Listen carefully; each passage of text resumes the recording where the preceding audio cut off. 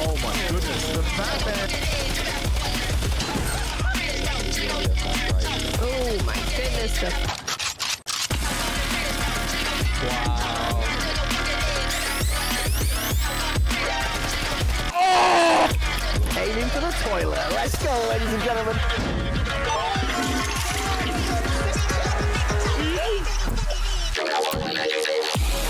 Oh my fucking god.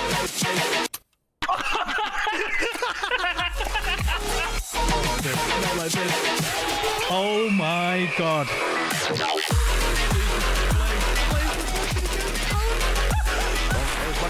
Diablo swings around. Oh, Connor with Oh, no, that's the knife and then just goal.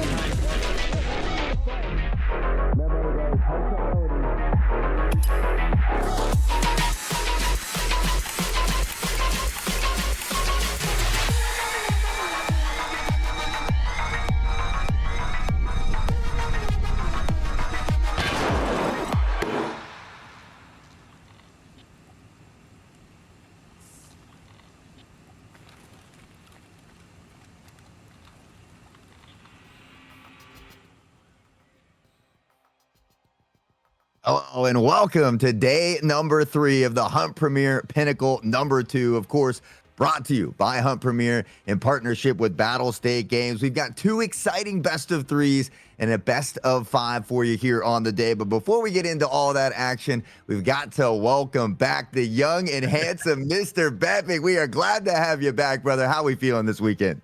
It's good to be back. I spent a month on a road for a different gig, and it feels good to be back in the commentary booth. Like I've missed it. I was talking about my withdrawals in the green room, and I mean I missed ACS, the CIS domination that was. I missed the first weekend of Pinnacle, so I'm super stoked to be back in the booth for some arena because Pinnacle's been exciting so far. I was peeping the brackets, and there aren't too many shocks I think so far over the course of the first weekend into this one. But hey, hot sauce, I think these teams have teed us up for a phenomenal finish. Yeah, I mean, we can take a look at the bracket here and see exactly how all of these teams got to where they are. And honestly, we saw a kind of maybe surprising to some, a little bit to me, when the Spartans were able to topple K3. And we're going to be starting out with that here today. You can see toward that lower part of your bracket, K3 taking on the Spartans yet again here in a best of 3. Of course, we got Panderic versus Sicario. I'm really excited for that one a little bit later. And then our final one on the day, that best of 5 that we talked about down there. Outcast EPA going to be taking on the winners of K3 versus Spartans.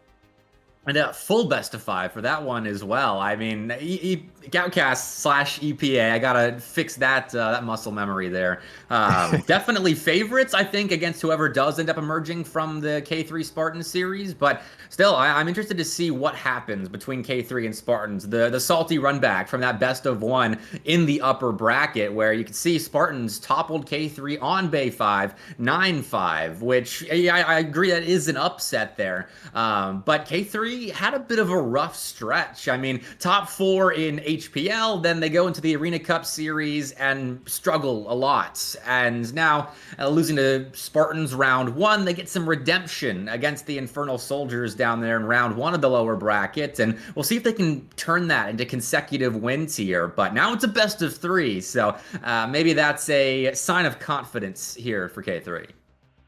Yeah, I mean, that's what I'm going to be looking forward to. I mean, you talked about it. They had the issues on Bay 5. I know we're starting out on Bay 5 for them. So something that, see if maybe they put in the homework over this last week to see how far they've come. But I think the Spartans have been a very surprising team. I mean, the roster has changed up a little bit, but, they have a very talented roster over there. So I wouldn't be surprised if maybe they're able to find some upsets down in this lower bracket as we take a look at all of our matches here on the day. Starting off with K3 versus Spartans, as we mentioned, but this Pandaric Apex squad versus Sicario, that's what I'm going to be looking for. We've seen Sicario kind of start to get back to them old selves when they often went completely undefeated through these tournaments. So got my eye on them here today as well. Pandaric Apex, they've been playing without Cacao, but Crank has stepped up and really begun to fill this role nicely. So I've got my eye on him.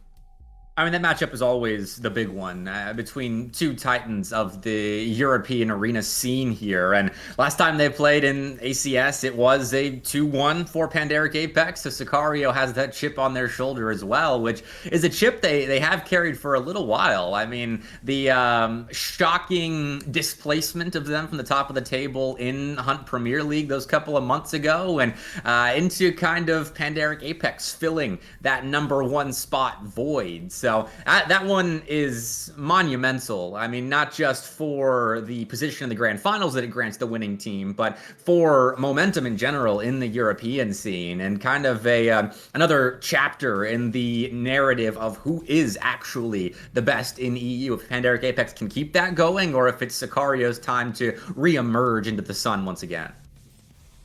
They certainly have been looking very good, and maybe as, Crank is finding his footing, his role on this team, it could be an opportunity for Sicario to find that footing of their own and maybe become those powerhouses in the EU once more. Of course, that final one of the day, you talked about it, a best of 5, though. We haven't been able to see Iceberg yet here today. We've had it on the cards, but it never went to that game 3. So fingers crossed, maybe we'll get a little bit of that action here today as well. We'll see. We don't have the veto for that, obviously, yet, because Outcasts don't know their opponent. But, hey, I mean, I wouldn't mind that series going the distance. I would imagine Iceberg is a map that we see later in the pool of that one, just because that's typically not where teams want to start a series off. They still don't seem completely comfortable with it. But, hey, we can kind of give a sneak peek as to the veto for K3 and Spartans. Iceberg is the map 3 decider. Spoiler alert. So if we do go all 3 maps here, we will see Iceberg. Yeah, I'm not getting ahead of myself just yet because we've been teased with Iceberg as a 3rd map here throughout the first weekend. But I hope that you're right and that we do get to see it. But you're right. I think a lot of teams just maybe not as comfortable on this map yet. It is a very fast-paced map where the action unfolds almost as soon as it begins. So we will take a quick look at the map picks here today for this first matchup. As Mr. Bepic had said, starting out on Bay 5, where last time K3 did get the better of them, we see Skybridge being banned away immediately by the Spartans. K3, they want nothing to do with Bull, and so that's why we're starting out here on Bay 5. Yeah, not a lot of long-range fights between these two, with Bull and Skybridge plucked out of the map pool immediately. And I find it a little bit interesting that K3 had the choice to avoid Bay 5, but, I mean, they had a decent showing in that best of 1 last weekend. They just got off to a slow start that they were never really able to overcome. They would put strings of rounds together, 2 in a row, 3 in a row to keep it close, but the Spartans started off with those first 3 rounds, and from there they kept K3 at arm's length. And so if we see a repeat of that fast Spartan start, I think that's something that they could be very happy with and build off of into a 1-0 advantage heading into that K3 fort pick for map 2, and then the potential tease of Iceberg there as the decider. Hopefully, fingers crossed, we'll get to see Iceberg a little bit here today. But yeah, Bay 5, I mean, we saw Simda, who's been stepping in for Blasty lately, another very talented sniper. But as you mentioned, Bay 5, a lot more close quarter combat. We don't typically see a lot of that sniper unless we see that ace out on the battlefield. So it'll be interesting to see if they are going to be rocking with Simda here on Bay 5 as well. I saw Blasty in chat a little bit ago, so I'm not sure if maybe he is here this weekend and stepping back up in that starting role. So we shouldn't have to wait too much longer to find out. But honestly, I love the array of map picks. I know in the past, which I do love casting Skybridge and Bull, but typically we have a ton of Skybridge and Bull. So it's nice to see it mixed up a little bit here this weekend. I'm all for it. And getting that rematch as well between these two on Bay 5 is very exciting to see if that was a fluke-ish performance out of the Spartans or if they can back it up with another solid performance. And this time it's not a best of one, so you don't just get the win by taking Bay 5 again, but still a 1-0 advantage in a best of 3 is something the Spartans will take every single day of the week, especially in a map where all of these teams are so seasoned like Bay 5. You have to be at this point to be a competitive arena team. And so for K3, they had the option to avoid Bay 5. They chose to avoid Bowl instead, and we'll see if they can back that confidence up.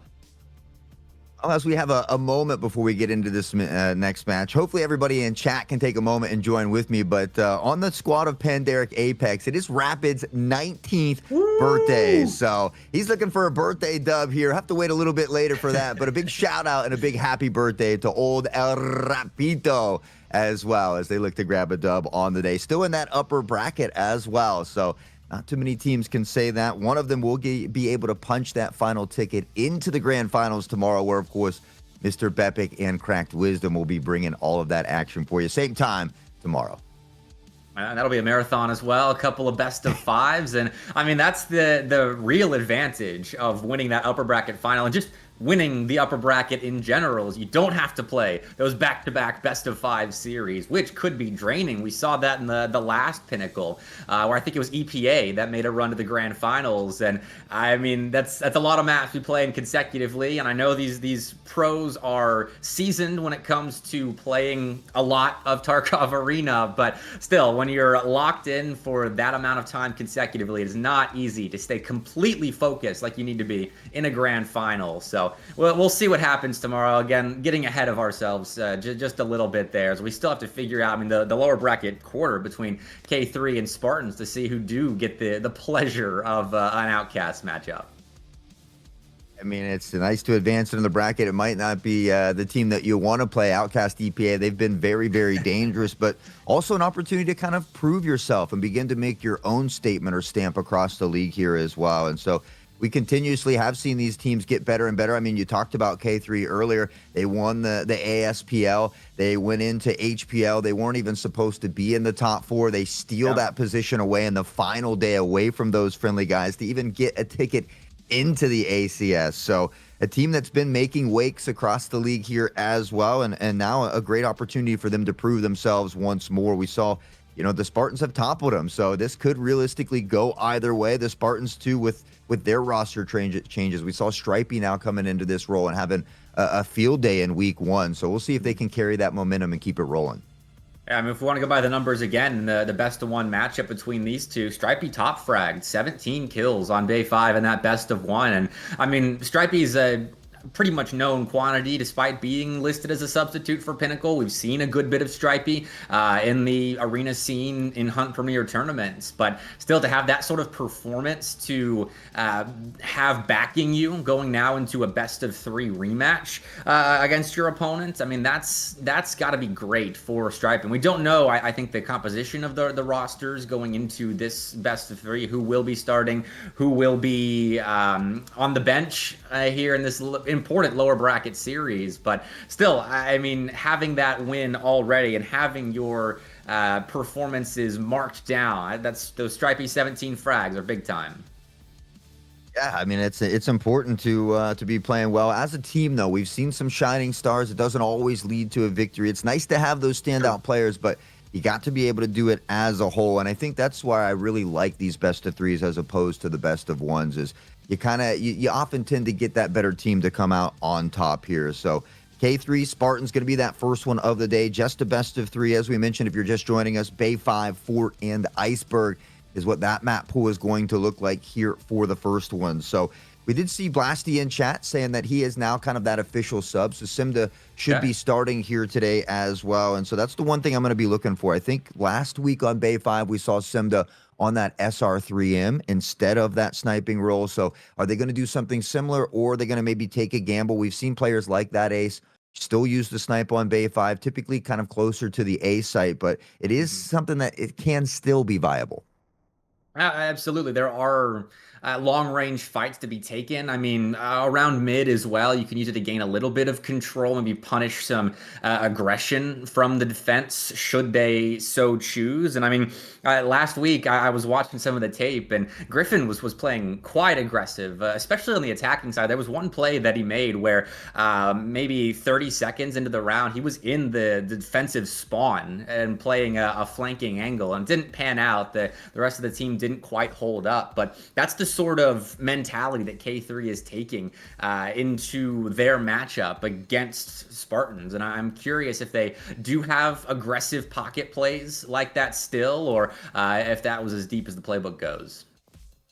A lot of great nade lineups on Bay 5 as well. Oh, yeah. Anytime you can find some of those early picks and give yourself that early player advantage, we often see teams set themselves up for success. So things to consider. I know we talked earlier, Hiding Sheep. He's been one of those that's kind of had the heat-seeking grenades, but we weren't sure. I know he wasn't in the Discord earlier, so we weren't sure if he was going to be starting here as well. I know for this roster for Spartans, they've had Scotty and Stripey stepping in that previous week, so I'm not sure exactly what 5-player squad will show up today, but hopefully they're just as deadly as they were last week. And hey, even if they don't know all of the lineups, Walker's posting YouTube videos now on all the possible lineups in the game. So just go review his channel real fast to make sure you're well equipped. But I mean, either way, I'm pretty sure these guys know just about everything there is to know about Bay 5 and all of the maps in the pool. Maybe Iceberg included. We'll see if we do get to that third map. But if there is a matchup that would push us all three hot, it would be K3 and Spartans. Gotta say, I love those Walker nade lineups as well. They're short and sweet to the point for like my simple mind. He says, you go here, stand here, look here, throw the button, thank you, goodbye. And so hopefully everybody's been able to take advantage of that. Going back to the head-to-head here, though, these starting lineups, K3, Malikan, Giros, Griffin, Reynolds, and Simda, who's been stepping in here for Blasty, look to take on the Spartans of Hiding Sheep, Gal, Nosebleed Hero, Chill Dizzle, and Lorek, which again, we saw Scotty and Stripey both stepping up last week. So not sure exactly which one of these rosters for either team will be showing up here today, but nonetheless, we certainly have it packed full of action for all of you watching at home. That's always part of the fun with these arena tournaments. You really don't know who the starting 5 are going to be for the majority of teams, whether it is a Pinnacle or an HPL or any of the events we've got going on. And I think that's a testament to how the esports kind of grow and how deep these teams are, how they can pull their 6th, their 7th men up into the starting lineup and still have their listed substitutes in quotation marks, top fragging, putting together a great performance and really filling in nicely. The team chemistry stays solid, and I really think that's a sign of good preparation on the part of the majority of rosters in the arena scene right now. Preparation certainly is key, and again, we've seen a lot more of these teams learning those nade lineups. The smoke, the utility, equally as important. And I mean, we've even seen some cheeky ones kind of toward the A site here of Bay 5. You've got that open area above the garage there. You can kind of lob them down in. And smokes, we talk about how important they are on maps like Bowl or Skybridge, but you can certainly utilize them here to help kind of make and eat up some of that space when trying to pressure onto a site as well. Mm-hmm. So, I mean, often I feel like we see a lot more teams kind of attacking that A site, but here in recent times, we've really seen teams begin to mix up those strategies, try different things as they begin to evolve here. And so that's something that I'm going to kind of keep my eye out here in these opening moments. I mean, B hits really can change the complexion of a Bay 5 performance for a team, and we'll get a review of the map vetoes. We're making sure everybody is able to get into the map. But Spartans, they chose to start on Bay 5, so K3 gets the choice of defending first, and that is how they started out the past best of one between these two. K3 on defense, and it was a 3-2 beginning, so fairly back and forth, but that was full of runs. It was Spartans that got those first 3 rounds, K3 claw back, and then Spartans go on another run to close out the half 6-2. And if we see another repeat performance like that out of K3 where they can't put together a a super competitive defensive half outside of a couple of rounds, then Spartans are going to run away with their map pick. And K3, they just have to fix a couple of things, I think, going into the salty run back here on Bay 5. Yeah, and it doesn't surprise me that the Spartans banned away Skybridge. I mean, we saw K3 pull a 9-3 against Infernal Soldiers there, but I am surprised by the bowl ban from K3 because we also saw them 9-3 Soldiers on that as well. And we talked about how nasty Simda can be on that TRG. I often call him a that ace junior in the making, but I'm kind of surprised that they've had some really successful performances on bowl, but have opted to not go there. So back on to Bay 5. We'll see if maybe they can start out by seeking some revenge against the Spartans here. And then, as you mentioned, Fort, a map that they've been playing well on. But I'm just hoping that we get to see some Iceberg action here at some point today. I know. At some point, I need some live reps with those callouts. I mean, there are so many callouts on Iceberg to learn. It's a map full of corners, full of small openings for teams, and I want to see how teams approach that in a live environment. I mean, scrims are one thing, but playing in an elimination map in a Pinnacle tournament, that's a whole other thing.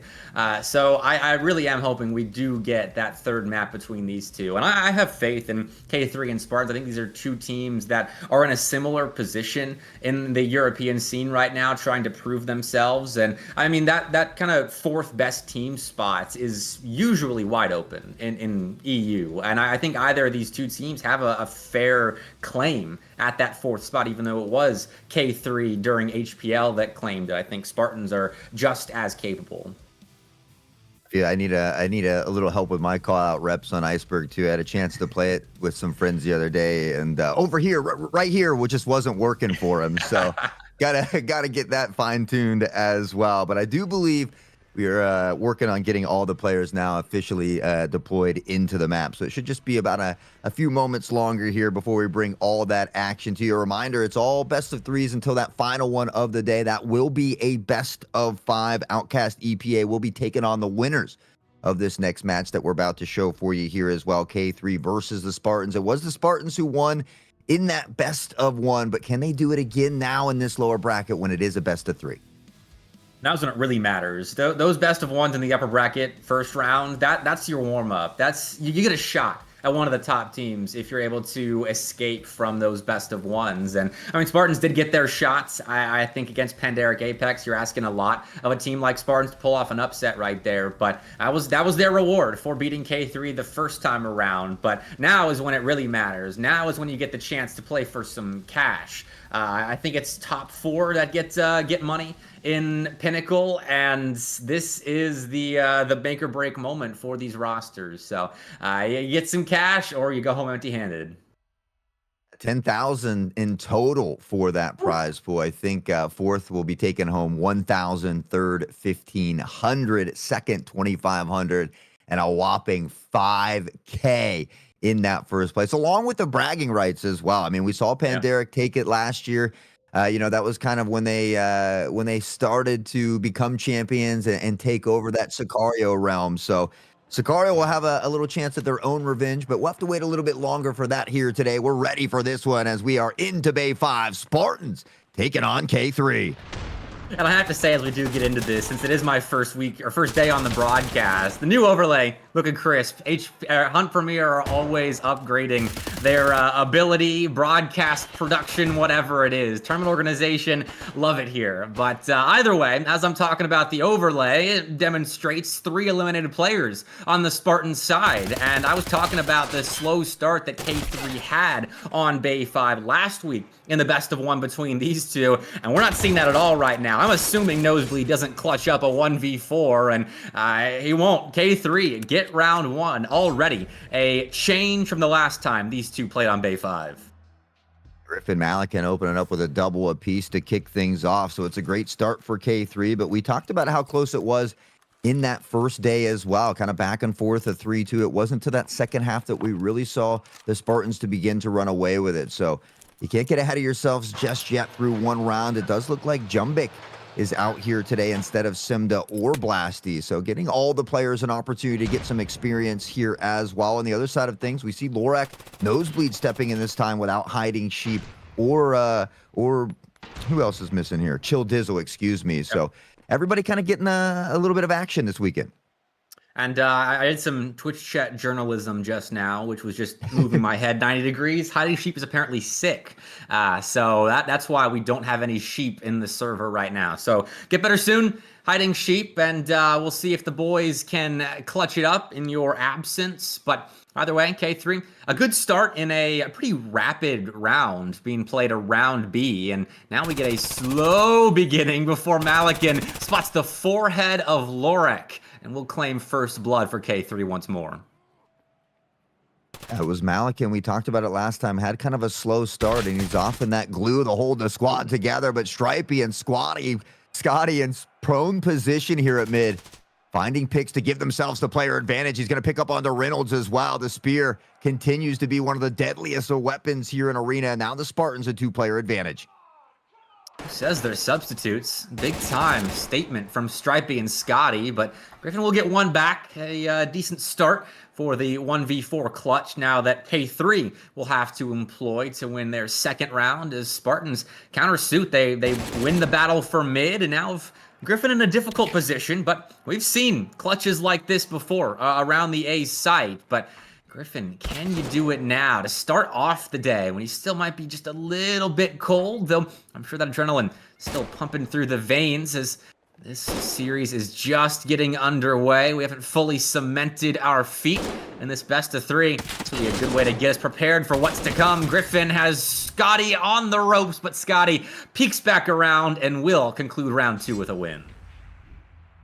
Great teamwork there. I mean, they had Stripey heading toward that back alley as well to play off of contact. So K3 Spartans back and forth we go. The tug of war will continue early in this one as we find ourselves tied up after these first 2 rounds. Griffin 4 kills on the board. It's Giros that we're looking in Reynolds to see get going here early in this one. On the other side of things, almost everybody with a kill there. Lorak Nosebleed still trying to get on that board, but Lorak on this Enforcer class has been a menace here in recent times. So we'll see if he can kind of channel some of that here on Bay 5.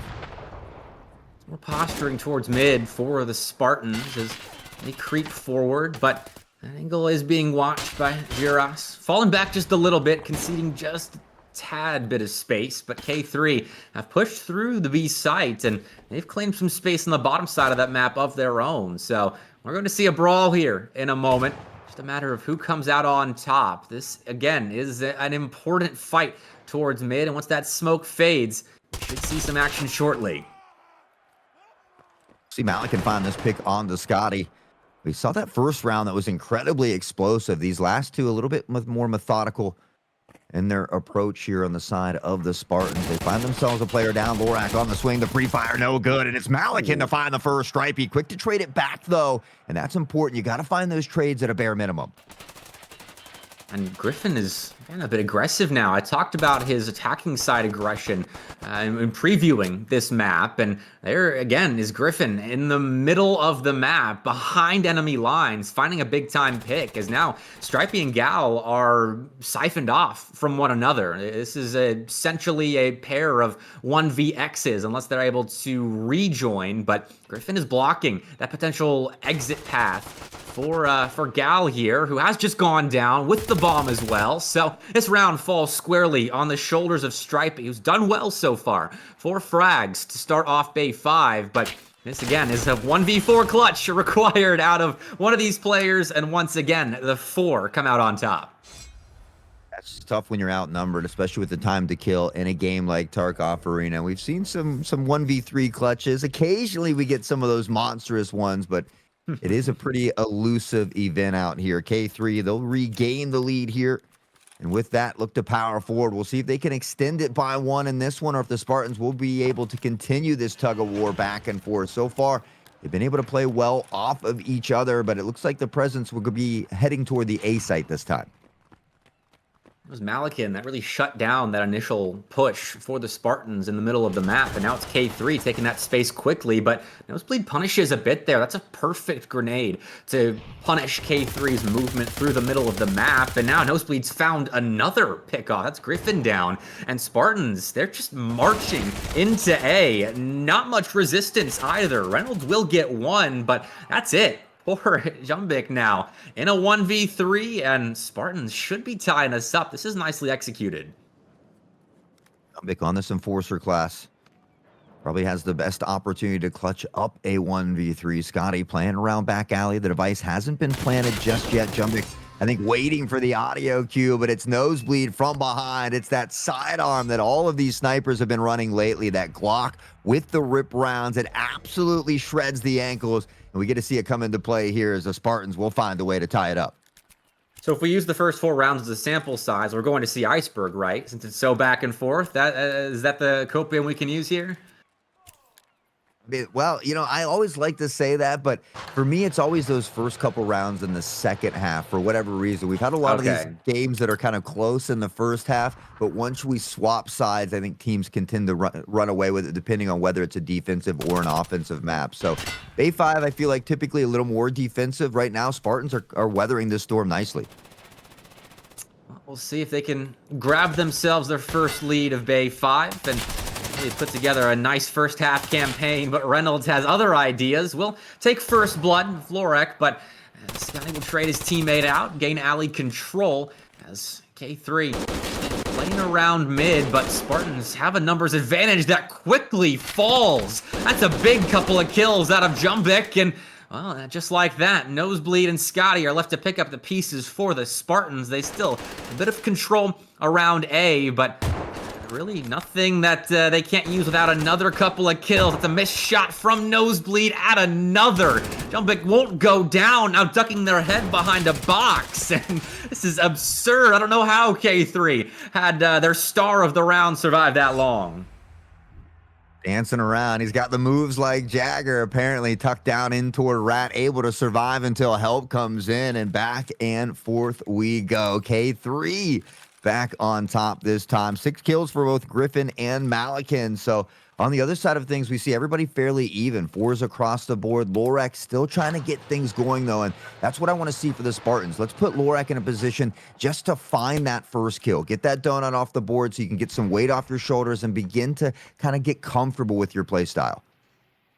Looks like another alley push with this one with a little bit of pace behind it. Again, Reynolds is in a similar position as the last round, and Scotty has taken out Lorek, and Reynolds will sit Scotty down as well. Some punishment for the team kill right there as Spartans got their wires crossed, peeking in front of each other, not communicating properly, and K3 have bolstered this back alley defense, and Spartans have to think about how this round went wrong. 3v5 now as K3 once again have A site locked down. He's going to find Griffin here in the background, though, to bring it back to a 4v3 and make things a little bit more feasible for this squad. We see a lot of patience from the Spartans right now, kind of loitering around this mid area, trying to decide what they want to do. But K3 has eaten up so much space on this A side that this could be a very difficult push for the side of the Spartans. Getting through Jumbik after that last round performance will be difficult, but Nosebleed will find a pick. Running ahead now, taking space mid and into an angle that was held by Malakin. That crosshair in a headshot position, but Nosebleed is just faster. The bomb is still in the attacking spawn. Spartans will pick it up and migrate towards B with Nosebleed in a position to cut off rotations. Jumbik caught by Nosebleed. That's a quick flick. A pair of hits for Nosebleed ties this game up. Oh my, Nosebleed with a 4K on the round, one shy of the ace and getting it done on this TRG as well. We talked about how teams have had issues with snipes on this map, but that's not the case for Nosebleed. He comes up with a banger of a round to find themselves tied up yet again, 3-3. It felt like Jumbik had that main character plot armor 2 rounds ago where Nosebleed fired 2 point-blank shots at them. Didn't hit either of them, but Nosebleed got that plot armor breakthrough bullets. And Well, 3-3 now. Spartans have themselves a, well, just a brief moment of happiness as they have a great performance out of Nosebleed, and now K3 bring them right back down to reality as it's another 5v3 for the defense to work with. Huge nade from Jiris to find Lorak, who hasn't been able to get on the board yet. Scotty, though, toward the back alley, able to pick off Reynolds here, and that will open opportunities up just a little bit as they shift forward. Still 2 on the site that they've got to be careful with, including Jumbik on this enforcer role. Jiros here as well, and now Spartans will begin to shift toward the A site. Just making sure there's no one hiding around any corners before that gets taken out. Jumbik was there, and now Scotty's been tagged just a little bit, but guy will find a frag to maybe open up access to the A site. It really is just buying time, though, for this flank out of Scotty. It's an easy pick-off. Scotty downs Griffin, and just like that, the K3 defense has been trimmed down just to Jumbik. And I say just Jumbik, but he was big a couple of rounds ago. Could come up big here, but he's just waiting until Malikin joins him before moving in, getting a pair of frags, and just like that, the defense once more is just Jumbik. Malikin was rotating in, but his efforts weren't required. Jumbik, huge little 2K there as well, and Malikin was almost into position, but he heard that device being planted. He knew it was being held somewhere. Just the fact that he found that first initial kill on that first peek is huge for them, and well, it makes that second one that much easier. K3 will regain the lead once more here in this one. They've guaranteed themselves a minimum of a tied half here in the first half as well. Anything extra would be nice, but so far the Spartans have been able to answer back each and every round. We'll see if they can do it one more time here in the first half. That is the bright spot, I think, for the Spartans here. And I think that best of 1 Bay 5 performance has to be forgotten by Spartans, as it has apparently by K3. It was a 6-2 first half advantage for the Spartans there. And now, well, if Griffin had confirmed that, K3 was well on their way to a 5-3 first half finish. But now the Spartans are turning the tide. Scotty is surviving on a sliver of health, but everyone stands for the Spartans now as the device has been planted and K3 begin a retake. All up to K3. A member down here as well as Jiros tries to make his way towards site. Scotty's got it held, though. Finds the pick on to Jiros. Meanwhile, Nosebleed, a nasty snipe on the Jumbik. And Reynolds left alone in a 1v4. Free Fire comes out, doesn't hit the mark, and Gao will put him down. Spartans will find a way to tie it up, and they only lose a single member here in round number 8. Back and forth we go. Nosebleed topping the charts for the Spartans there. Had several significant rounds, whereas Nosebleed stepped up with that TRG and took over for the Spartans. And that sort of performance is massive. The stars are shining bright. Then we could see a long series here as a 4-4 start. I won't determine how many maps we see here, but it's a good sign, I think, for both teams going back and forth. They're alive. They're having big rounds where they're mixing it up, getting aggressive, playing through mid, getting aggressive. Spartans on that last half playing through alley quickly. K3 sometimes shutting it down. Sometimes the pace would catch them out. It's good to see both sides firing on all cylinders. Similar showing in day one. It was the second half where the Spartans really begin to lengthen that lead. We'll see if they can do something similar here. Doing it with 2 different members on the roster here today, but it seems like they hadn't missed a beat. Nosebleed wasn't here, and he's already top fragging from the previous week. Unfortunately, Lorak, the troubles continue as he goes down early, still yet to get a kill on the board. Is a nice find. Scotty going down is icing on the cake. Malikin to the kill feed, and K3 have not yet lost their advantage. They've been around up or even with Spartans all throughout this Bay 5 performance, and Nosebleeds, again, looking to step up and take a round over. Griffin sat down, and now Nosebleed looks for any more heads that might be peeping over the boxes around A. That's a missed shot, though. Jiros escapes with his life, now has Reynolds to bolster this alley hold, but there goes Reynolds. Now it's just Jiros for the moment, backing off and allowing these K3 numbers to really get this round over the line. Time is dwindling. There is not enough on the clock. for Spartans here. They attempt the defuse, but there were too many players on the attacking side still standing.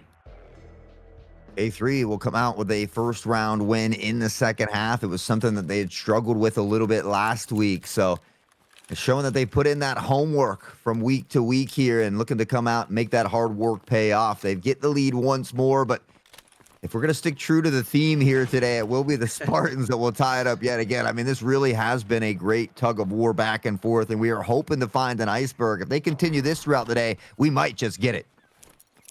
They are more at the whim of where K3 wants to play these rounds, though, swapping sides, and K3 elect to once again move around the A sites, and smoking that entrance doesn't matter. They run straight through it, K3 do. Jumbic has a lot of space. There is not a whole lot of vision for Spartans this round. Let's stop Lorek from peeking in through alley, and K3 will make sure that does not happen again. A smoke there. Griffin finds a kill, and it looked like that smoke was still up. I'm not sure if Scotty peeked through it, if that was just a blind frag, but either way, K3 are in a great spot now, 4v2. Yeah, great smokes here. Just allow them to push in with ease. They only have an angle that they really have to pay attention to. We did see Lorak find his first kill and get on the board, so maybe something to get them pumping and thumping, but at the moment, the Spartan Stripey, the card stacked against him here as he's in a 4v1 and time slowly ticking away. All right, Stripey, what you got for us? Oh, well, losing the first bit of your health isn't a great start, and won't be a great end for Stripey either, but K3 had all the advantages there thanks to their perfectly executed A-penetrating attack. Those smokes controlled the vision around the site to perfection, and Spartans did get an initial kill, but outside of that, they didn't have much space to play around A. The retake didn't have the numbers to really have any legs to stand on, and K3 on the attacking side, so far, so good. Yeah, this is where we saw them maybe begin to struggle a little bit, but honestly, the nade lineups, the way they smoked off that A site and executed on as a team, they looked near flawless. We'll see if they can continue to do that. It does appear they're going to be heading back to that A site. A couple nades from Malikan looking to hold a few members toward the B site, but now that stampede begins to come, and Griffin finding Nosebleed in the back alley could spell trouble for the Spartans. Well, it's a lot of intel. Again, looking for the bright spot there. Nosebleed misses a couple of shots, but hey, Spartans are getting the kills back. Jiros does watch rotating player in, so K3 maintain a player advantage, but that device is still on the ground, has to be reclaimed, or, you know, just kill the rest of the other team. It's Stripey, again, all alone. 1v3 is a bit more manageable than the 4 players he faced last round, but when I say manageable, I think there's a lot of stress on a bit more manageable here. Still not an easy round for Stripey to clutch up, as we've seen a lot of 1v3, 1v4s so far on Bay 5, and not one team has gotten it over the line just yet. We'll see if Stripey can change that. Shot over top to find Jumpy. He knows Malikan's close here because of where this device is planted, so maybe just trying to play that out. Jiros has the opportunity to play off of contact, but it's Malikan with a peekaboo, and ICU puts him in the dirt. K3, they double that lead, or almost double that lead, excuse me, 7-4, 1 away from match point here, and they've looked very strong on this attacking side. Malikan right there played that to perfection. It was a game of whack-a-Malikan, but Stripey lost. The mole popped up and whacked him back. 7-4.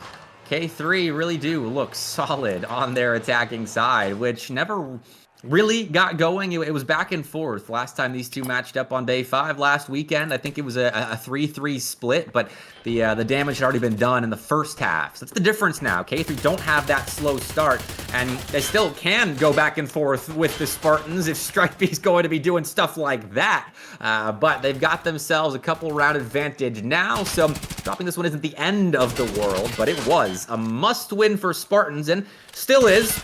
Don't let this slip through your fingers. And okay, Scotty, we'll close that one out for Reynolds. He gave it a go. Reynolds did. Admirable. But a 1v5 is no easy task.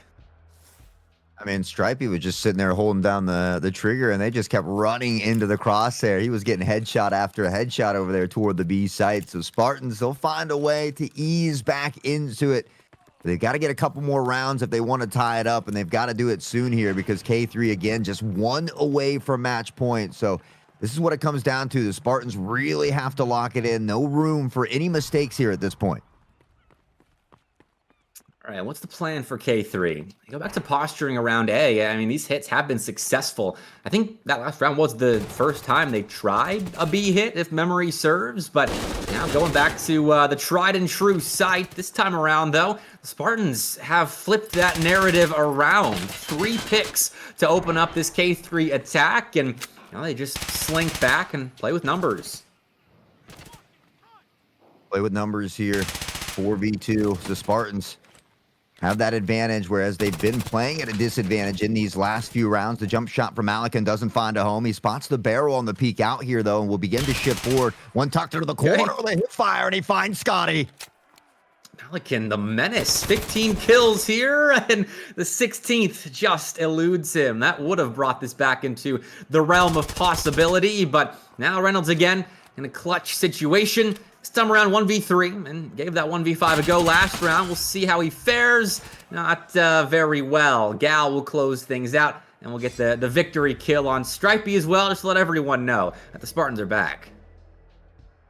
Right back in it they go, and now 1 away from tying it up, and have been making this ground without allowing K3 to get to that match point. That's that important factor here. So now within striking distance, 1 away from tying it up yet again. This will be in a crucial round here, really for both squads, as K3 tries to get the match point and close it out. The Spartans right on their heels.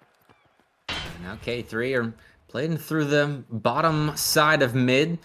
Shaking it up just a little bit. We'll see what kind of space they can get. Jumbik will lose half their health, but they at least know where Lorak is. A bit of information now with everyone mid. That's important as Griffin uses that info to find first blood before Scotty has an answer. Spartans could tie us up if they can keep the ball rolling, but it's Griffin rolling into B. Can't quite take Stripey out on the first go-round, but hits him on the second. Dogal has an answer. 2v2. This is a massive round. It's map point for K3 or a tie game for the Spartans.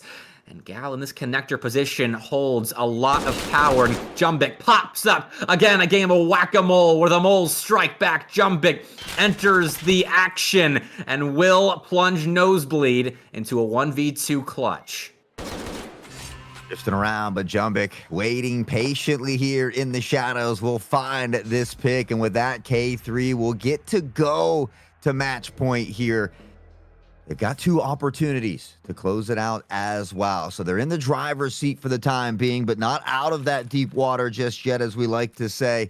They've still got to find a way to win this round. It's going to be up to the Spartans now to find 2 rounds in a row. They want to send this first one off to overtime. It was a map that they've beaten K3 at there in our first weekend, but K3, we talked about it, seeking some of that revenge here. And so now an opportunity to get it. 4 toward the A site, 1 lingering around mid. Now a lot of that action toward the back alley. Nosebleed is there. The first shot doesn't connect, though. And now on the repeat, he finds it. Reynolds goes down. It's a headshot. He gets jump kick as well. And now they've got to be a bit careful. Nosebleed is on a tear. He's got a 3K. Scotty will pick up one as well. Griffin able to answer back, but it is Griffin in a 1v4. He collects the device, but that's all he'll get in his way out. Gal will put him in the dirt. And with that, the Spartans will inch closer now within 1.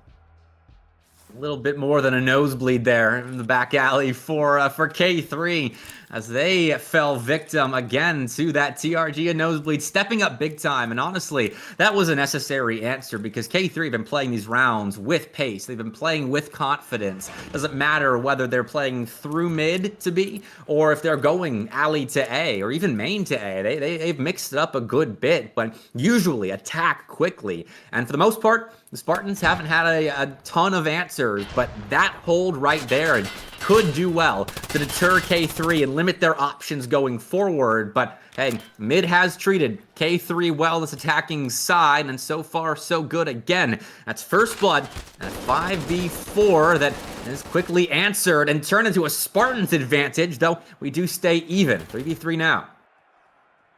Right, Pete. We'll find Jumbik. With that, the advantage goes back toward the Spartans. The jump over shot from Stripey finds the head of Griffin. And now Spartans a real opportunity to close this one, or to tie this one up here, as they have a 3v1. Malikan, though, 15 kills on the board. If there's one player you want left standing, it would be Malikan. Still hasn't posted a kill in several rounds now. Has been on 15 for a while. Be a big time for some more, but Stripey just peeks over that fuel container and sends us into overtime just like that. Doesn't even build any suspense for that Malikan clutch. We need some more rounds to figure out who claims Bay 5 in the rematch.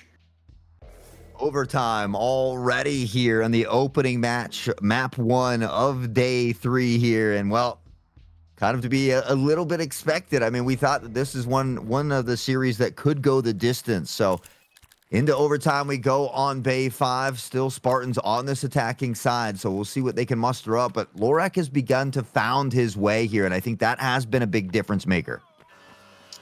Definitely a slow start for Lorak, but making impact in the later rounds definitely holds more weight than impact at the start of the map. As long as you wake up eventually, that's what matters. Spartans now getting to set the pace a bit more than in previous rounds, but we'll see where they want to go with this. They favored mid a lot on their first go-round of the attacking side, but now posturing a bit towards A, though they are sending Scotty as a bit of a scout here to see what he can find in the middle of Bay 5, and he gets some information, some bullet spam nearby, but it's just Malikan making his presence known in the middle of the map, as K3 are pretty spread out for their defensive posturing. Both teams slowing it down drastically here. Nobody wanting to make any mistakes and give up that player advantage, but it is Stripey to go down first here, and that's a big pick for K3. Stripey, 12 kills on the board, but Nosebleed, another one who's kind of been an arch nemesis out here on this TRG. Some action lingering around mid here. No one's going to be able to peek just yet, and with that, Reynolds finding Lorak. They've got this player advantage, and right now it favors K3.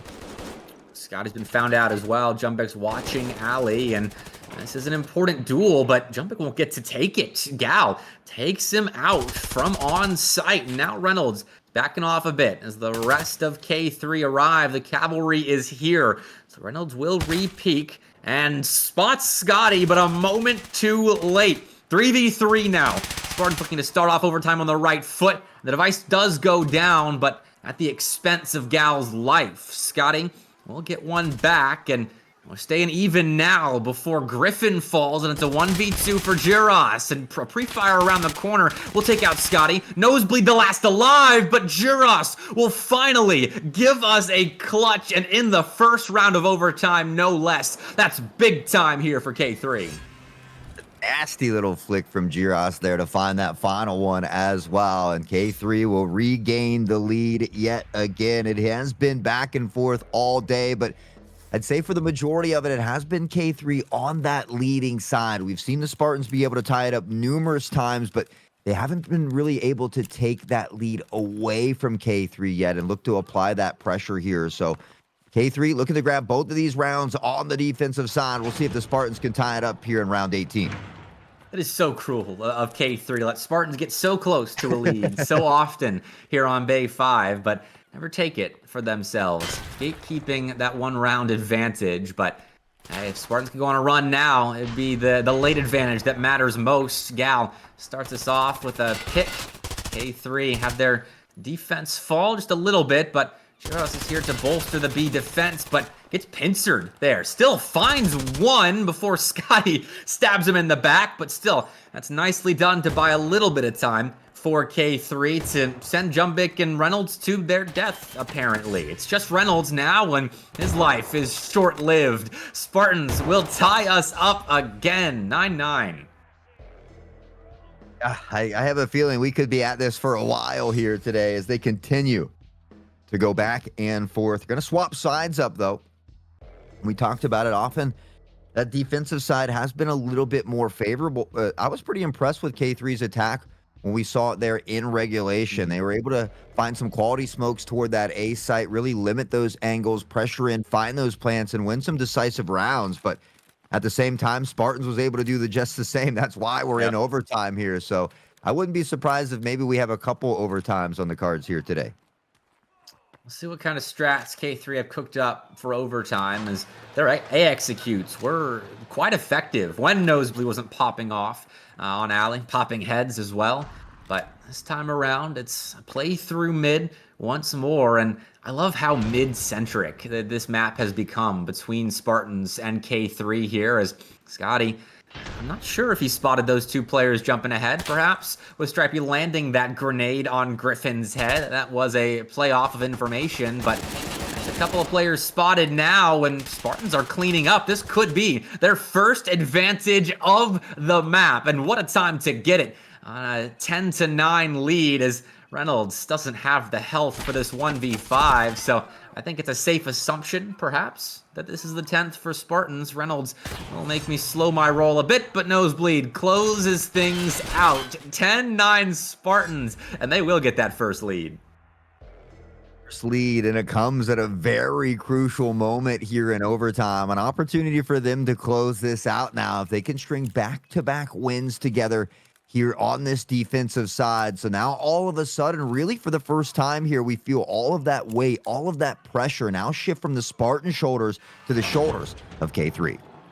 Let's see how they handle. Let's see what their back against the ropes of the arena play is here, especially on attack, where they've got a bit more agency. Okay, it's a bomb here playing towards heaven, but 3 players towards A. Let's see where K3 go with this. If it's just a fake, or if they're going to play for space around A main and let the bomb rotate back over. But this is a slow creep out of Malikin here. And, okay, now moving back towards the A side. There are 3 Spartans here, so the bait and switch is effective, as Spartans, they're being toyed with just a bit right now. And that pick's not going to help things. No early rotation coming in from the Spartans just yet. Now we do see them begin to shift one of these players toward mid, though. You take a look toward back alley, though, the entrance of it, and it's Nosebleed and crew that have gotten all the way around there. He's going to find not one, but 2 from behind. Reynolds on to Scotty, back and forth as we see momentarily Plaid Stripes in the kill feed, and now it rains down red. Malikin, the last standing soldier here for K3. Sat on 15 kills for a while, and Malikin will stay on 15 as Spartans win map 1. What a big-time comeback, a huge display of resilience out of Spartans. Yes, they won Bay 5 the first time around, but this one had a different feel to it. They didn't lead until the very, very end, and that is an impressive start, this best of 3, out of, effectively, the underdogs here in the Spartans. You know, I thought K3 was going to be able to steal this map away on Bay 5, especially after how well they started off. But we saw Lorak really begin to come alive there in that second half and had some key moments to help them bring this back. They win it in overtime, 11-9 here. And so I all of a sudden become a firm believer that we might get that iceberg. Of course, that next map is going to be on Fort here for this squad, and a chance for K3 to bounce back. They need a dub here if they want to extend the longevity of this series. And look at that leaderboard. Nosebleed was big time, had a lot of pop-off moments as the marksman for Spartans there, but Scotty at the top of the leaderboard. And now, you think back to last weekend, these 2 play Bay 5. Stripey comes in as a substitute, again in quotation marks, and top frags. Now it's Scotty as a substitute in quotation marks, top fragging. That's a huge performance on Bay 5, and the Spartans give us a long, drawn-out performance there, but hey, they win the rematch. Yeah, I mean, it was Scotty who had to feel like a little bit of troubles in that first week, but here now in this one has performed much better. You talked about it, 20 kills on the board, 13 deaths. It was, I think, Nosebleed or someone not too far behind him there as well, but the whole crew popping off and, you know, just doing a great job while Lorak was kind of finding his footing there. So Spartans did a great job. We talk about it, weathering that storm, coming out on the other side, and then getting the job done here in OT. So they've got one win in that, or one notch in that win column. Gonna need one more, though, if they want to advance on to get their chance to face Outcast EPA. That next map is going to be on Fort. And that map was chosen by K3. So a good opportunity for them to bounce back. We talked about it. That decider, that elusive iceberg will be that third map if we happen to need it.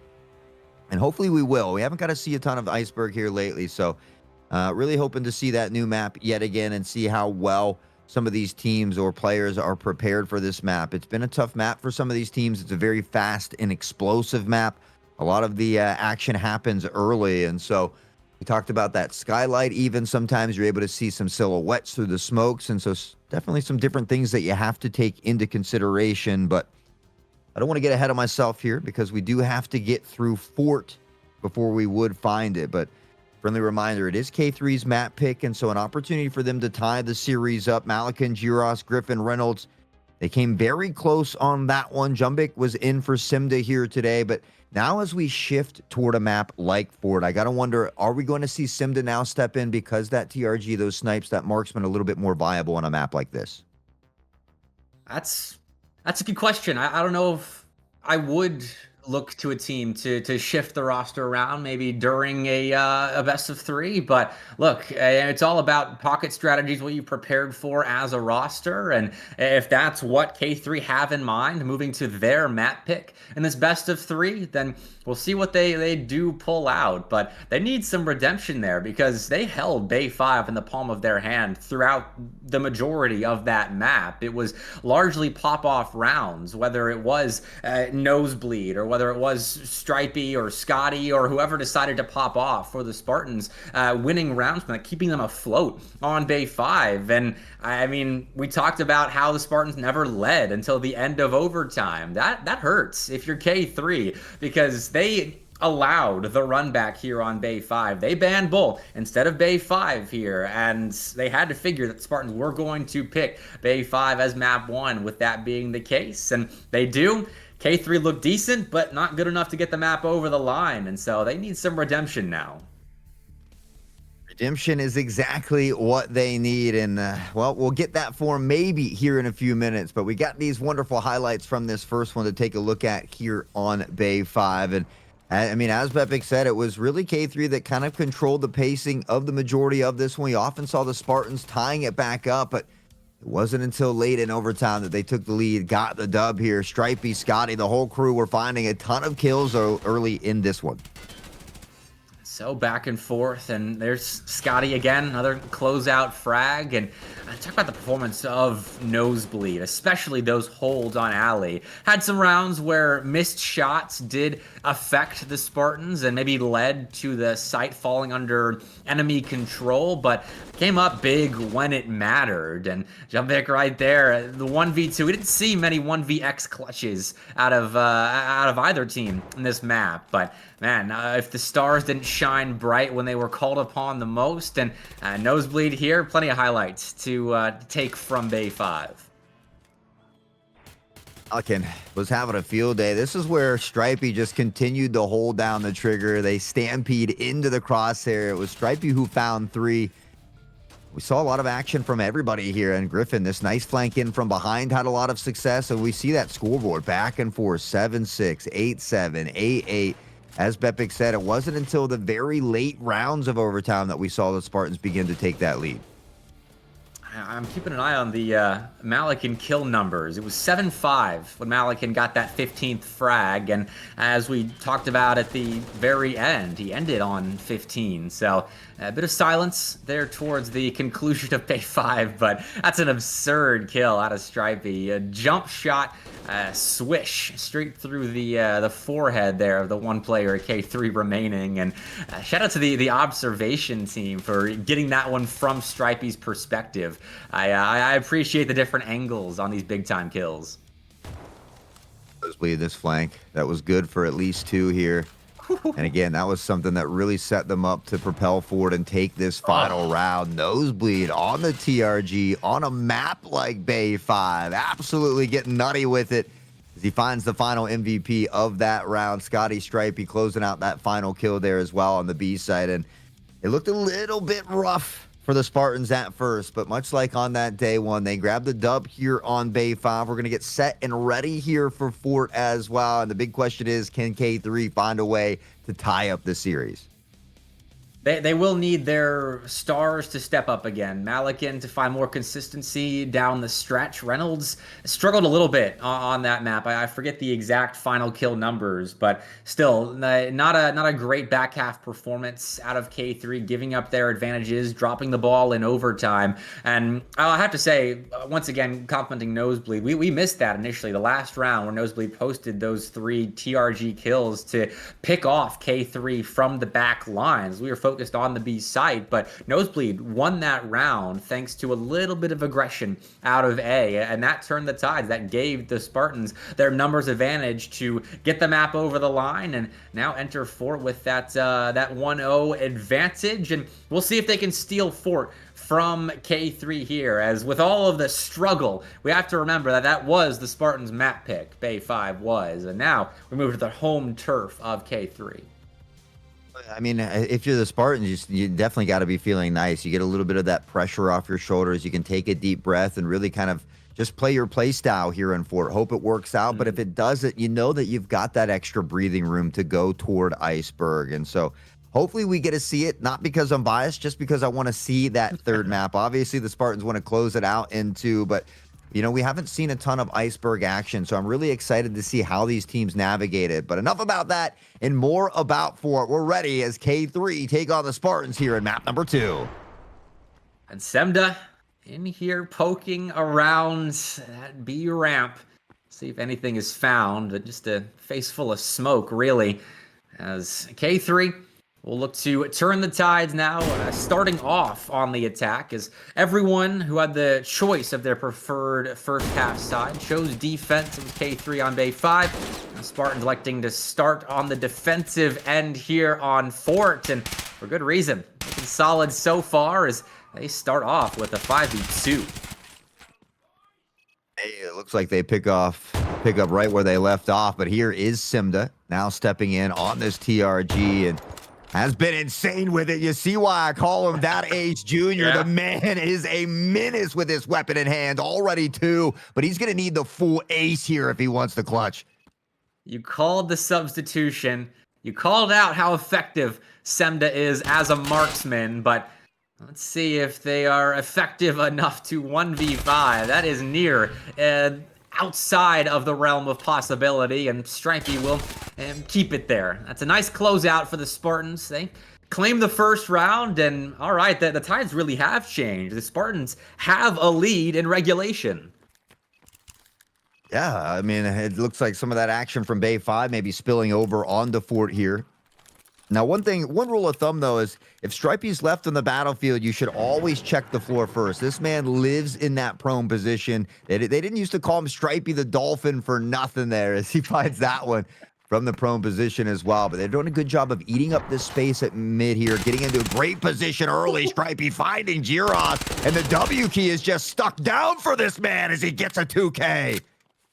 Who is on defense and who is on the attacking side? I think that's a little foggy at the moment. Maybe Stripey didn't get the memo that the Spartans chose to defend first. That's a big pickup of Griffin and Giros here to start off round 2. And Lorak in a backside position is looking to take a bit more control of CT, and that's nicely done. Spartans looking like they picked Fort here as our second map. Semda is the only player to register a frag thus far for K3, and that is 3, and they've all come in late round clutch situations.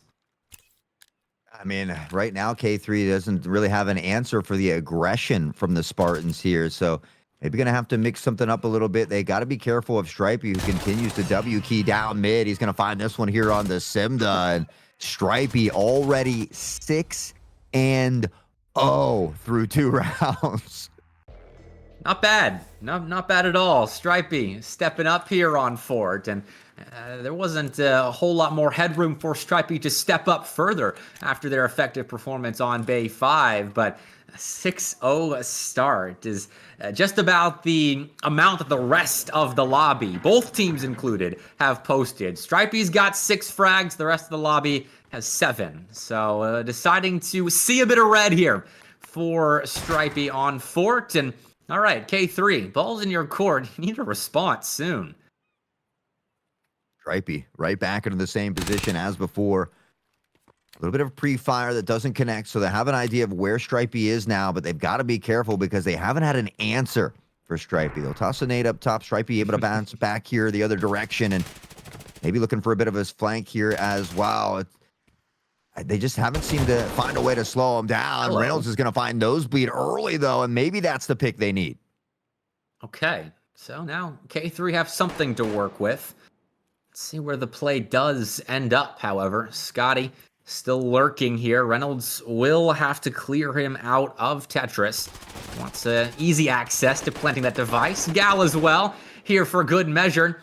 And so K3 still find resistance no matter where they go, whether it's top mid, whether it's A. There's no easy steps forward for K3 right now on this attacking side. The Spartans down a player, but it still feels like they have the advantage where momentum's at the moment, and where Griffin's health bar is at as well. But Malik actually had the angle on Gal, but that doesn't mean he's got a confirmed kill. Back to a 2v2 that definitely favors the Spartans.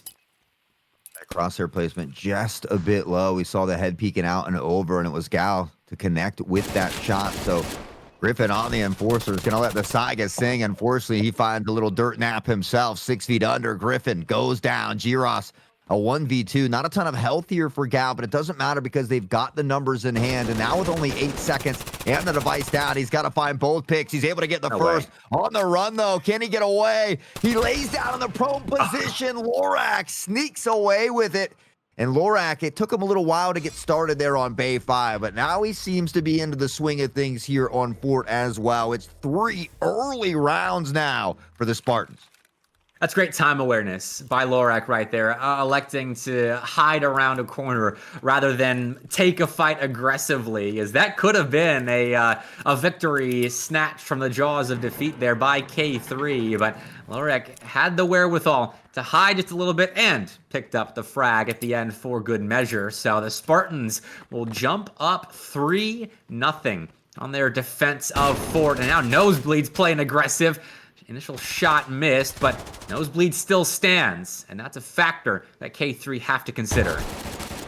Ooh, unfortunately misses that one up close. Reynolds going to take advantage of it with that Saiga, puts him down. Now they've got the player advantage and the numbers toward the site here. They look to pressure on, but Scotty says not today. He finds the first pick on the Griffin, and this spear so deadly, he denies the device plan as well. Simda, a nice snipe shot, but damage has been done.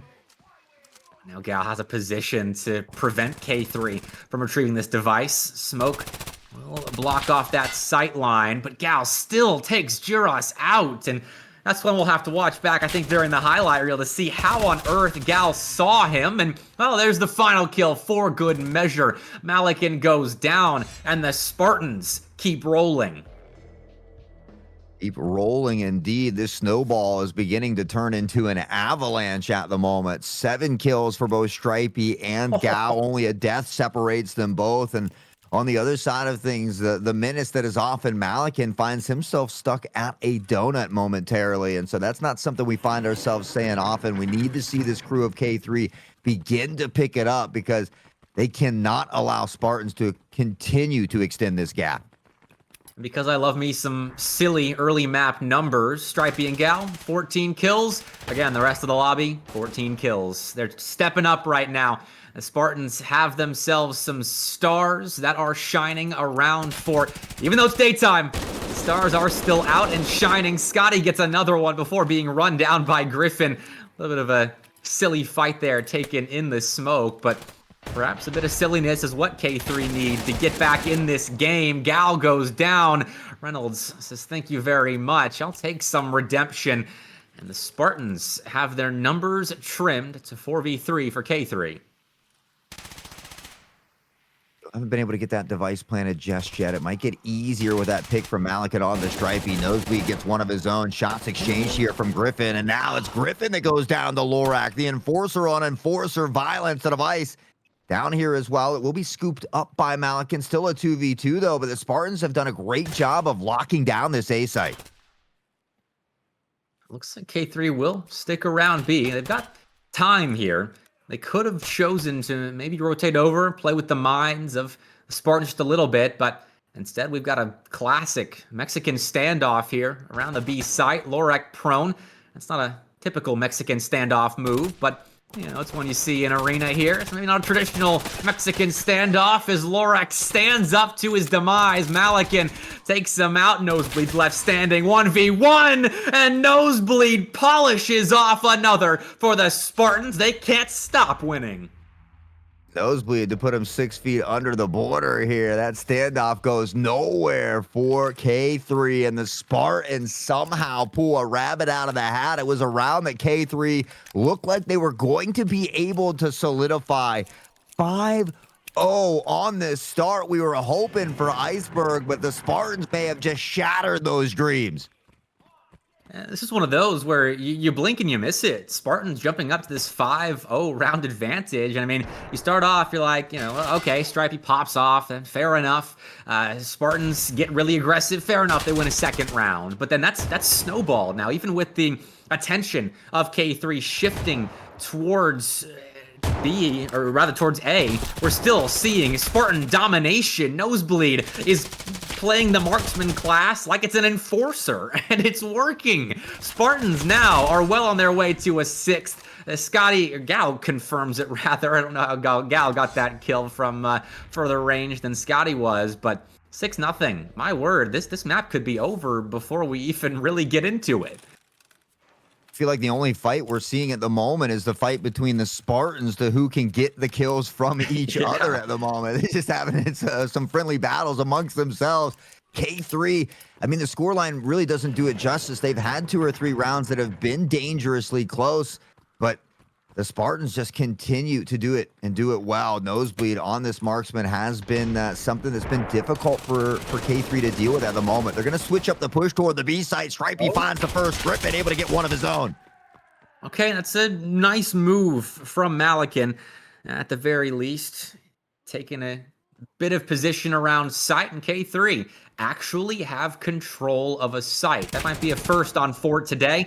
Scotty's here to strip it away, however. We'll pick off Semda around bed and maybe take ramp control. Instead, waiting for teammates to rotate around before moving towards ramp.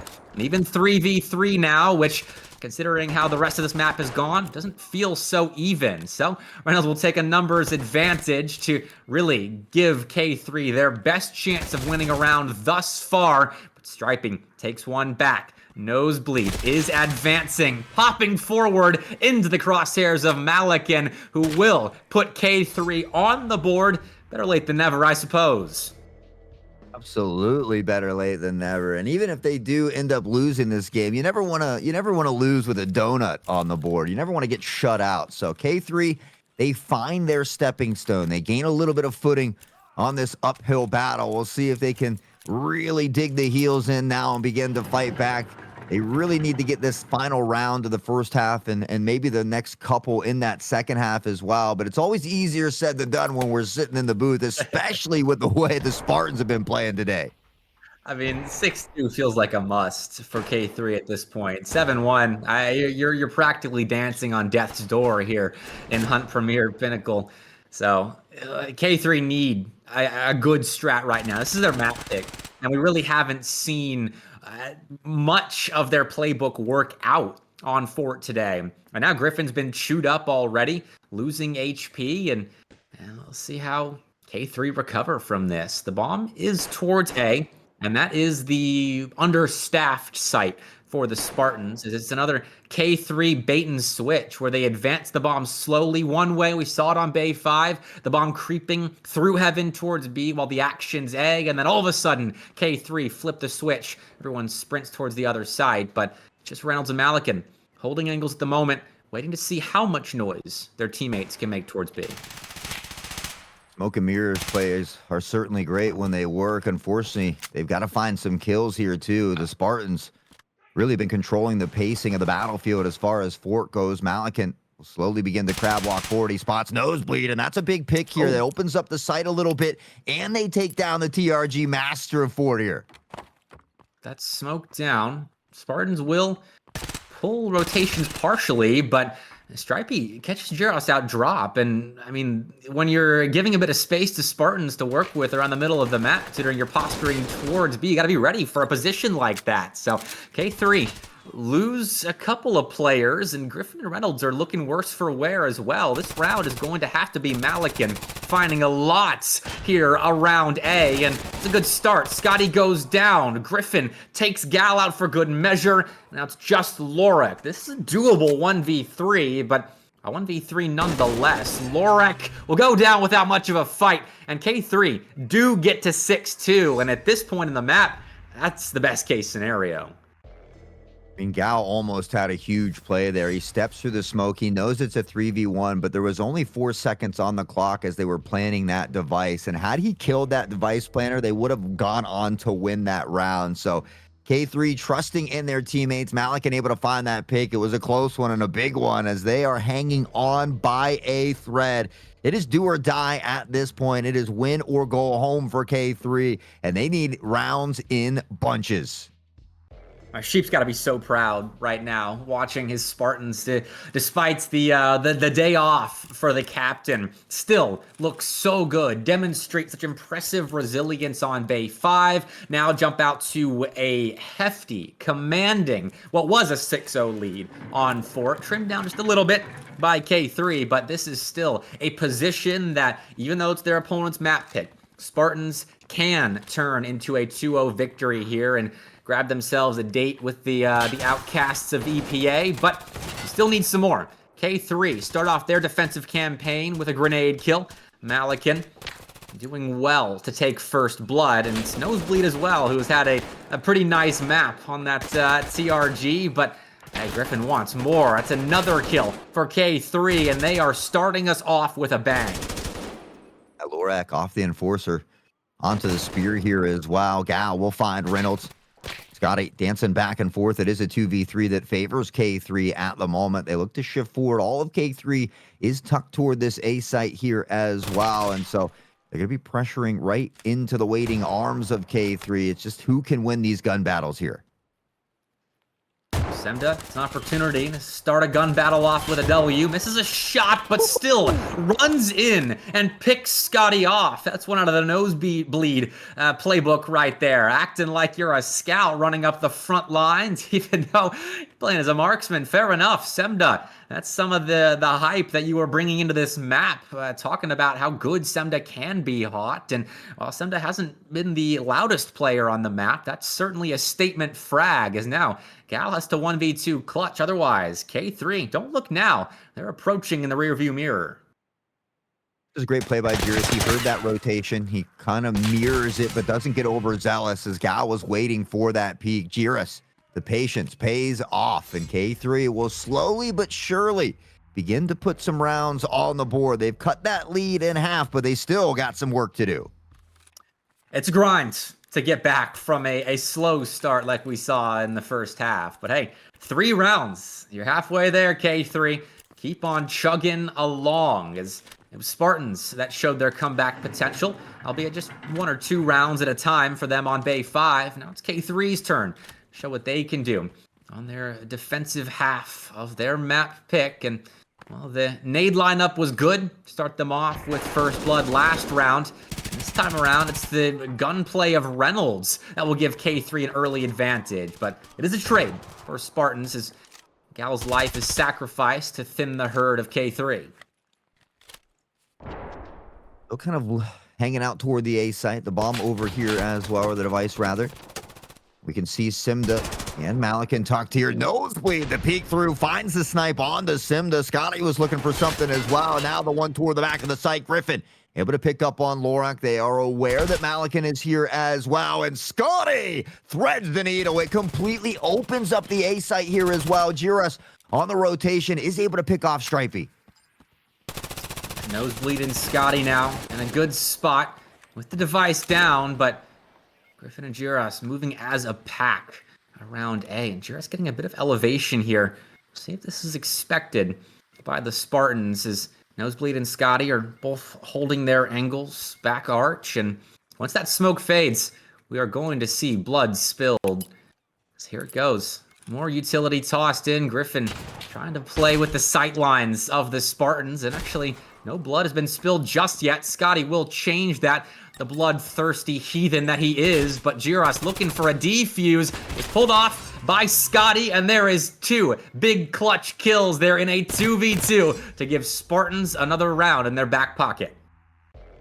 Another round indeed, and now just 1 away from match point yet again. You take a look across the kills here. It may have been Stripey early in this one, but everybody has been filling that role. I mean, you got 10 for Stripey, Scotty with 9, Gal with 8, Nosebleed with 7, and so everybody doing exactly what they need to do to come out on the other side as champions here. But as we often say, not out of that deep water just yet. Still need 2 more rounds to close it out.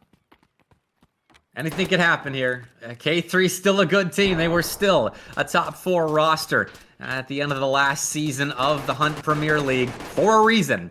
The Spartans coming off an upset here still requires resilience at the end of Fort, despite a sizable advantage. As Reynolds is taken out first. Now Malikan moving in to try and shift the tide, but Stripey downs him. Scotty adds to the kill feed, and K3 are taking these fights confidently, but they're not winning them. Spartans are so shifty around A right now. They'll get the device down easily. Nosebleed is peeping short, and this round is over before it even really begins. The Spartans have series point. I think my favorite thing about the Spartans right now is it's so easy to get locked to one player. Like, oh man, Nosebleed has been such a big difference maker here today on this snipe. But then you look at Scotty, you look at Stripey, and it's been everybody having these really standout pop-off moments as a cohesive unit here. And I mean, if they play like this and they go on to win here, I mean, they certainly very well could give Outcast EPA a run for their money here today. Oh, and that is a best of 5 as well. So I wouldn't mind a longer set there between a feisty Spartans roster and an Outcast team that are a fairly known quantity. But we got to get over this one first. Reynolds has been chewed up just a touch, but Scotty's the first player to find his demise here in round number 12. Though, of course, there's an answer for the Spartans. Malikan and Griffin have to watch what could be their final round of Pinnacle here, as Spartans 8-3 in front now. Have a 3v3 with a bit of pace behind it and full mid control. 3-3 health advantage. Really, realistically about the same here. Reynolds going to find this pick onto Gal, though. K3 not ready to go silently into the night just yet. Never say never attitude, and that's what I love about this K3 squad. Nosebleed. This Glock, though, with the rip rounds, can be very devastating. Looking to clear out all these angles. He's not aware that Simba's lurking close by. It's some snipe-on-snipe violence, and K3 will stand tall one more time. Not dead yet. Reynolds with a 4K there, finally stepping up. Was a bit of a non-factor on Bay 5. Had some decent rounds, but for the most part, a low amount of kills affecting the outcome of that map, but here, top of the board for K3 and keeping them alive that last round. K3 still have a lot of ground to make up, but still, they've got momentum, and back to casters. All right, well, we don't know what happened there, but K3 gets some time to think about what they're doing going forward. It looked like one of the players may have disconnected there, so we'll work on getting him loaded back into the lobby. Thankfully, to BSG, we've got something, they can kind of input the score now. We don't have to wait as long for them to go round for round and stuff. So always improving the game. We love to see that. A big shout out to Battle State Games and, of course, Hunt Premier for putting on all the action for all you wonderful people here today. It is day 3 of the Hunt Premier Pinnacle season number 2, and it's been pretty favorable for the Spartans so far. We're seeing K3 begin to dig in those heels and look to fight back, but they do have a bit of an uphill battle here. And on the attacking side for K3, I mean, they had such a slow start. They finally got going 6 rounds deep, but switching to defense, they've been a bit more effective. They've been able to hold down a bit better here the last couple of rounds, and that's important, as that's been kind of the side of choice for the Spartans in this back half. So we'll see if that continues, what the Spartans have cooked up as a potential closeout play in their playbook. But man, have they looked good as a unit. That I'm kind of with you, you know, we're looking just a little bit through the lens of the future into that potential Outcasts matchup, which we don't have the veto for. We don't know what maps we're playing in what order just yet. But I mean, Spartans are showing that they can ball. On Bay 5, they looked good. They showed that resilience, and on Fort, obviously, they've gone on big runs. I mean, one thing's for sure, you can never really count this K3 squad out, but you have to have a strong inclination that with the way the Spartans are playing today, they should be able to win at least one of the next 4 rounds. Now, should is a big statement, though. When you get into moments like this, a little pause like this as well is something that could slow down that momentum. So you have to wonder if this little break does affect that momentum that the Spartans had, or, you know, even that momentum that we saw K3 beginning to gain. They've got a couple rounds in a row. They were starting to fight back here. And so all kind of things to consider here, but we mentioned it. I mean, K3, it's their back against the wall at this point. They have to win or go home. We saw them in the lead all the way up until overtime in that previous series. Now the roles are reversed. It's K3 chance to find that 8th round, to push it into overtime and see if maybe they can give the Spartans a taste of their own medicine.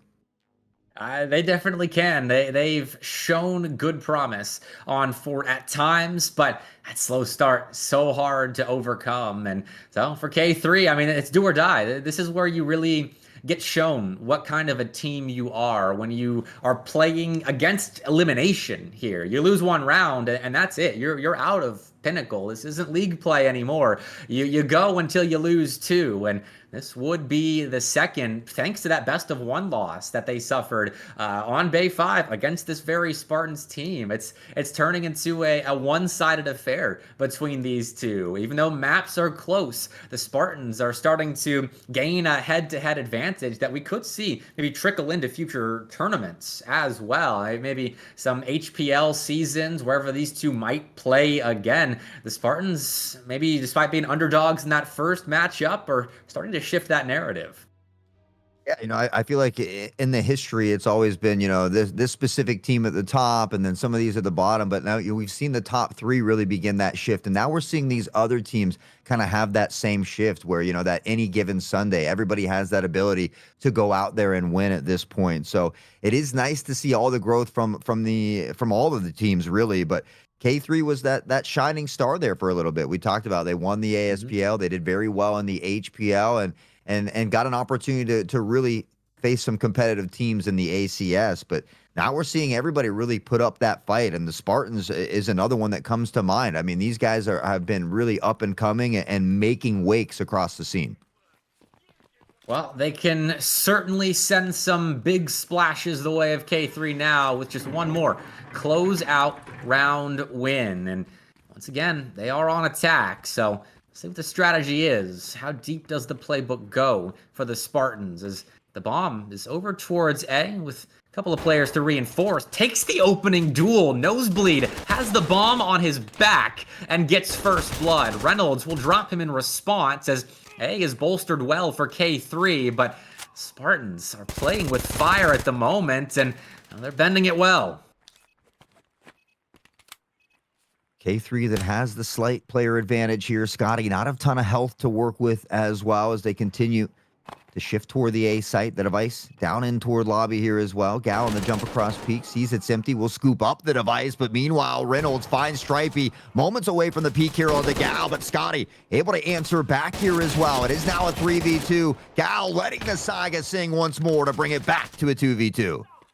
Gal and Scotty, though, couple of big frags to send Malakin to a 1v2 tournament life on the line. That's what Spartans do, just like that. K3 are gone. Malakin with a good bit of util dunks on and finishes off the round, taking down Scotty from range. K3 stay alive thanks to a big 3-piece from Malakin.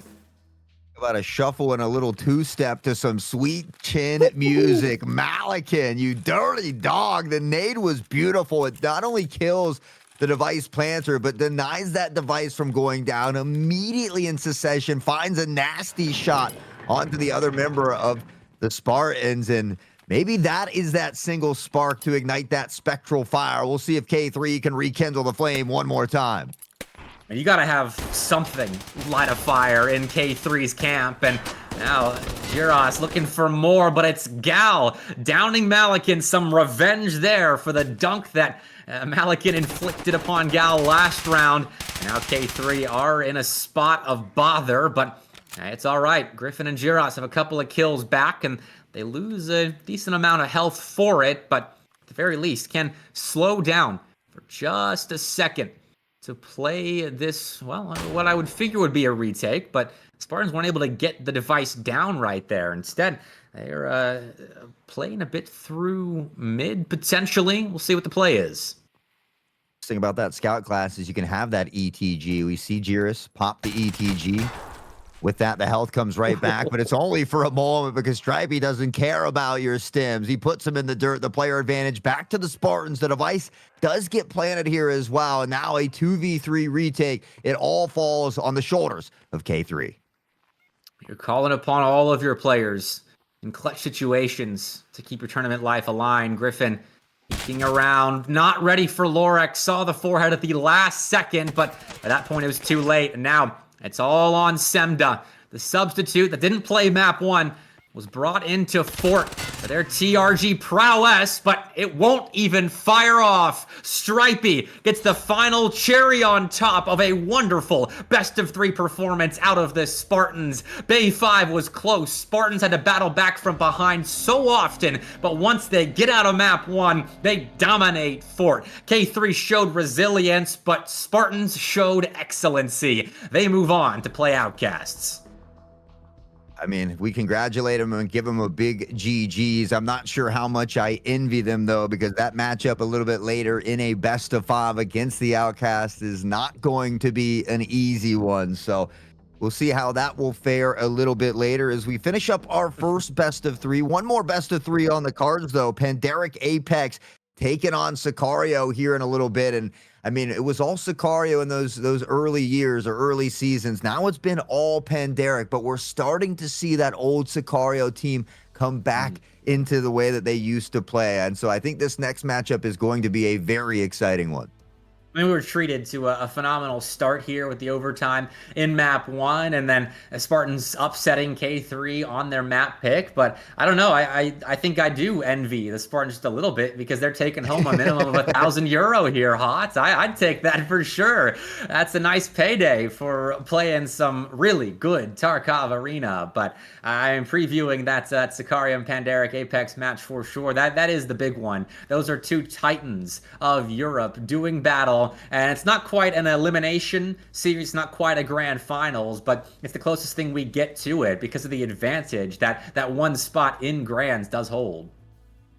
Playing games and being able to win money. I mean, there's not much better than that. I'll take anything. I'll take a cheeseburger, baby. So, but yeah, you're right. You know, maybe a little envy, but maybe not just because of who they have to play. But you're right. €1,000 is nothing to scoff at. So at least they get into that prize pool position. They'll have to work a little bit harder later if they want to get a little further. But Pandaric Apex, Sicario, another best-of-3 here for us. And I think that final matchup is that best-of-5. So no iceberg on the cards here as a little spoiler for this next one. So we might have to wait a little bit later to see if we do get blessed with that new map. I know we would, I assume, have to see Spartans push Outcast the distance. I wouldn't figure Iceberg would be an opening map in that best-of-5, but we will figure out the veto there. I'm not sure when it's happening, whether it's during this next series or right before the lower bracket semifinal later on, but regardless, I'm excited for a best-of-5. I'm excited just to be back here. That felt good. I was on the road for so long. I missed me some Arena, as that first weekend of Pinnacle is a great couple of toes dipped in the water, but now we are diving straight in. It's money on the line all day long, and I think both teams in that last best-of-3 fought like it. We missed you, and we're glad to have you back as well. You and Blue both. It's just been me and Cracked holding down the fort, so it's nice to see the handsome young Bepic back in the booth with us here as well. Always bringing the great action for everybody at home. But yeah, I mean, I'm excited. We got one more best of 3. You talked about it. Best of 5 to wrap up the day. Of course, that final day will be tomorrow, same time, same place with Mr. Bepic, and of course the Cracked Wisdom, who we got to see grace his presence in chat a little bit ago. But I mean, so far, an exciting best of 3 to start the day off. I mean, that first one on Bay 5, the back and forth, the tug of war, K3 leading the whole way until that second part of overtime was an absolute cinema. So we'll see if Panderic and Sicario can give us another little treat as well. And I don't know. This is a really weird kind of stat thing while we're waiting for those highlights. But Spartans have played. Let's see. That's 5 maps in Pinnacle, and 4 of those 5 have ended 9-5, and they've actually split the 9-5 wins. 2 losses against Panderic, 2 wins against K3. So 9-5. That's the magical scoreline apparently for Spartans there. But it shows how competitive they've been in every single matchup against good competition like Panderic, like K3, to be that close in every map you're playing. It's a good sign for a Spartans roster that's been pretty up and down this year. Yeah, and the fact that they're able to do it with subs stepping in and stepping out. I mean, we didn't see Nosebleed last week. Comes in, has a phenomenal performance here today. It just goes to show how talented and how deep this roster truly is. But as we get set up and ready for this next matchup, we need to take a few moments to get those players loaded into the lobby. We're going to leave you some wonderful highlights followed by a short break, but don't go too far. When we come back, we've got more Tarkov Arena action.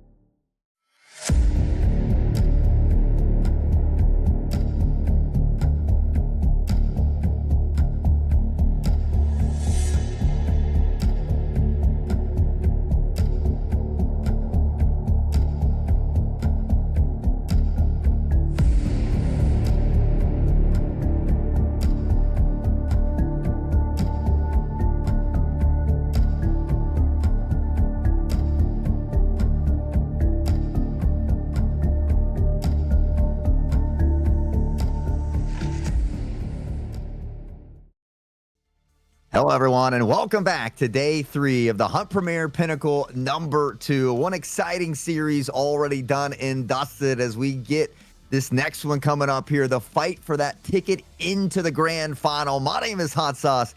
Still in the booth with me here, Mr. Bepic. How do we feel about this next one between Panderic and Sicario? Feel great as always. This is the battle for EU supremacy right here. Panderic, Apex, and Sicario have been at the top for the better part of the last couple of years here in Europe, alongside Outcast/EPA. But these are names you should recognize if you followed the Tarkov Arena scene for really, I mean, any length of time. For a week, you should still know them. Codex, Cacao, Rapid, that Ace Bakizi on Panderic Apex, with Crank in there as well, I've been told. And then Sicario, of course. They were the Titans of Europe at one point, but that title's been under contest for a little while now. Kiyoshima, Luki, Zaki, Furlex, and Goes. And so I'm just ready to strap in. I should have made some popcorn during the break. I didn't think about it, but that's kind of what you need for a best of 3 like this. Yeah, this one's going to be a banger as well. And we talked about it. I mean, Panderic has been playing with Crank in that role of Cacao. It does look like Cacao may be stepping back in here today. I think Bakizi may be the one that can't make it. So that'll be interesting as well, because Cacao was often that anchor who held down the B site on Bull alone. Similar plays, kind of the enforcer here for Skybridge. And we've seen Codex kind of fill the role on Skybridge. Crank kind of fill his role on Bull. With Bakizi going out now, how does this kind of change up where these players are going to be sitting? Does it affect this team chemistry that's kind of been built over these last few months? And so all things to kind of consider as Sicario is kind of getting back to their old selves as well, and had quite a few dominating performances. And we'll have to see. I haven't actually gotten to watch Crank in this lineup just yet. So I'm eager to get to spectate how Panderic Apex looks with the minor change here. Plus, if you missed it earlier, today is Rapid's birthday. So a potential birthday buff on the cards as well that Sicario will have to deal with. But last time these two played a best of 3, it was in the Arena Cup series, and Panderic Apex, they lose map 1, which was Bowl there, and they win Ford and Skybridge back-to-back to win that series, which if we can show the veto as well, if that were to happen again, a back-to-back win on Fort and Skybridge, it would be a straight-up 2-0 for Panderic Apex. As Sicario, they got Iceberg out of their first map. They want nothing to do with it. Then Panderic Apex ban out Bay 5. We get Skybridge and Fort as the first 2, and then Bull, classy old Bull, will be our map 3 decider should it go that far. I feel like both of these teams love all 3 of these maps, regardless of whether Sicario picked Skybridge or the Pandas picked Fort. Are all these maps, all these teams very, very comfortable on. So that's what I'm going to be looking for. Can Sicario take one of these first 2 games and find a way to at least get to Bowl? I think is going to be the important part. But we talked about it. I mean, it was all Sicario for a while. It wasn't until ACS that we saw the Pandas begin to kind of make that stride. They went on to beat them in that first Hunt Premier Pinnacle as well, and along with HPL. But we talked about it. I mean, Crank has been filling in for Cacao for quite some time now. We saw it in the ACS at the first week of this as well. And now Cacao stepping back in where Crank was filling that role. Does Crank then go on to now fill Bakizi's role? Who's going to shift where? Who's playing what role, what position? All kind of things that I'm going to be looking for here early on this one, because we saw Codex last week on Skybridge have a 19-1 game, I think. It was absolutely insane on the Enforcer.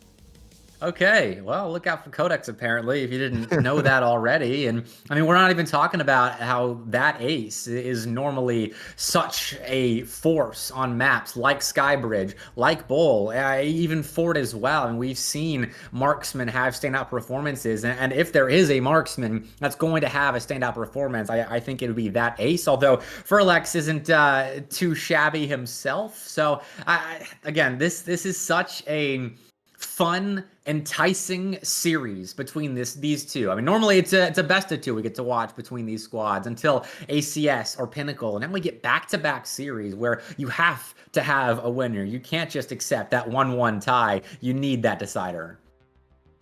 Yeah, that's what I love. I love when it comes all the way down to that wire here. And so hopefully, again, we get that best of 3, but obviously both teams wanting to close it out in 2. And I think that's why the Pandas are so deadly. I mean, we talk about that ace, the best really to do it on that snipe, Skybridge, Bowl Fort, all maps that can kind of favor that play style as well. But when you add in the likes of some of these other players, I mean, this is a juggernaut squad. You look across the roster there, and it's 5 other incredibly talented players. So a Clash of the Titans once more. It's going to start off here on Skybridge, and hopefully we get blessed with at least another overtime in this series.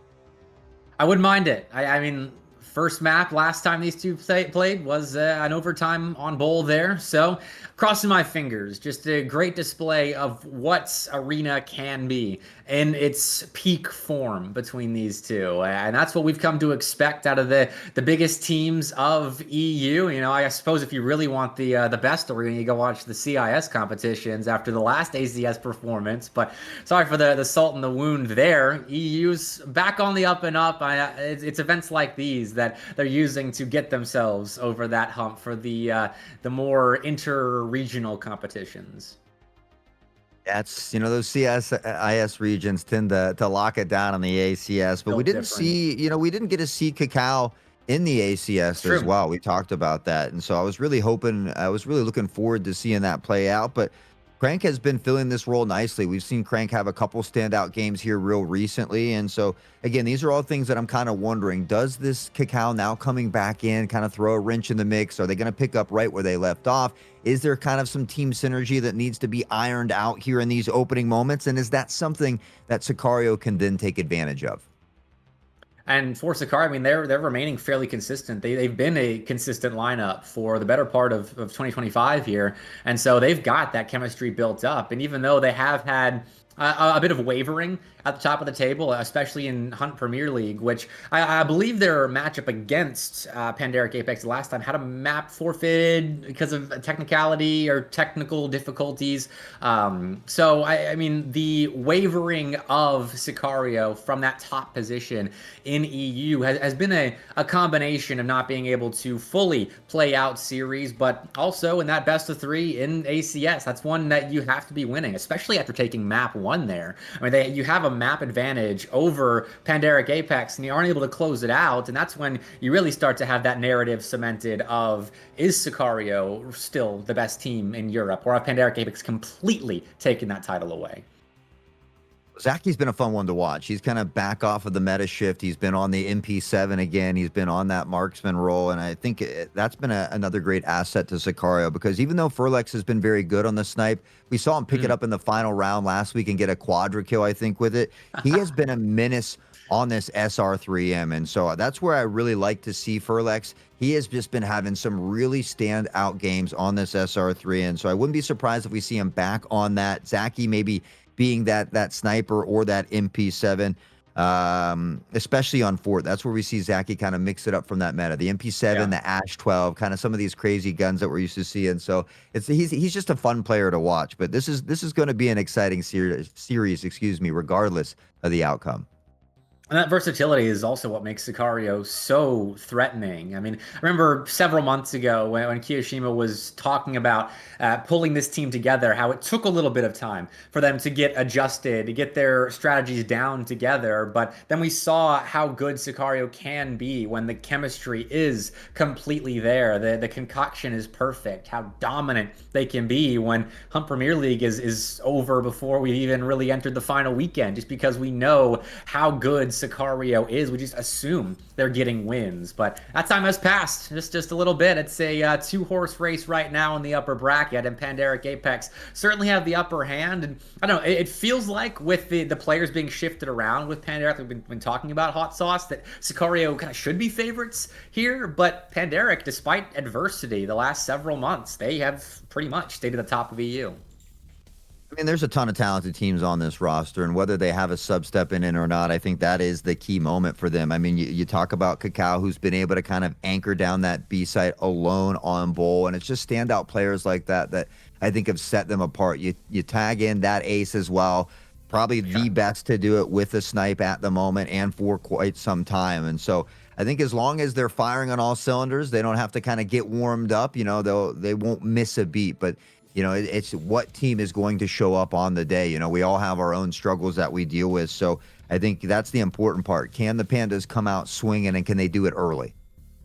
Well, it's expected for certain. I mean, Skybridge definitely is the map pick of Sicario here, but that's still a map that we've seen Pandaric play quite well on. Their aggression from the defensive side and how well they can play around aggression and taking space early in a round. But Sicario is one of the teams that can definitely punish that. And so once we do move on to Skybridge, let's see who's starting on defense. It is Pandaric starting on the defensive side here. So we'll get to watch that quite early on and see what strategy Sicario is bringing out on the attacking side. One of the deepest playbooks in the scene here.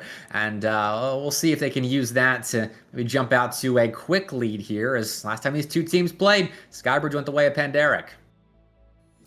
Again, I mean, in week 1 here, we saw Codex on the enforcer role, filling in there, kind of stepping up maybe for that Cacao, because Cacao wasn't in that first week, but 19-1 on Skybridge. And so, up ahead.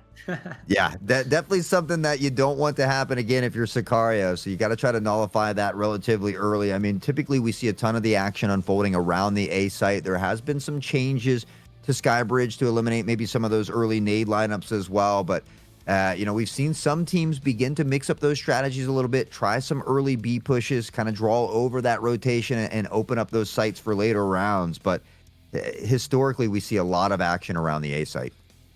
Yeah, and that's been the meta for the longest time now, and that's where Pandaric is so good at taking space and playing a bit aggressively, especially around KFC, around Sandwich. And so we'll see how they play it here with an opponent like Sicario, because it's one thing to 2-0 the Spartans last weekend in the upper bracket semifinal, and then now you're stepping into a big-time opponent like Sicario that has such a pedigree in Europe here, but we'll get into that shortly. I'm excited to stop and get my face off the screen and watch some arena here.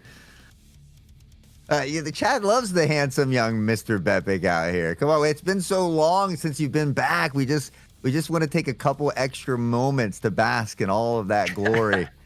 But I too am excited to get out on the battlefield. Skybridge, I always talk about how I used to kind of despise this map. I always enjoyed casting it, but I've kind of despised it. Well, it's completely grown on me. In the last 2 weeks, I've been no-lifing arena with Cracked and a lot of these other individuals out here, and Skybridge has quickly become one of my more favorite maps, not only to cast, but now to play as well. And so I love that fast, aggressive action that we often see. There's great nade lineups here as well. And so I'm just ready to see these two juggernauts clash once more. And that's what we're making our popcorn for. We've got the snacks and drinks ready for. I mean, Skybridge is a map that I kind of sync with that ace. It's kind of a pivotal memory of mine when Skybridge first came out and Battlestate were showing it off. That ace was jump shotting people with the TRG, the marksman rifle, around that ace site. Unbelievable shots that he was hitting. And that's when the map first came out, when he was demonstrating an insane marksman ability on Skybridge. And so when I have that in mind, when I think about the impact that ace can have, it kind of erases a little bit the sort of roster moves / substitution / lack of chemistry perhaps we could be talking about on the Pandaric Apex side. But they've just got star power, and these players have been at the top of Tarkov Arena since its inception, essentially, as a competitive esport. And so I mean, you have to deal with that sort of X factor on both sides, which is why it's so cool. Like we saw a lot of 1v3, 1v4 opportunities between K3 and Spartans, but those are very difficult to pull off for those teams. But with Sicario and Pandaric, we could very well see multiple 1v3, 1v4s in this best of 3. And Skybridge is a map that used to kind of be, I would say, more heavily favored toward the attacking side, but with these recent changes, it may still slightly favor, but honestly, we've seen a lot of teams have more success on the defensive side as well. We see a lot of fight for that control around VIP. some teams opting to just kind of smoke it off if maybe they're double enforcered up. So there are ways to kind of navigate it around it, especially with the use of that utility. Skybridge, like Bowl, a very heavy util driven map. And so also another thing that I'll be keeping my eye out for this one, but I'm just wondering if Sicario will have anybody in that marksman realm as well that to maybe look to compete with that ace here in this one. I mean, definitely. Whether it's Zaki or Furlex, I think they can absolutely keep pace with that ace, even though he might be the best to do it in the marksman class. Furlex, you don't become a top team in Arena here without someone that is within the same conversation as that ace as a marksman. I think that's something that Sicario have going for them, and the fact that they can interchange who's on that class is really impressive to me, and it shows the versatility that Sicario have and the chess board that they're playing and how it's different than the one that other teams are using. They just change pieces randomly. You swap the rook with the knights and on the board, and it'll catch teams off. But little repeats of the picks and bans here. Sicario not giving us even a chance to spot Iceberg, as Pandarix, if you'll remember, did play Iceberg during Hunt Premier League a couple of months ago. It was an off-stream match because, of course, it was. We can't have Iceberg on stream now, but there was a chance that we get it if it was left to Pandaric Apex. But no, Sicario has no interest in it. I remember they were actually losing at halftime to those friendly guys, where they ended up battling back in that second half to win Iceberg. And so the Pandas are one of the few teams that we've seen play Iceberg a couple times in recent history, and they are a team that's been successful on it. So I think if you are a team that maybe isn't as comfortable on Iceberg, it's probably a smart ban away when playing a team like Pandaric. The Pandas have played well on Bay 5, but in recent times, it's a map that they tend to stay away from. Skybridge, Bowl, Fort, all three of these maps have been favored by the Pandas, most likely favored by Sicario as well. And so that's why I think I'm excited for this one. This first one might tell us a lot here, even though it is Sicario's map pick. It's a map that we've seen Pandaric have a lot of success on here recently. And that's been a staple of their map pool for sure, and that is why this best of 3 is so enticing, because of the similar skill sets on both sides. And so I mean, getting Bowl as that decider as well would be incredible. I mean, Bay 5 in my mind kind of the classic arena map, but Bowl's kind of surpassing it in my head as like the most fun map to watch on in Arena. I love me some Fort, but Bowl is so classic. I love how marksmen have so many different angles to work with, whether it's playing around the typical headshot angles, playing around generator around A, or if it's more downrange, kind of old mid cargo by B. And there's just so much you can do on both, it being such an expansive map, and the close quarters fights around B, around generator as well. In contrast to those long angles, I would be delighted if we get Bowl as the decider between these two. I mean, it's a map that certainly favors a little bit more around that marksman play style. I mean, we often see that ace kind of, again, you can have Cacao anchor down the B site where that ace kind of shifts between split and headshot, kind of helping both lanes there. And so, you know, I think it's a map that can favor a team that has a talented marksman, but the same can kind of be said for Skybridge and or Ford as well. Even though there are some close quarter combat areas, there are some long sight lines on all of these maps that can be utilized. I mean, we've seen that ace do it on each and every one of these maps. And so, again, I'm looking forward to the layout. I love the map pick here as well. Obviously, I'd like to see Iceberg at some point, but I think, you know, there's just not as many teams as comfortable on that map quite yet. Which is a little surprising. I mean, it's been out for a couple months now, or at least a month and a half or so. I forget the exact day when it came out. But there has been time for teams to prepare for Iceberg, and I'm surprised there aren't squads that kind of have it as a bit of a pocket pick to maybe throw off an opponent that might be favored in a series. I look at teams like maybe an Ancestral, a K3 Spartans to master Iceberg and see if they can outdo Pandaric Apex or an Outcast or a Sicario on it. But I guess that's something that will come with time, as it isn't easy to integrate a map into your pool that quickly. Chat, you wanted more of Mr. Bepic's face, and you're going to get it here for just a couple more minutes. It does look like we're getting everybody deployed into the map here now, so it shouldn't be too much longer. But yeah, I think the big question for me is, did Cacao miss a step here? You know, like he's had some time off. He's been grinding the base game. I saw him really laying down the law over there in the base game with his tequila mask, just kind of running around customs and such. But you know, in this competitive environment, you know, is he going to just kind of find his stride again immediately, or is it going to take some rounds? Is Sicario going to be able to take advantage of that? And so that's the key thing I think I'm looking for most is Cacao going to kind of pick up where he left off? If I were to put money on the situation, I think he fills in well. I mean, this is a guy that knows this game, knows the movement, knows this team like the back of his hand. And even if there are pieces being interchanged a little bit with no Bakizi today potentially, and Crank filling in well, I mean, Cacao should still be able to play this game at the elite level they've been playing it at for the last several years. And I think this team at this point should be used to kind of interchanging pieces and playing different roles, playing different spots on the map. And so I'm not concerned about Pandaric Apex. I'm not concerned about the prospect of this series going the distance to Bowl. I think both these teams can make the necessary adjustments to come back from deficits, to face adversity well, because that's what they do. That's how you win. It's how you get to the top of a region, the top of an esport, is you adjust, you play with pressure on your shoulders, and you still find a way to win. So I would bet money that Pandaric Apex are going to be just fine, and that Sicario and Pandaric are going all 3 maps. Yeah, adapt, react, and overcome. And I think that's what's nice about these two teams, right, is both of them are capable of a 2-0, and that's why we know that they're equally as capable of going to a map 3. And so I think it's going to be a very competitive series here. Obviously, both of these teams want to punch that ticket into that grand final spot. You talked about it. We've seen some teams, you know, have a lot of success, but in that final day, having to get through that lower bracket, play all of those games, and then play a final series can be tough. But we'll talk about that at a later time because these two teams are ready. Sicario, Pandaric Apex, now on Skybridge. I almost forgot we were going to actually watch this series, not just podcast about it. Glad to be in finally.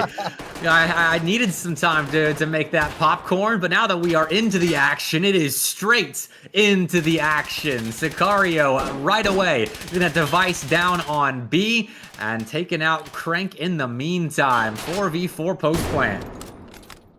That ace from a nade to a snipe in quick succession. The birthday boy says, not without me or not. He wants a piece of pie or cake, rather. Kiyoshima, the last remaining member, up in toward the heaven side, and Cacao will find him with a headshot from a distance. Cacao says, no, I didn't miss a beat. He finds a pick here, and the Pandas will start off with round 1.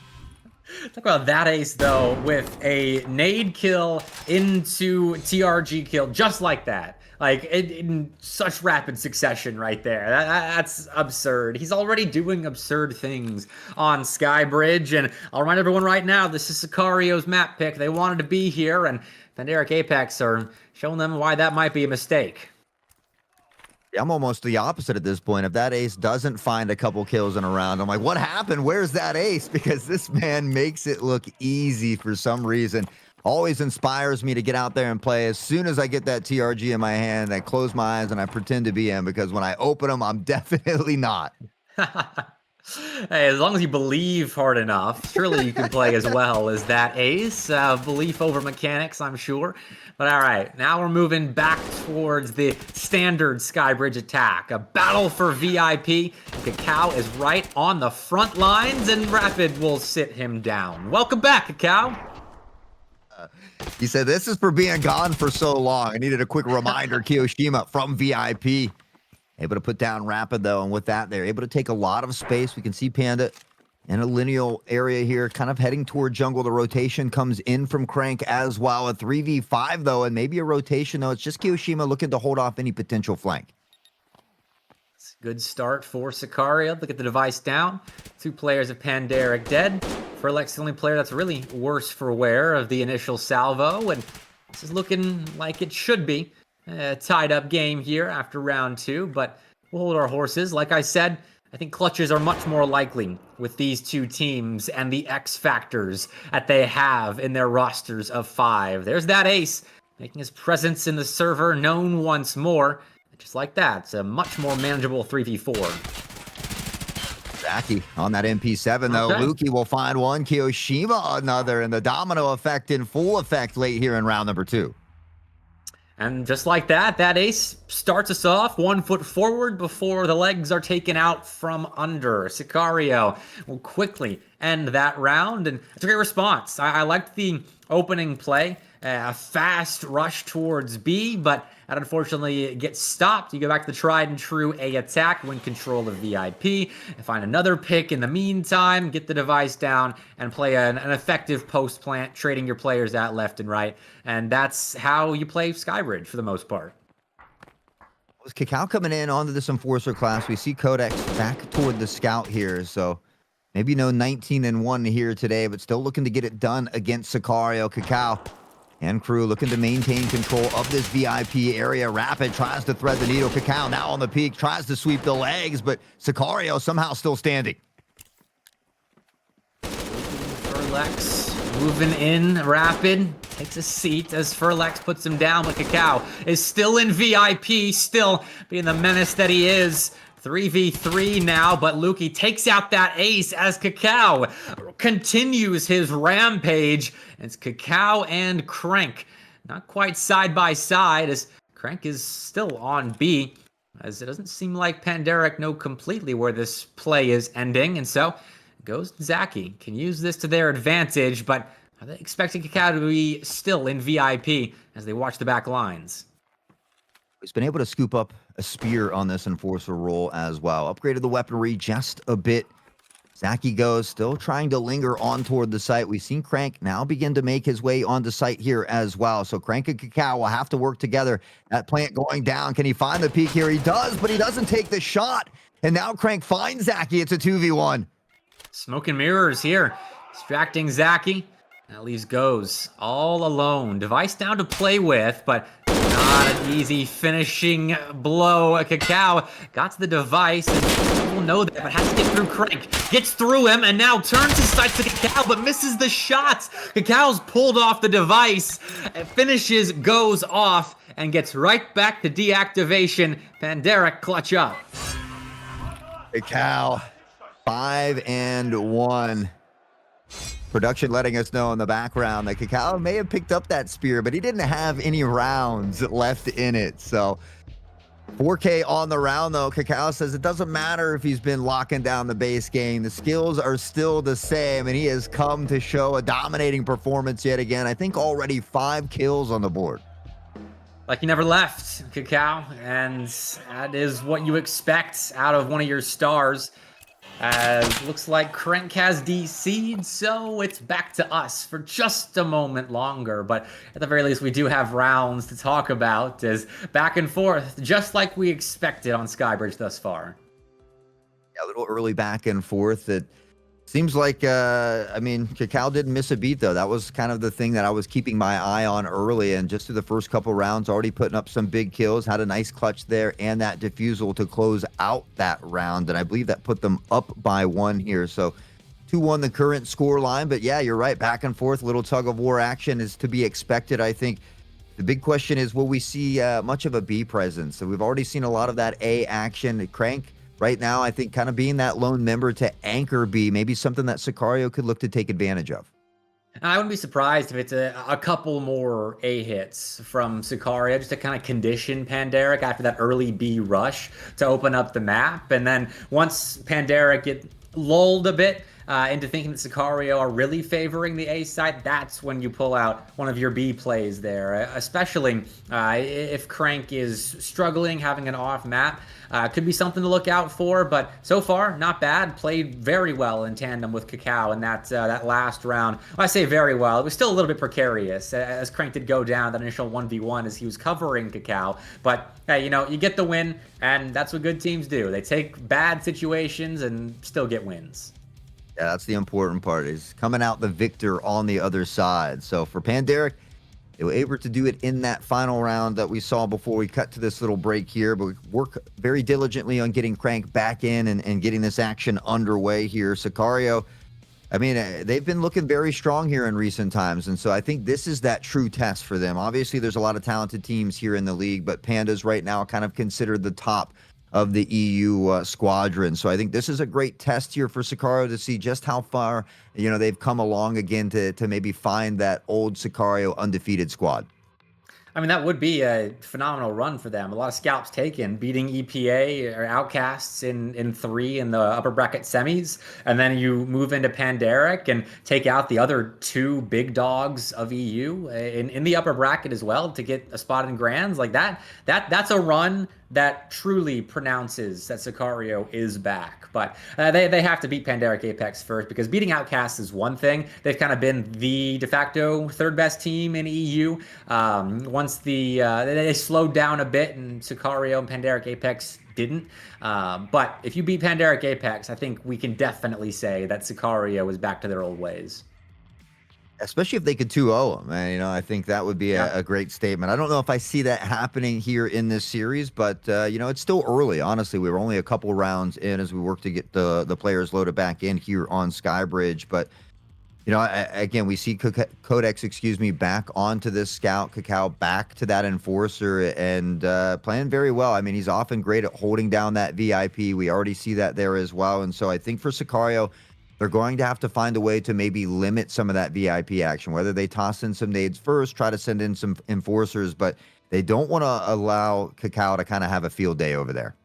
I mean, he's been tucked into VIP 2 consecutive rounds now, and that positioning is worth noting considering how pivotal VIP control can be. And so I think it's Furlex that's been watching VIP and taking those duels with Cacao, and so it might be his prerogative to kind of keep note of that and claw back control of VIP, especially the next couple of rounds. I would figure they continue hunting the A site because they found a decent level of success there. I mean, that last round came down to a 1v1 that ended in a bit of an awkward duel where maybe we didn't know who had bullets, if Cacao was actually defusing or not, and get stabbed in the back. I forget who the last player was for Sicario there, but still, their A hits have seen some decent success so far. I wouldn't be surprised to see some more.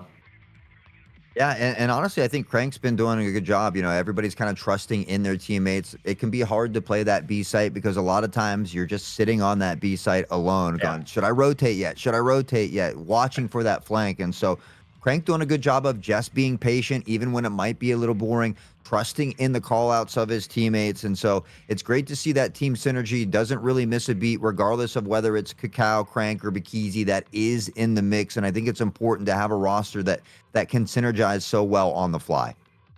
And I do wonder with Bikizi out, this is something that I don't really have access to, and like not being in the team, like who's making the calls for the roster? Because I mean, there are a lot of veterans on this team with no Bikizi right now. I do wonder how the calls are being made, who's making them, if it's trial by committee there on the Pandaric side. But I would imagine you've got like 3 or 4 IGL capable players on a team like Pandaric. Bikizi wrote the cookbook, you know, so they probably just got it right there. He said round 3, go to page 4, you know, just he's probably left notes in place for them to still be able to get the dub. But yeah, I mean, you're right. It's I think that's the nice thing about having so many talented members on a roster, is that if something does happen, you do lose a key member, an IGL, whatever it might be, you have a lot of other talented members that can then step up and fill that role when needed. All right, back to it. We had a little bit of a breather after a breathtaking first 3 rounds. So now the oxygen's back in the lungs. Let's see what happens again. If it's more of a gasp of fresh air and a B hit for Sicario, or if it's right back to A, as does seem the case. Here comes some utility that will blow Zaki to smithereens. That's the bomb down for a moment, and some more good util. Doze is having a rough time over here trying to advance towards KFC, but Pandaric Apex are disinterested. Let's find Codex, though. Lukey will pick up on the rapid, and all of a sudden the player advantage will switch here. We saw that ace snipe with a nade, followed by a snipe as well. Kiyoshima gets put into the dirt, and all of a sudden the 4v2 becomes a 3v2. The smoke now into the lane, waiting for it to plume before they begin to pressure forward, but this will make it a little bit easier to try and get on site. Oh, the smoke faded just a little bit. Give that ace that kind of gap, and that's twice now. Lukey gets away. Third tries the charm for that ace. Draws us back to a 2v2. Let's see what Goes and Furlex can do now. I believe this was the duo, maybe Zaki and Goes, the last 2v2 that Sicario found. Either way, Goes again. And Sicario will try to use this round to get back level. Device planted, taken away. That ace has to advance, gets intel, and peeking around a corner, Furlex gets the better of him. Had the proper angle, and now it's Crank, the newest player to enter the starting lineup for Pandaric. Apex and the last to fall in a Sicario round win. Seen Furlex on the snipe. We've seen him on the SR3M, but now he's at the top of the board for his team on the enforcer role here as well in Skybridge. So, I mean, it's nice to have a player that can really fill any role that is needed. So, we see it tied up 2-2, and we might just have another tug of war on our hands. I wouldn't be surprised what we expect from these two. They have really got the party going, and Applezor in chat keeping the really party raging on with a bunch of gifted subs. Love the community here. That Battle State Games and Hunt Premier have cultivated. And it's stories like the one Sicario and Pandaric Apex give us that really keep this esport going, as it is so tantalizing, so interesting to see who's the next team to step up and claim the throne of EU. And Eric Apex have held it for a while, but Sicario are hunting for their throne back, though that ace is no jester. This is no laughing matter. He's activated once again, but Zaki will take him out. Sicario do well to answer. On the MP7, love to see him mix it up. Now on board with the birthday boy, El Rapito, up in toward the heaven side, looking to flank around here as well. That device is down, though, and they've only got about 30 seconds to work with. Cacao looking to get dangerous with it. Now dancing around, it's Kiyoshima to put him down. Rapid, the last standing member, and he's not standing for too long. Sicario has done it, and they'll find a way to take the lead. Kiyoshima has been relatively quiet. I don't think we've said his name very much, which is a bit of a change for Sicario. Typically, he's the one that's kind of the most star-studded in the Sicario lineup, clutching important rounds for his team. But here, just the occasional important kill, and it's been names like Zaki, Goes, Furlex, and, you know, I feel bad leaving Lukey out because he's had important frags as well that have been doing a lot of the heavy lifting. We don't have the exact numbers from the first 3 rounds, but still, that VIP fight that Furlex has been spearheading has been important, and the late game heroics from Goes and Zaki. I mean, Sicario have everyone really stepping up to the plate right now. Speaking of stepping up, Rapid finds a dirty little 2K. Lukey able to find the pick on the Cacao toward that VIP. The Enforcer goes down and maybe opens up some opportunities. Crank is shifted very far forward on this B side, and there is a potential flank that could come in from Crank. Seems like a retreat, though. Sicario will run straight into this flank if Crank decides to stick the angle, as this is a lot of information that Crank is about to get. Did he hold his nerve in hell? Crank spots Kiyoshima. A lot of bullets sent flying, but really connects. That ace will take out Zaki elsewhere. Goes will finish off the job that his captain started. Crank out of the picture. It's 3 pandas still alive to the 1 now of Sicario. Goes left all on his lonesome, and there's no way he knows where everyone is for Pandaric right now. No matter how good the comms are, there's just no way he can get out of this alive with how spread out Pandaric were. It's just tough. You take a look at where the device was down as well in such an awkward spot, so you just got to hope to find a couple picks before you even think about picking it up. But great positioning from the Pandas. They'll be able to tie it up once more, and Hunt Premier will continue to shower chat and gifted subs. DJ Dill as well. So, guys, get some hype in chat for all the legends out here. I'm talking about. I mean, we were already kind of on the hype train, considering just the prospect of Sicario and Pandaric, but the gifted subs just confirmed it. So 3-3 now. It's exactly the start that you'd want from the two best of Europe. Util right there. Won't find any pandas, but Kakao and Codex up ahead of it, wreaking havoc. Sicario have disappeared. It says a magician's act that Pandaric Apex have forced Sicario into, and Goes will do his best to escape from the box that Sicario have been teleported into, but there is no escaping this 1v5.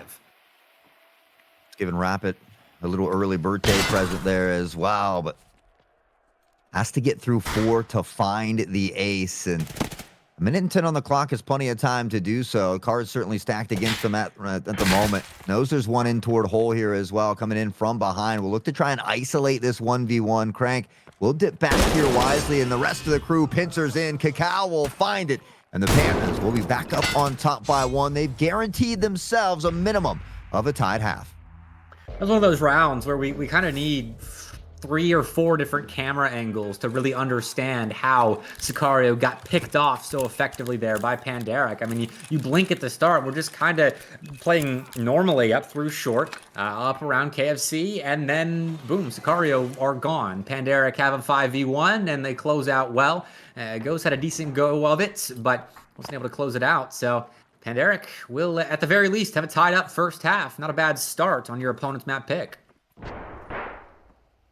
See if Sicario can find this final round of the first half. Kakao back in toward VIP. We can hear some of those nades beginning to rain down. Goes, finds one. Okay. Kakao able to answer back immediately here, though. On the jump peak, no one's home. Rapid, no, it's down to ace to find Zaki. Wow, okay. Pandaric again are picking off Sicario in really random spots. Kakao found Sicario having a party without him and quickly entered the foray. So Luki and Kiyoshima here, last alive in a very manageable 2v3. Plenty of time on the clock. Device accessible, as it has been picked up by Sicario. I'm not sure if it was ever dropped, but they will stick around A. Waiting to see if Pandaric get aggressive, take steps where they shouldn't. That ace around a corner. It's been spotted by Luki, so that's intel on one player. Gotta figure one's still VIP, knowing Kakao and his positioning where he found a kill earlier in the round. But, all right, bit of utility. Softening Luki up, and be a stim required now as Kiyoshima steps forward, takes a fight, loses some HP, and won't find any kills for it. Rapid now all the way on this flank. In from behind, it's Kakao to find the first one. Luki presses forward, but that ace quick to put him down. You can hear the TRG ringing out. You look in the kill feed, and you're most likely going to see that ace's name yet again. 3 on the round, sitting at 9 and 2 as we get ready to switch sides. Yeah, that ace is exactly who we thought he was. And so it's 9 frags. That's not including the numbers he was putting up in the first 3 rounds. I think he had 3 or 4 to start off with. So more than likely a double-digit killing performance on half 1 of Skybridge. And Sicario will have to find a way to slow him down, as they didn't look half bad themselves. I think their A hits were still, for the most part, effective. They just got caught out in some early rounds that made the late rounding a bit more difficult. 2v3s, 1v4s, the likes of that is going to be difficult to overcome. This first round, these first couple rounds are going to be incredibly crucial for Sicario if they want to try and overcome the Pandas. We've got this 2-point lead. It's an early nade toward KFC that almost is perfect, but the Pandas somehow dodge it. Furlex Rapid will get a pick a piece here, and Furlex dangerously low in VIP. Rapid was given a birthday gift from the gods there, dodging that hand grenade. B for it as well, but Furlex clawing at the feet of Crank will be traded. Rapid finds another kill here, but is caught on sight. That's well punished by Luki. 4 kills to his name now. And just that ace to deal with to end this round in favor of Sicario. As goes, gaining intel as well. Bomb down on sight. Not going to be an easy one for that ace, but that hasn't stopped him before. Luki and Goes know where he is, but what can they do with that information? Out of 2v1 and 3v1 clutches I've seen this man pull off is insane. So you certainly can't count him out. But very tough position. He Nice. switches to the Glock. Unfortunately, can't find Lukey. Lukey taken down dangerously low, but it's not enough. And Sicario will get an important opening round of the second half, as now they are within striking distance. That was a confident hold by Lukey as well. Trusted in the information, trusted in the belief that that ace would creep back into the VIP A sites area. And it's a nice hold. Had the crosshair in the perfect spot. Sicario close things out, no sweat. And when it's that ace in a clutch position like that, no sweat is a win. Oh, Panda's got the lead here still momentarily. One round away is Sicario. We've seen things shift now toward the B site. Goes the Pandas. That ace already a snipe from up above, and he gets a second on the Kiyoshima. Goes finally getting Cacao, but that ace continues to rain down domination from above. Oh, it's revenge from last round. Rapid and that ace with a massive round here. Pandaric Apex don't let Sicario string anything together. That ace set it up. Rapid knocked it down. Full house. Rapid for 3. That ace with 2. Place your bets because they are ready to go all in. The Pandas up by 2, and they look to power forward here on the other side of things. Sicario, they need a round. They really can't allow the Pandas to continue to extend this series. That ace, you talked about it, had a ton of kills before the reset, sitting at 12-3 here as well. I mean, how do you slow this man down? It's a question many have asked over the course of the last couple of years, and I'm not sure many have answers. I think you could become a fairly profitable team if you were to gain those answers. But all right, well, we're still talking about last round. Pandaric have already claimed themselves what was a 5v2. That goes will fall a little bit back in the favor of Sicario, but still close out though. The bomb falls here. This is manageable for Sicario, but goes with the smoke spam. Won't find any important kills, and that ace down range is toying with Goes at the moment. Head around the corner. We'll take a bit of HP of Goes, and Codex will finish the job off. Pandaric are playing so well around each other right now. It feels so difficult for Sicario to even get into rounds. I mean, we see that ace in a little bit of trouble there. He doesn't quite have the angle he needs, so he just kind of baits him and holds Goes there long enough for Codex to come into play. They swing together, find that pick, and then that ace, a nasty little headshot to wrap up the end of the round. They extend the lead here by 3. 1 away from match point, 2 from closing it out. It was a close nail-biter to start off, but now in the second half, we see the Pandas really beginning to run away with it. Sicario's map pick, and I don't want to bring this up and assume anything in favor of Pandaric, but last time these two teams played, it was just Bowl. That Sicario won in that best of 3 in ACS, and we're not getting to Bowl unless we head to a third map, which at this rate will require a comeback of any sort for Sicario, whether it's on Skybridge, whether they come back into Fort and take things down there. But this is a nice start for Sicario, and getting 3 rounds back to draw us level as they stop any sort of push into A. Crank and close quarters combat with Lukey falls, and just like that, Sicario get themselves into a round. Just when an inkling of doubt enters the conversation, Sicario squash it. Nice triple kill there from Lukey to set him up. Zaki had that early pick onto that ace, and it seems like if they can find a way to take that ace out early, they tend to have a little more success. As always, easier said than done when we're up here in the booth, though, because that ace has been an arch nemesis for Sicario at the moment. Let's see if they can weather that storm, though. They're within 2 points from tying it up, so getting close to be within striking distance, but they need to put a couple in the row. Zaki with some really good still out. Find anybody. Cars is Pandaric, rather. Don't creep out too quickly. Instead, they bide their time. Now they can take some control of KFC. That ace will line up a smoke down range to get Pandaric some easier access to A. And well, Sicario back in just a little bit. Actually, no, they've pushed up, and we'll take a fight with Cacao. And now they're being pushed back upon as Fergus doesn't get that important kill. And then the site more than likely falls. Sicario have to play retake, but it's even 4v4 instead. That ace, cautious of the flank that could come in, but has Rapid and crew already holding it. So We'll see what they opt to decide to do as Kakao will begin to shift forward through VIP. 3 tucked on the site here for Sicario. 1 on this flank coming in, and Kakao will take out the legs of Furlex. Stimming up as well, preparing for the battle to come. Sicario still holds strong and rotating in. That ace is ready for goes.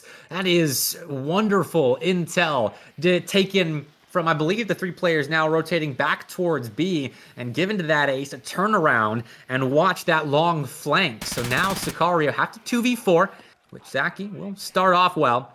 He and Kiyoshima can very well do this, but against Codex, Kakao, and that ace, it will not be an easy feat, especially with B site under control of the 2C players on Pandaric, Kakao and Codex.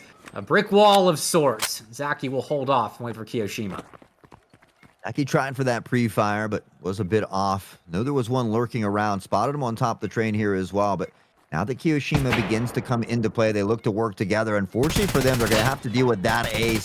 Raining destruction from the heavens above. Shots go out. No real damage done, though. Zaki chopped down to half here as that ace remains in good standings, but not for long. The MP7 from a distance finds that ace put down.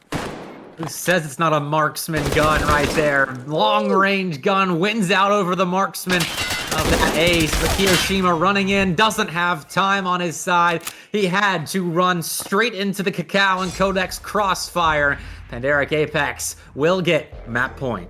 I don't know if you saw that or not, but the reason I shouted out right there is because Zaki, I think, maybe have been out of ammo. He had his knife out and was swinging it, looking to knife. I don't know if that was Kakao or Codex there, but got close.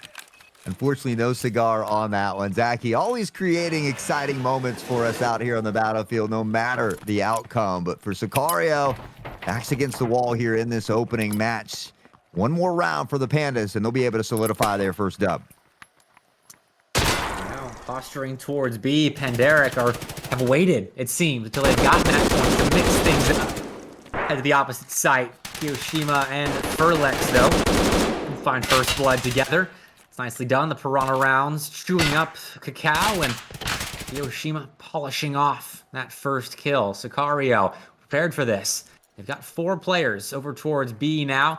And aggressive player over on the A site. So this is an interesting setup for Sicario now, and this is the perfect time for it. Backs against the wall on Skybridge. They need something special.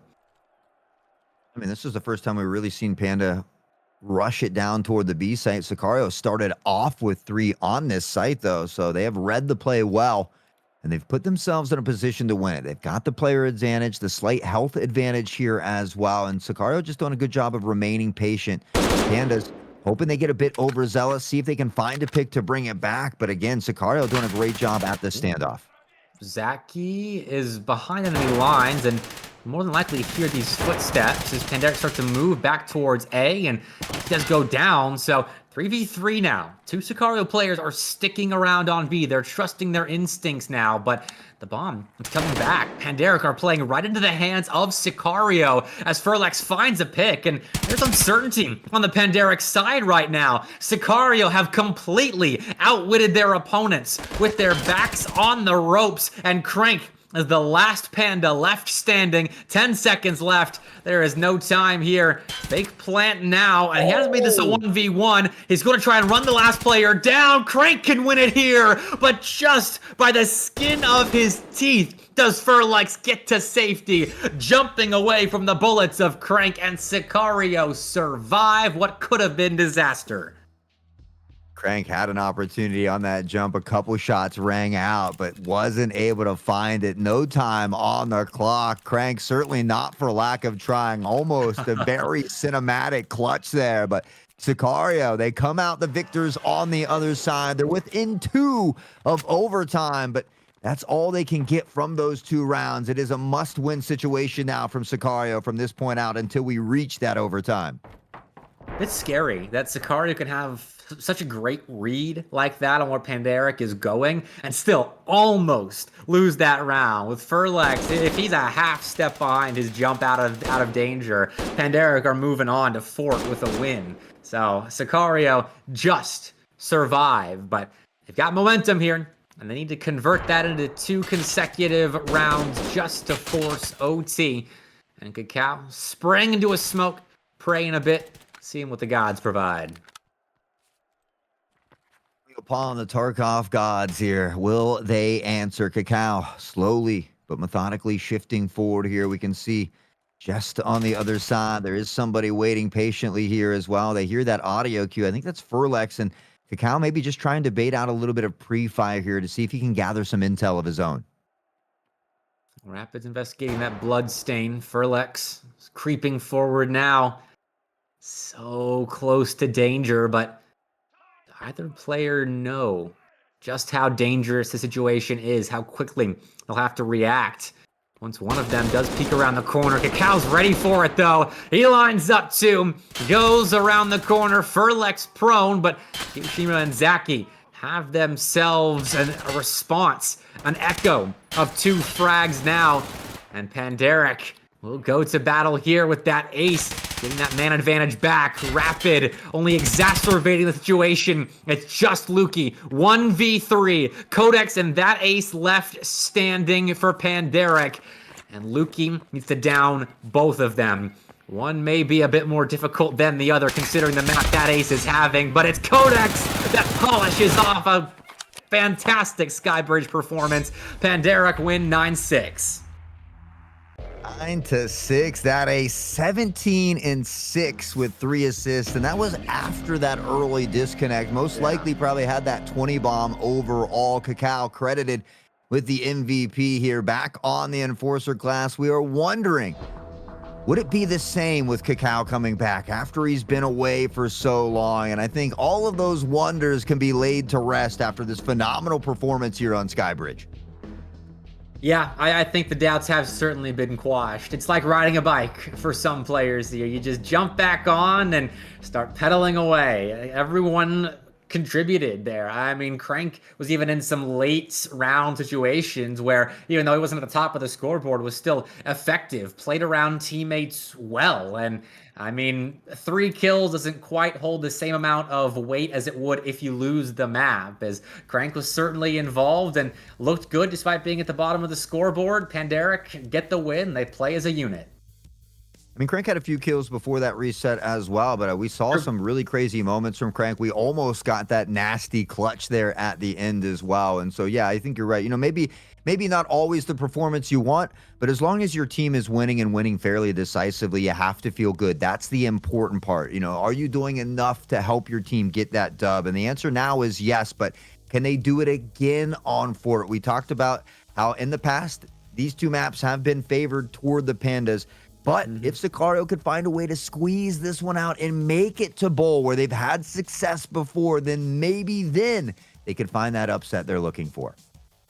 Well, I'll remind everyone again, last time these 2 teams played on Fort, it was a 9-4 victory for Panderic Apex, but it was also a 9-4 victory on Skybridge for the Pandas. So Sicario faring a bit better, but that's a light consolation prize when they're still losing the map. I know they expect more of themselves, and we'll have to show more on Fort here, but that highlight reel is going to be a fun one to watch on that last Skybridge map, as we had no shortage of action between these 2 Titans. I mean, Zaki was tearing it up on the MP7. I think you at one point said Kiyoshima was a little quiet, and I kind of felt that. And a lot of times we see Kiyoshima with some of those crazy clutches, and so it just felt like Sicario, they had a lot of standout moments, but we didn't really see them find 2-3 rounds in a row and really begin to pad that success. So they'll get one more opportunity, at least one more opportunity on Fort, but this is going to be a big game for them. We talk about it, at least they have that luxury of getting a second chance down in that lower bracket. One of the 2 teams still left that haven't taken a loss in this upper bracket, but obviously you'd love to punch that ticket into the final day early.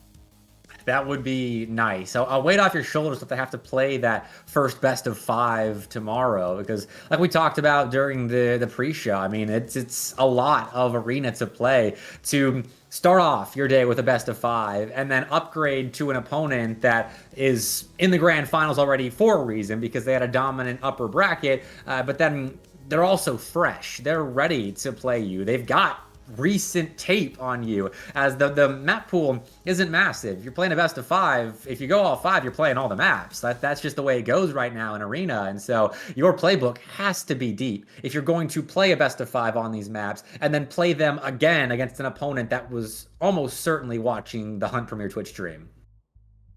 Iceberg. One day we may get to see some Iceberg. Not in this series though. And as Bepik had mentioned earlier, we've got a lot of great highlights from this series. Yeah. It was already a great opening one, so we will take a quick glimpse into some of these highlights. We saw Crank opening it up early before that reset came in. We saw some answers back. This fight over VIP was a good one, and in some of these early rounds, we saw a lot of success from Sicario. We did, and then the VIP battle kind of slowed. They conceded space to Cow and Pandaric, and while that first half was close, I think Pandaric gained more control of A as the first half went on. And so for Sicario, they lost a little bit of footing there, and then switching sides, obviously Pandaric had the better second half as well on their attacking side. And so it's just small margins that we're playing with, but I'm right there, Rapid keeping control of VIP, and then the theater of battle kind of shifted in the second half, largely to B. Pandaric had their B strats set up well. It's exciting to watch as the fights around the train cars at such close quarters. You never know who's gonna pop out of where. It's fun to watch, and Pandaric played it well. This is what I love for Pandaric as well. We don't see a ton of teams really utilizing that B side a lot, and they went there 2 or 3 times in a row. And I think when you're a team that begins to do that, more teams all of a sudden have to start to respect that as well. And they can't just get comfortable with only putting one defender on that site. And once they begin to shift more defenders over there, it really opens up the opportunities for the Pandas. So it's great to see these teams kind of evolving as time goes on as far as strategies and such. But the Pandas get it done 9-6 in this first one. If they can do it one more time on Fort, it'll be a nice short and sweet day for them. I have to say as well, I think Sicario adjusting, and I think that's that one round where they had 3 defenders B. They read the Pandaric Apex play to perfection. And when you consider the history of Skybridge and how there have been competitive series in the past where you hit B maybe once or twice across all of the rounds, and how Pandaric are kind of establishing that meta. You look at the top teams to establish the meta of going to B more often and having those B hits on lock. And now Sicario is adjusting. They're respecting that. They're realizing that Pandaric are a team that can control the B site despite how difficult it can be at times to the attacking side to wrestle control of B. They're placing 3 defenders there. You got to be confident to place 3 defenders on the B site. And Sicario were. It led to a pivotal round win that set them up for a potential run. And while it didn't pan out, I think that's a really good sign for Sicario making that sort of perfect counter read. I think if I'm Sicario, I'm going to figure out what side that ace is playing on, whether it's the A site or the B site. And then I'm going to try to go to that other site, try to make that ace that last standing member where you have the numbers, where that bolt action doesn't have as much success at times if you're able to overrun them. But I know that ace typically does have a field day toward the A site on Fort. We often see him kind of holding it down over there, but I guess the problem is, even if you get through that ace, there's so many juggernauts that you have to deal with on the side of the Pandas, from the birthday boy Rapid to Cacao, Codex. I mean, this roster runs deep, and so I think that's why we've seen them kind of consistently at the top as far as the EU region goes.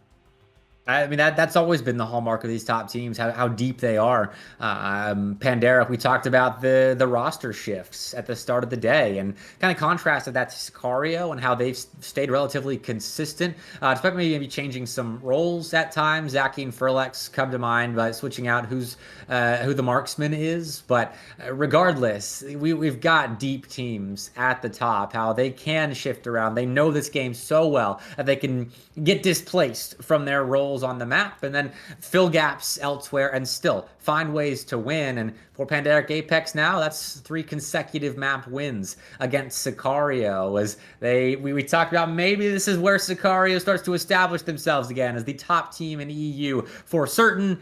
And then Pandaric Apex come out and put that sort of performance on display on Skybridge. Yeah, and I mean, Furlex is really good. He's great on the Enforcer. He can snipe as well, but it seems like in recent times we see him have the most success on that SR3M. So I would love to see Furlex back onto that SR3M, at least for Fort here as well. Zaki, he's been making that MP7 work. I mean, I've heard a lot of players kind of frown upon the MPA7, but we've seen him really make it work. We even saw him get a shot from downtown That's up crazy. into that snipe on that ace. So I wouldn't be surprised if we do see Zaki back on that MP7 looking to hold that down. But yeah, for Furlex, I'd love to see him back on the SR3M. Well, let's see what happens. Fort now, the second map in a pivotal best of 3 for this Pinnacle tournament. Winner of this set gets to the grand finals unscathed from the upper bracket and avoids that best of 5 lower bracket final that we played at the start of the broadcast tomorrow between the loser of this and the winner of Outcasts and Spartans, which will be happening after this best of 3 wraps on up. Kiyoshima will take out Furlex just to make it a little bit more difficult for Sicario. First Blood was too much of an advantage for them. I mean, Kiyoshima continues to hit headshots. Unfortunately, it just happens to be on a teammate this time. And now you can see that presence begin to shift. The hip fire from Kiyoshima is good for the pick onto that ace, though he heard that bolt fire out. It's a great peek. Goes, finds Rapid, and Sicario looking for some early success. Well, considering this round included a team kill for Sicario, this is a great recovery. They've done quite well to stop Panderic from doing anything on Fort thus far. And this is what they need. They need good starts, need a good finish. We will see a third map here. And a best of 3, we hope, goes the distance. And speaking of, that's a good conclusion for Sicario. 2 frags to top the leaderboard as Goes will silence the Pandas there to start. And they only lose a single member in that round for Sicario, and unfortunately, it was taken out by their own members. So, Sicario, off to a decent start. We'll see if they can continue it, though. We saw a little bit of back and forth early in Skybridge as well. Those first 4 to 5 rounds, pretty close. It wasn't until after that we saw the Pandas begin to kind of run away with it and find that stride. So that's something to keep your eye on here momentarily. All this pressure, though, mounting toward Cannon side. Crank is the mid-aggressor here. That ace spots Furlex, playing a bit aggressive himself. And that'll lead to a rapid succession of kills. And now that ace turns around, maybe expecting a flank here. And I think that Sicario were toying with the idea, but playing it a bit more safe, playing through lobby. And Sicario will play for retake now, as Luki will be joined by Zaki. And it's a 2v3 retake for Sicario. Pandas have found the way to get the numbers. The plant is down as well, so time working against Sicario. The spray from Rapid, he finds one. Zaki able to answer back, still on this MP7 and collecting heads as he tries to find 2 more to get through the pre-fire. Not quite there. The mag dangerously low as well, and that ace will pull out his Glock and put Zaki down. Perfect finish. Panderic do what they couldn't last round, actually get access to the site, and once they did get control of B there was no relinquishing it. Sicario, player disadvantage. They were both coming from the same spot. Didn't do much to catch Panderic Apex off guard. So, level once again. And, I mean, I don't think we were expecting anybody to run away with Fort too quickly now. The back and forth is anticipated between Panderic and Sicario. Especially in these opening rounds as teams trying to find their footing and the strategies that are going to work. It's an early smoke nade that goes out. Zaki's trying to mirror the presence. Furlex finds one. Zaki another. Codex answers back, but Furlex on the SR3M will continue to collect heads and get bread. Couldn't get the next one. Dipping in and out. Let's Luki claim that next frag as that ace is put into a 1v2, but is he ready for this player right around the corner? I don't think so, but it quickly adjusted as Furlex had crept up into the kitchen but got cooked himself. That ace and Kiyoshima in a 1v1 for the ages, both known clutchers for their respective rosters, as Panderic have their superstar popping off on Skybridge. Now into Fort, where he's put up 5 frags already. Seems to know where Kiyoshima is.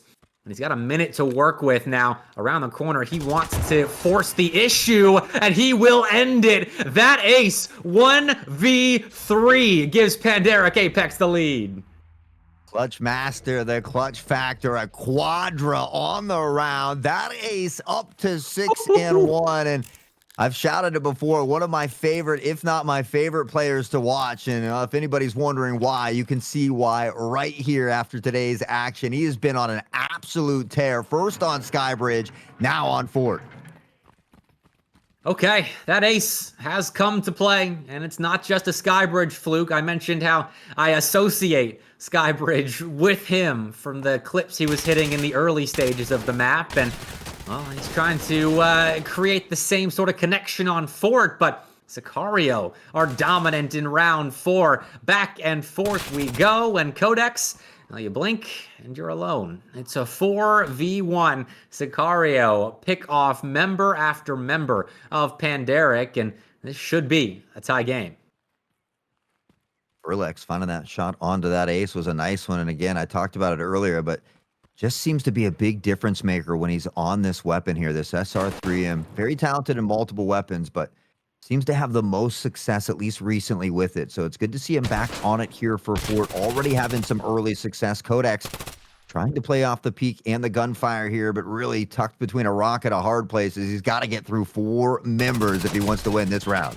Oh, Kiyoshima right there, but Codex runs out of bullets, and so Kyo grabs that final frag, and Sicario will get that 4th round over the line. 2-2 now, an even split between our juggernauts to kick things off, and we've had no shortage of star power thus far on either map.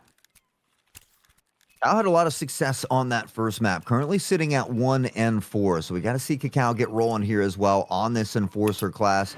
The Pandas, Sicario, you mentioned it, tied up. And this is kind of reminds me a little bit of Skybridge. We saw a lot of this early back and forth. It wasn't until about that 5th, 6th round that we saw teams start to kind of shift into their play style and take that lead. So already the action at mid and Rapid able to find the first pick. It's a nice bit of util into the initial fight there and bottom mid. So now moving towards Econ. Rapid spots Kyo. Has to back off. He didn't get the kill fast enough for his liking. Still frontlining for Pandaric. He knows where 2 players are. Kyo hanging around Spiral, but retreating back towards cannons. And this is a bolstered B site for Sicario now. It's going to be difficult for Pandaric to claim it, but Kyo in a flanking position. He's given up a bit of space, and Pandaric have given up the site completely. They're going to an empty A now. A quick change that will result in a free plant. It will go down. They've got to be careful of Rapid, though. Kind of lingering around, maybe looking to take advantage of a rotation that could come into play, but we see it 45 seconds on the clock. Sicario's got to get through 4 members and find this defusal here. They need to quicken the pace, but they're pretty far away at the moment. Well, 35 seconds. Still a decent chunk of time, but he'll go away quickly. Zaki waiting for Kyo to join him, who is still miles away. And so Zaki is forced into that first fight. And the device is ticking away now. Sicario's got to make their move as time dwindles. 4 players to get through. Not a whole lot of seconds to get through them. And Kiyoshima is left between that rock and hard place, as aforementioned. And Pandaric will squeeze him dry. That's 3-2. And they'll claim another advantage. About action that makes you pick your jaw up off the floor. Applesor gifting 100 subs to chat. If you're in chat right now, you better get some hype for this man that is well deserved. Absolutely showering chat with gifts. Insane, and a big legend here amongst the community. Applesor, a known legend in Twitch chat, known legend in the server as well. Watched him compete in some arena, and he's been known to pop off in the server, so it's only fitting that he's forcing Twitch chat to pop off as well. But why wouldn't you? For a Pandaric Sicario matchup like this, where we've been plunged into a 3v3 playing around B, Sicario haven't given up enough ground for Pandaric to get access to the site, so they reconsider. Back towards Donut. Are they ready for this player mid? Crank's in the area, but I'm not sure how much information he's got. Slowly teetering forward, just looking for a bit of intel here as well. So many different angles to clear toward this mid side. And already we see the Pandas figuring out what they want to do with these last 3 members here. A little pre-fire action goes, is aware that someone's lingering on the other side, but is he aware of just how close he is in this one above? Well, the Crank finds out how quickly or how close Furlex was to him the hard way. That ace will get some revenge for his fallen teammate. Bit of camaraderie there. Goes, spots the bomb, but will dip back behind the walls of mid and let's play around Zaki, who is coming in hot here from the defensive spawn. That ace creeping forward and won't find anyone. Zaki did go the mid route. He's not playing the CT side of sight. Codex will spot Zaki moving in through Econ. Goes, plays aggressive, forces some shot to be missed out of that ace. Goes as shifty. Can he clutch this up for Sicario? Would be a massive win as he goes to the activation, has cover for it, but pulls off, is going for the kill now, and that ace just claws the toes off of Goes and confirms a 4th for Pandaric. Gotta be careful when that ace pulls his Glock out because there's usually bodies in bags when it's all said and done. That ace consistently being an arch nemesis for Sicario. They find a way to double the lead as they go up 4-2. Now 2 rounds left in this first half. Can Sicario find a way to close in that lead before we swap sides? Well, it's rounds like that if Sicario don't come up with a victory on 4th, that we look back on and think what could have been had Goes been able to clutch up that 1v1. Had he stuck it, is that defuse was over halfway when Goes pulled off, but I can understand paranoia when you're playing against that ace. Utility being dropped around a pretty well bolstered B site.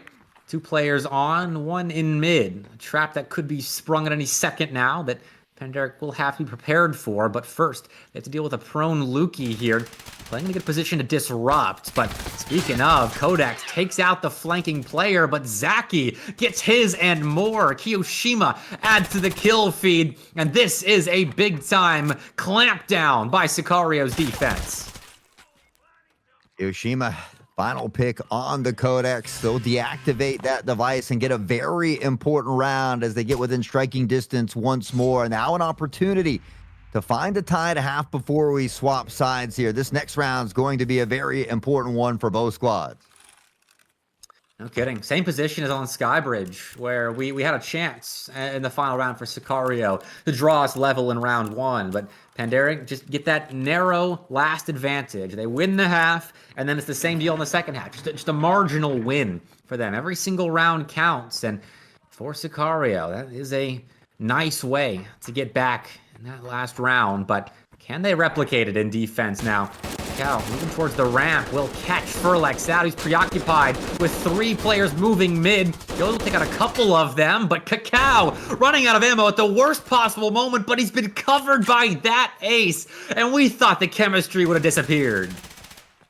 That ace getting it done yet again. Codex says, not without me or not. He wants a piece of the pie as he finds the headshot onto Lukey, and now it's all down to Zaki. That ace, Cacao, Codex standing tall at the moment, and well, Zaki certainly not don't idolize the spot that he's in, but is capable of some crazy clutch moments and could create one here for us.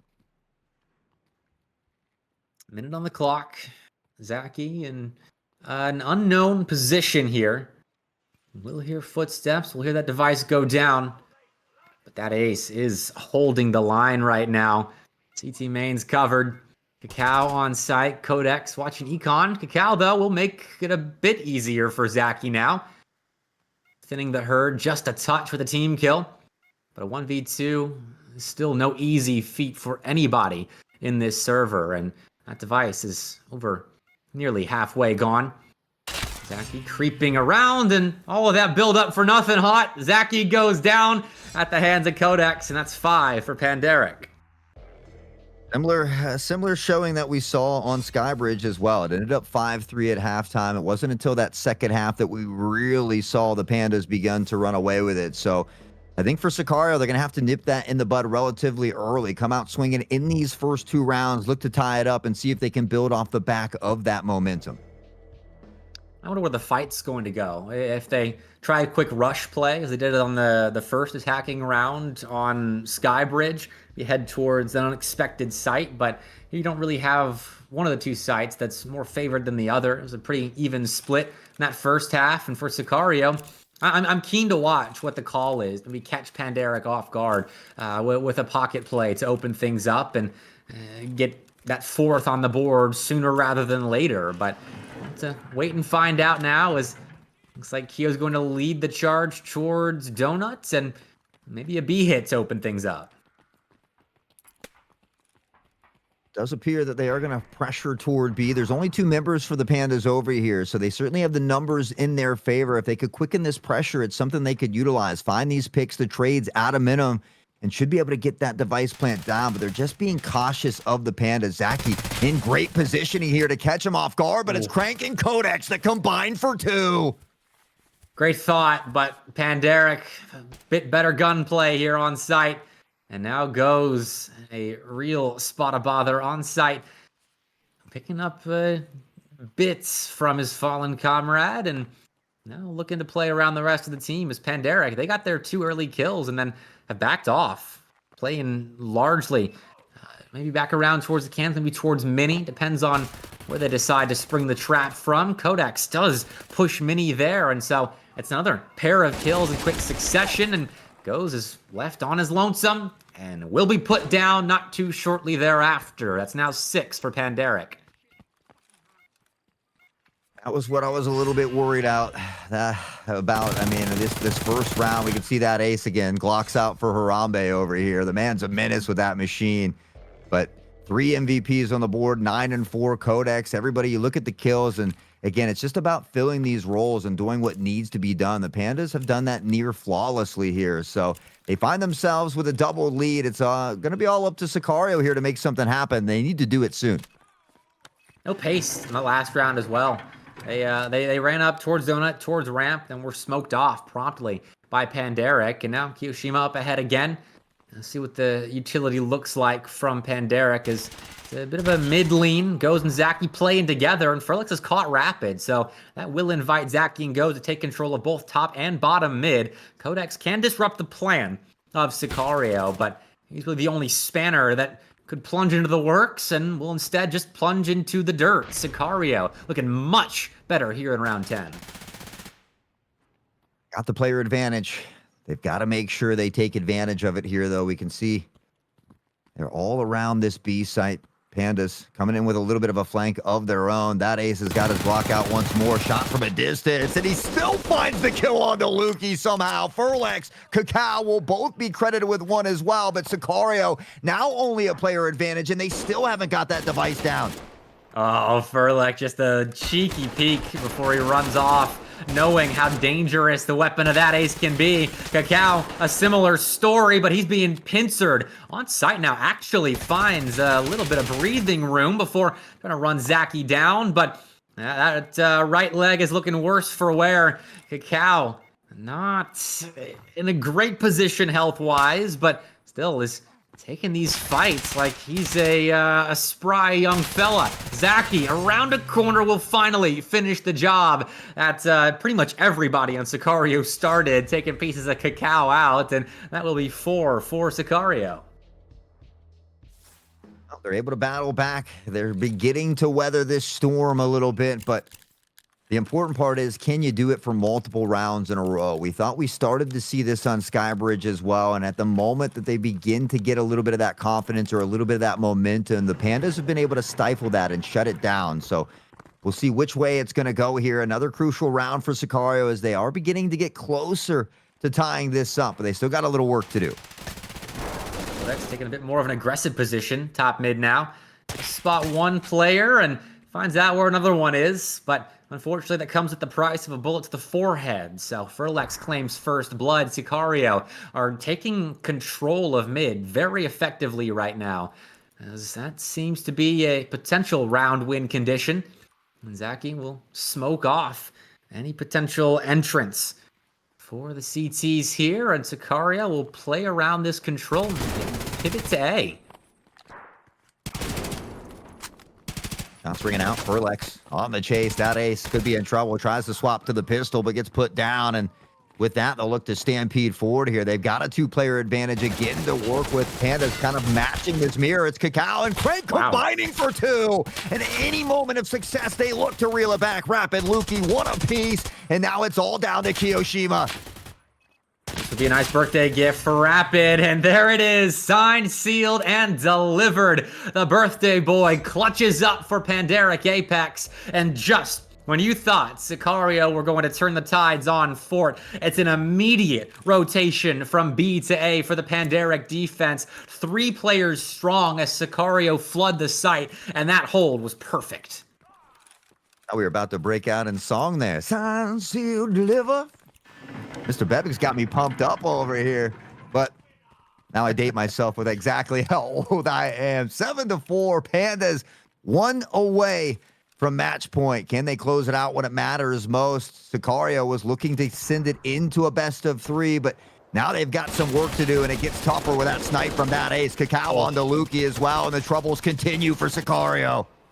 They're dropping like flies. The battlefield enters the kitchen. That ace, the chef he is, will find another frag, but the 2v2, Sicario have still fought hard and held their own to at least give themselves an even position to fight back from. That kill right there would have been huge for Furlex, but he can't connect the spray to Rapid, and Rapid makes him pay.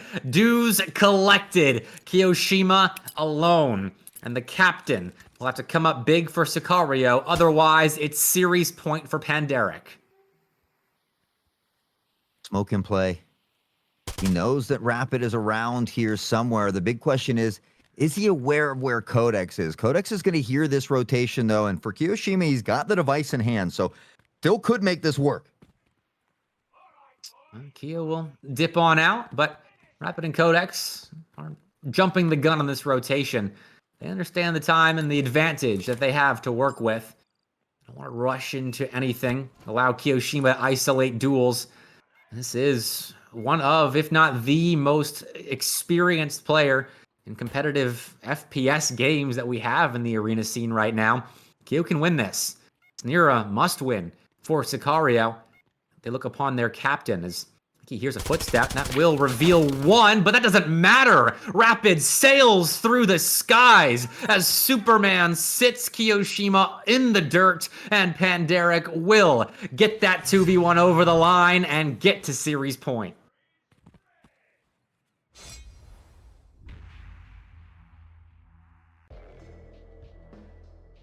Didn't realize we were doing a Superman watch party here in the Hunt Premier Twitch channel, with Rapid taking the starring role right there. Fitting, I think. 8-4. That's a big one for Pandaric.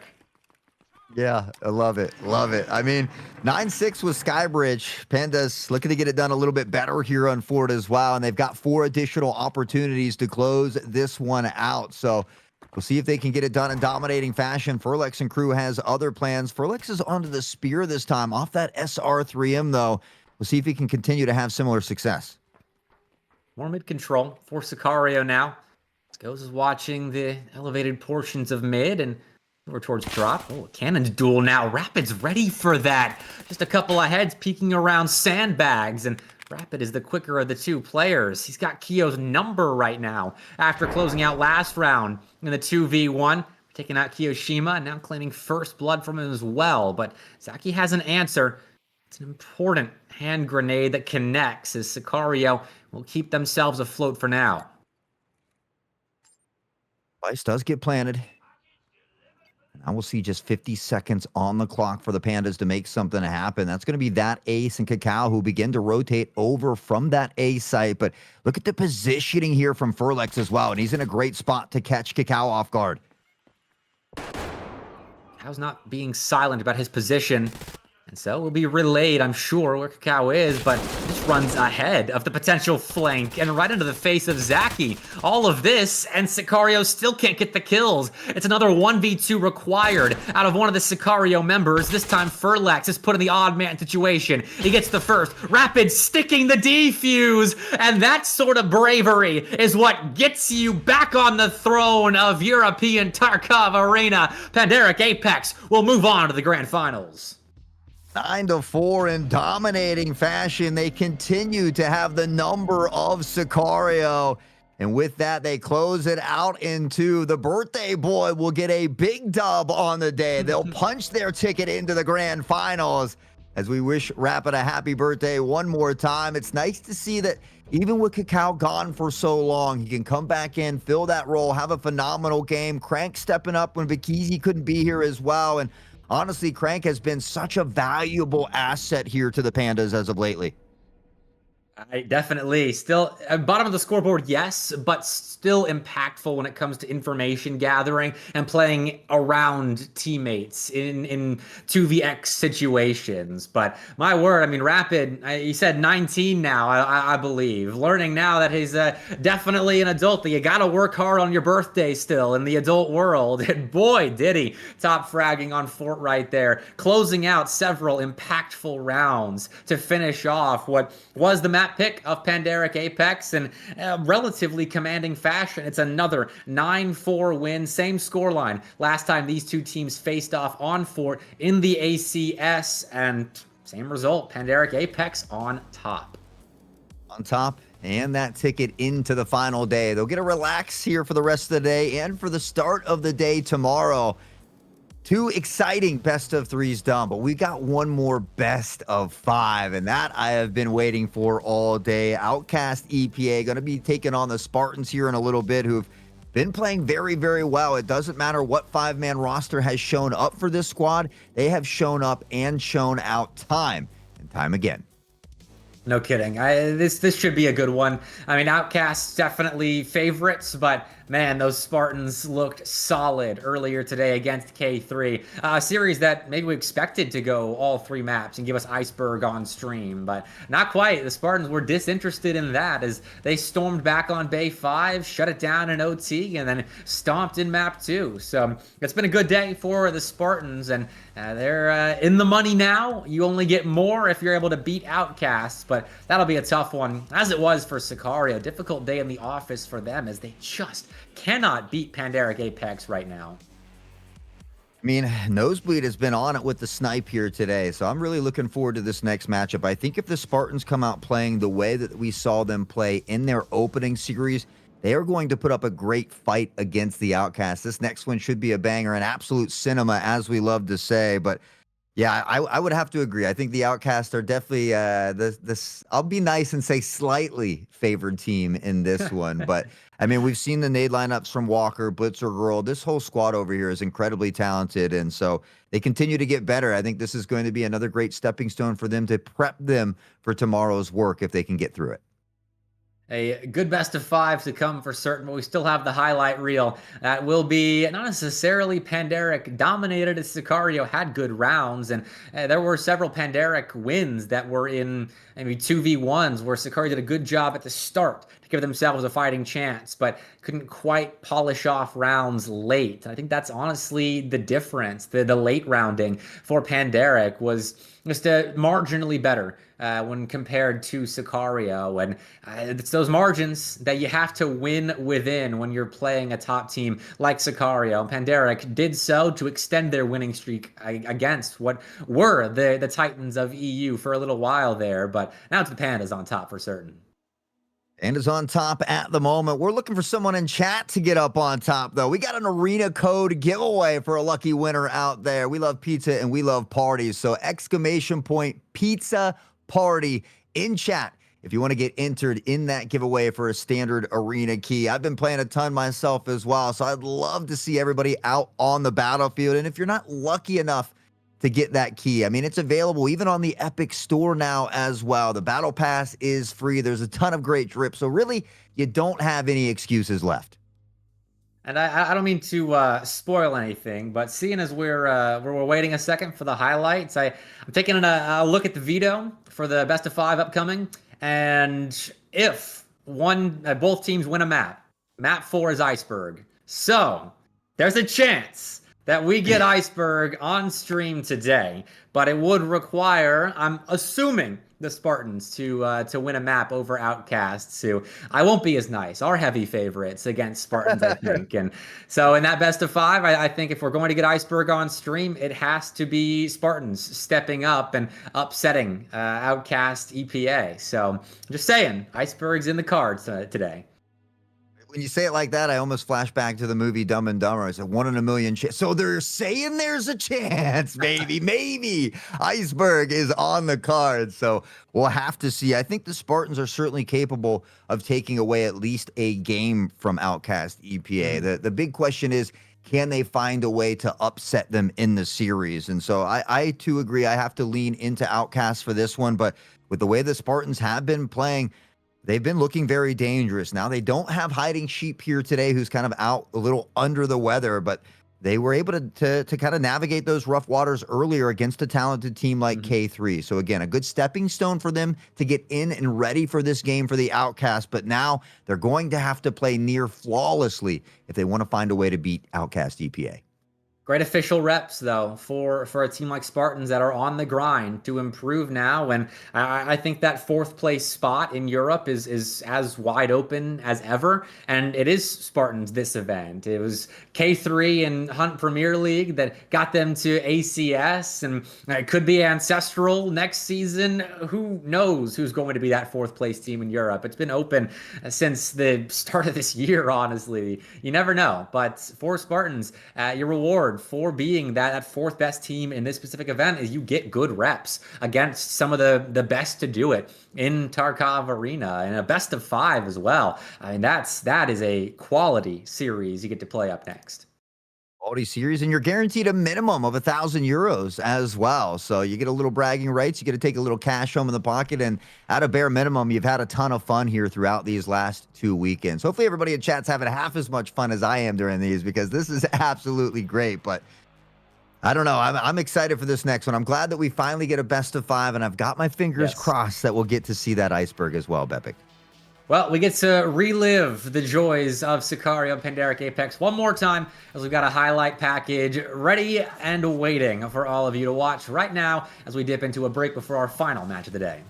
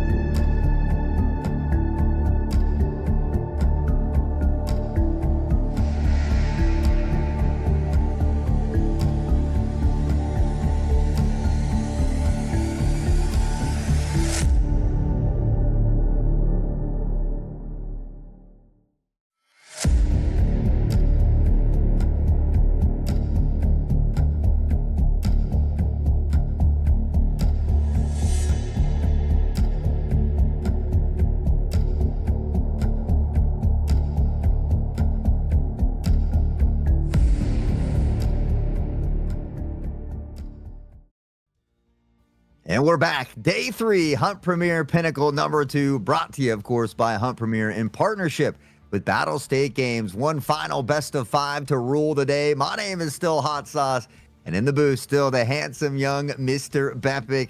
Outcast EPA, the Spartans. Can the Spartans find a way to take at least one map here today?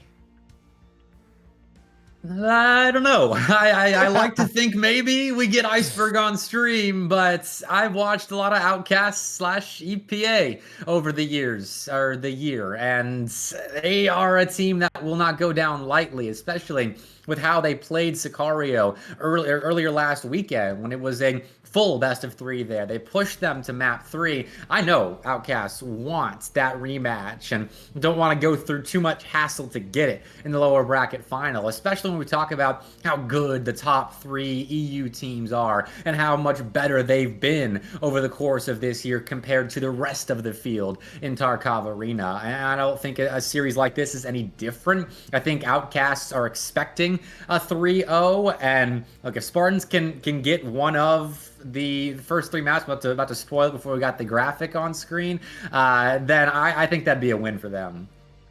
Yeah, I think that's the big thing for the Spartans. Obviously, they're gonna want to win the whole series. I mean, and as they should. But right. I think, most importantly, let's try to take at least one game away from this powerhouse squad, and then maybe build off the back of that. So, taking a look at these map picks here. I mean, starting out on Skybridge, it was Spartans map picked, followed by Fort for EPA, and the Spartans then ended up picking Bowl again, which is another map that is very favored by EPA. So I'm sure they don't have any issues with that.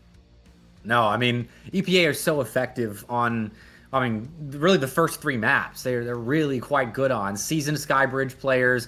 Fort was a pick of theirs, has been a pick of theirs, I think, since it came out. Then obviously on Bowl, you look at the top 3 teams in Europe, and we always talk about how dominant they are with the experience they have. Blitzer Girl's ability to anchor B like no other is a big part of that Bowl defense for EPA. And actually, they are starting on defense there on Bowl. Outcasts are. So it'll be an interesting start there in map 3. But that Iceberg map 4, man, that's what we're looking at right now. And it was Outcast that picked it. It has been elusive up until this point. So we'll see if the Tarkov gods will bless us with Iceberg. Obviously, the Outcasts are hoping to close it out in 3, but Spartans have other plans. It should be another exciting series nonetheless. Outcast EPA looking to, get an opportunity to seek that revenge against Sicario that Bepic was talking about moments ago. And I'm surprised as well that Spartans didn't end up going with Bay 5 with that second map pick, considering how good they looked on it last weekend in the best of 1 against K3. And then today, I suppose they went to overtime with K3, but that was still a map that they battled back on. And so maybe this morning shook them a little bit, going to overtime, nearly losing that Bay 5 pick against K3. But either way, they feel more confident on Bowl. Yeah, I was kind of thinking the same thing, but, they did have a very tough start on Bay 5, and they trailed that entirety of that game until overtime. So maybe just not as comfortable on it, or maybe because of the 2 different members that are playing in today. I mean, we talked about Nosebleed. He certainly performed very well on that TRG on Bay 5, but these other maps probably a little bit more suiting to that weapon as well. Fair enough. And with that in mind, we'll see if we can get them going as well. But, I mean, Outcasts are going to draw a lot of eyes in this matchup, as Spartans definite underdogs in this best of 5. And, I mean, to win 2 maps in a BO3 against Outcasts would be a spectacle for the Spartans. But to win 3, to break into the lower bracket finals against Sicario tomorrow, that'll be monumental. We don't see much like that in European Tarkov Arena. I would be shocked again, and it's nothing to take away from the Spartans. They're an incredibly talented team, a lot of upcoming and rising stars on that squad. But you just take a look at the history of EPA, how long these players have played together, their continued success season after season. And so it's only realistically, it's only realistic that they are the favorites here. So Spartans, a great opportunity for them to have a big upset, a crazy moment here. But like I said earlier, they're going to have to play near flawlessly for the entirety of this series. Hey, you play for the opportunity. And that is what the Spartans have gotten themselves thus far. With that triumphant win over K3 earlier, their upper bracket performance against Pandaric Apex, which wasn't bad by any stretch. They obviously didn't win it there. It was a 2-0 for the Pandas. But again, they're winning against the teams that they should be beating if they want shots at the best teams. And they got a shot against Pandaric. Now's their shot against Outcasts. And if you want to be a staple of the EU Tarkov arena scene, then you have to be able to be competitive with teams like this. So this is your shot, Spartans. Let's see if you can make the most of it. Excited for it. Again, I mean, this is a team that's been playing very well. They've been able to do it, whether it's the 5 members that we saw on weekend 1 or now Nosebleed was stepping in, and Scotty maybe, or I know Hiding Cheap and Bo Chill Dizzle were out here as well. So almost every single day of this tournament, they've played with a slightly different roster. The fact that they've been able to perform so well, even with these little bumps in the road along the way, I think really speaks volumes for the Spartans. But this will be their toughest test here, I think, of the series. So a real opportunity for them to shine. Well, I've got good news for the Spartans at the very least, as the winner of the Arena Code giveaway, the pizza party code we did moments ago, is Stripey the Tiger. All right, congratulations in Twitch chat, Stripey winning an Arena Code there. So already a W for the Spartans. Getting it done on the battlefield and off the battlefield. So big dubs all the way around as we congratulate Stripey, and maybe he's got a friend in need that needs a code out there. Otherwise, he's probably going to be in a Smurf terrorizing a lot of us other players out there. But nonetheless, a big fat GG's to Stripey and a congratulations as well. But we are set and ready for this best of 5. Starting out on Skybridge here, Outcast, EPA, the Spartans. It's going to be a good one, but again, Walker, Blitzer Girl, Nemo, Fox, they've all been playing very well. We will see Kaner stepping in here today for Pablo, though. And so is that something that is going to affect them at all? Well, from what I was hearing, Pablo had a rough performance last weekend. So, I mean, Kaner subbed in before. This is a player that the rest of Outcasts are more than likely used to playing with. I think it's a similar situation to Cacao coming back for Pandaric, where this is a player you're familiar with. You've spent years playing alongside them in the scene. And so I don't foresee too many issues with introducing Kaner back into the lineup. And maybe that's a weak point that could be exploited by Spartans here, but I don't know if it's going to exactly translate to a win for the Spartans. Yeah, it's going to be really tough, and but the Spartans are the type of crew that are up for that challenge, and so I think they're looking to showcase their talent and show everybody what they've got and just how far they come. So a great opportunity for them to do so here, and we won't have to wait too much longer, but yeah, for me, I want to see them take at least one game away in this series. If they can do that early, then we'll talk about that next one when it comes. I hope they're locked in, because Stripey right now is offering trades for the arena key he won for pizza, apparently. So Stripey's making deals in Twitch chat at the moment. Hopefully he can translate that to popping heads once we do enter Skybridge, as the Spartans are starting out on the attacking side. And I mean, Outcasts are a team that play so aggressively defensively. I mean, I know Walker as well will push up through the A side on Skybridge like it's nobody's business. He will take control of KFC before you've even spawned onto the map. And so that's something that Spartans will have to deal with once we do get started here. Even on the attacking side, they've been doing a lot of smoke and mirror plays. We see Walker get very far into position, and then they play off of that rotation where he's kind of ratting near their spawn. I mean, he's got all kinds of tricks up the sleeve. We've seen the nade lineups here as well. And so I think if Outcast EPA can put it all together here with Kaner as well, they should come out the victors on the other side. But, as a fan of underdogs, I'm always welcoming in that Cinderella story. So we'll see if the Spartans can call upon that here in this next one. I think we just got one more player to get loaded in, and then we'll be bringing you that action shortly.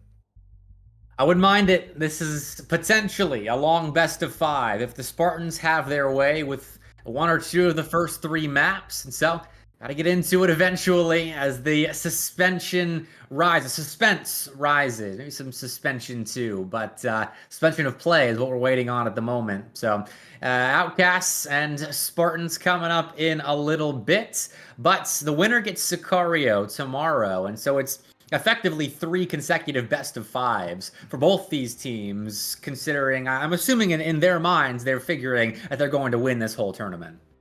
Absolutely. I think no matter what team you are going into this, you go in with the idea of, yeah, even if it is a tough series, it may be tough, but we know we can win. We can beat these team or this team, and it's a great way for us to kind of make our footing, right? We talked about how that 4th spot has been open. We're looking for some more of these teams to also crack into that top 3 spot. They got to throw a wrench in the mix and maybe create some problems for some of these other top tier 3 teams, but always easier said than done. The Spartans will have that opportunity to showcase that talent here in just a few moments.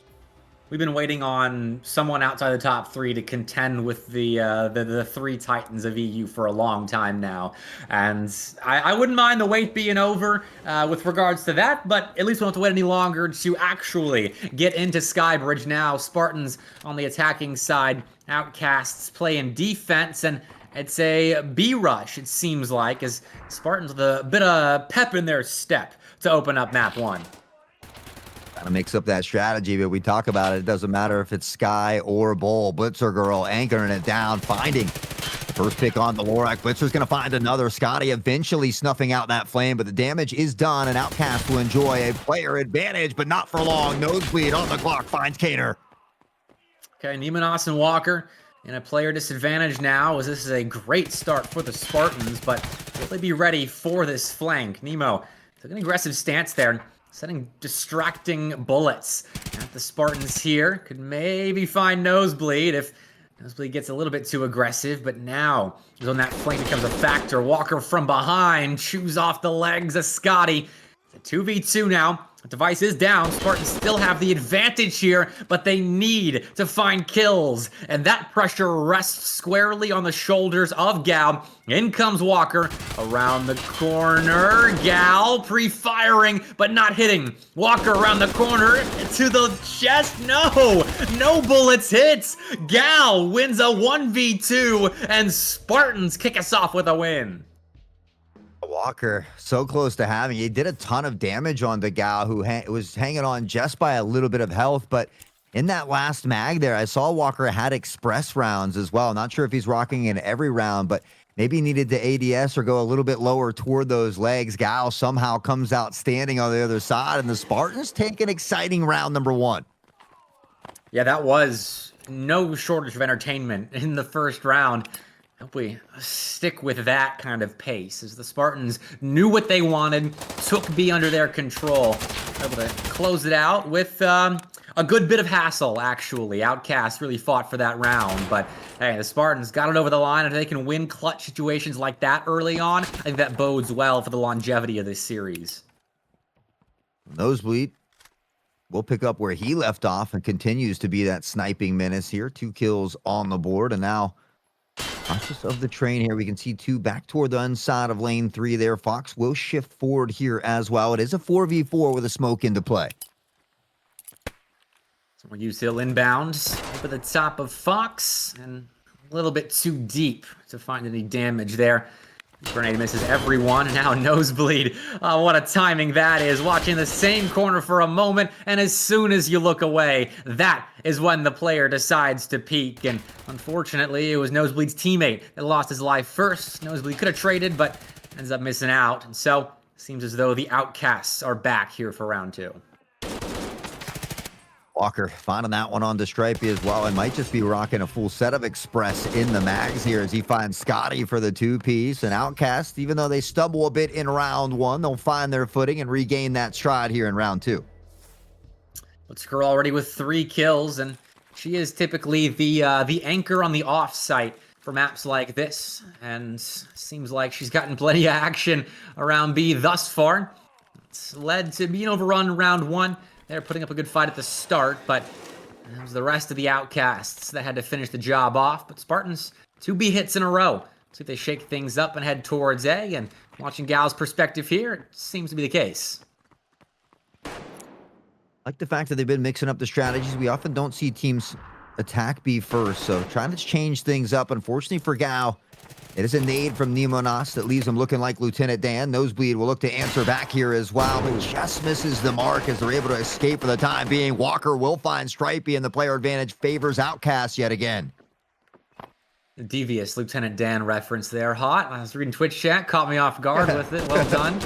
A fight in VIP now. Lorak through the smoke sends some spam in the general direction of Fox, but neither player falls, though they're looking a little bit weary. Both go prone, just a cheeky rest.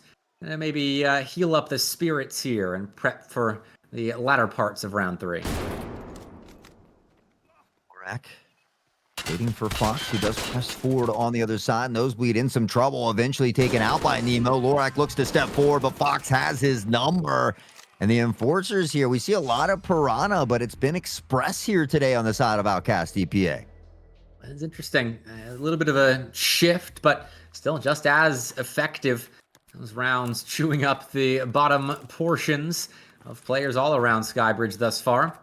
Outcast with a nice response after being overrun on B that first round, but Spartans have themselves a bit of adversity to battle back from, and that's what they showed earlier in that Bay 5 map against K3, where the Spartans didn't lead until the basically final round of overtime. They were always within 1 or 2 rounds. They tested their ability to face this adversity head on and recover well from round losses.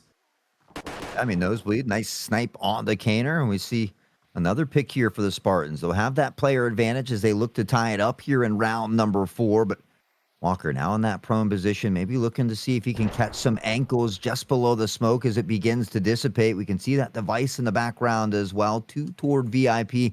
Everybody else hanging out toward a hole back here. Potential rotation could come into play, but nothing on the cards just yet.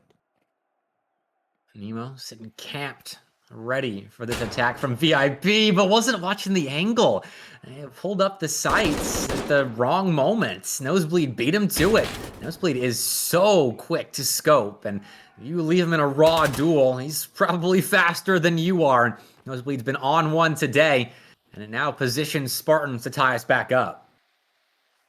Nosebleed's been a ton of fun to watch on this marksman roll, and we'll find Blitzer Girl for the final pick. The Spartans continue to keep it close, and you're absolutely right. I'm kind of having some PTSD flashbacks toward Bay 5, where it was back and forth. They weathered that storm. It wasn't until overtime that they took that lead and finalized the dub. So you got to wonder if that's in the back of the minds of these Outcast players as well.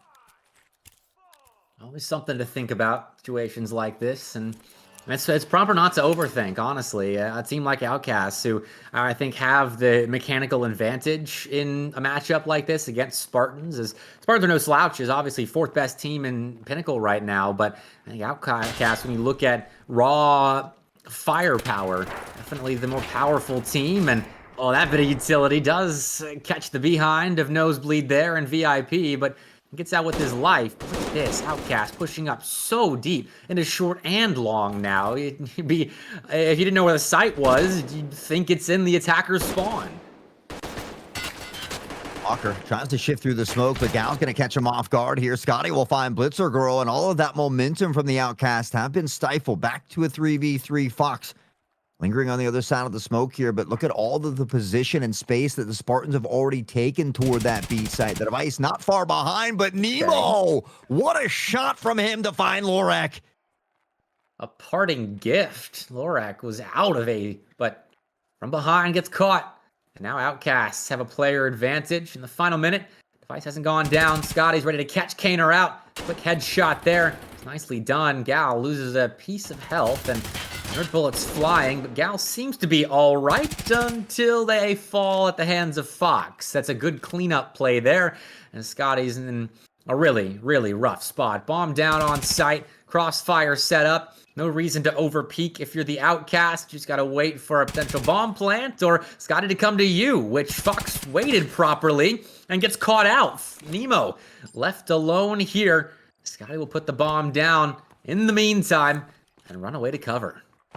This is going to be an insane clutch here from Scotty if he pulls this off. That kill onto Fox was beautiful. He put some bullets into Nemo to force him away so he can get this plant down. He does spot the elbow as well, and he knows exactly where Nemo is. The peek, the spray. It doesn't connect for either member at the moment. They continue to flirt with disaster, but Scotty, too hottie, has done it. The Spartans get a big round as they take the lead. That's a gorgeous reposition as well. Took the initial fight, didn't like the first couple of bullets, then ducked behind cover, positioned for the headshot, and knew exactly when the last member of an Outcast team that fell rather quickly in defense of the B site there peeked around the corner. That was beautiful out of Spartans. They're showing composure in late round situations that lesser teams would crumble in. They've got the lead, but for how long? That's the big question. Outcast EPA will look to answer back here in round number 6. They've got a 3-player push going down this B site, but Scotty was waiting. He's going to find Kaner in an opening pick. And again, a player advantage now for the Spartans, lingering forward. Nosebleed in a ton of trouble as Gal goes down. Gal questions the next fight, where it would come from, just for just a moment. Looked away, and of course, that's when Fox peeks. Nosebleed, not looking great either.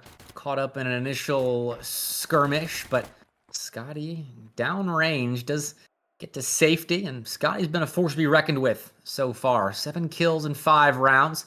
Not a bad start for Spartans. It's exactly what they need to keep pace with Outcast. They need their stars to step up, and Stripey and Scotty have been their stars the last couple of game days.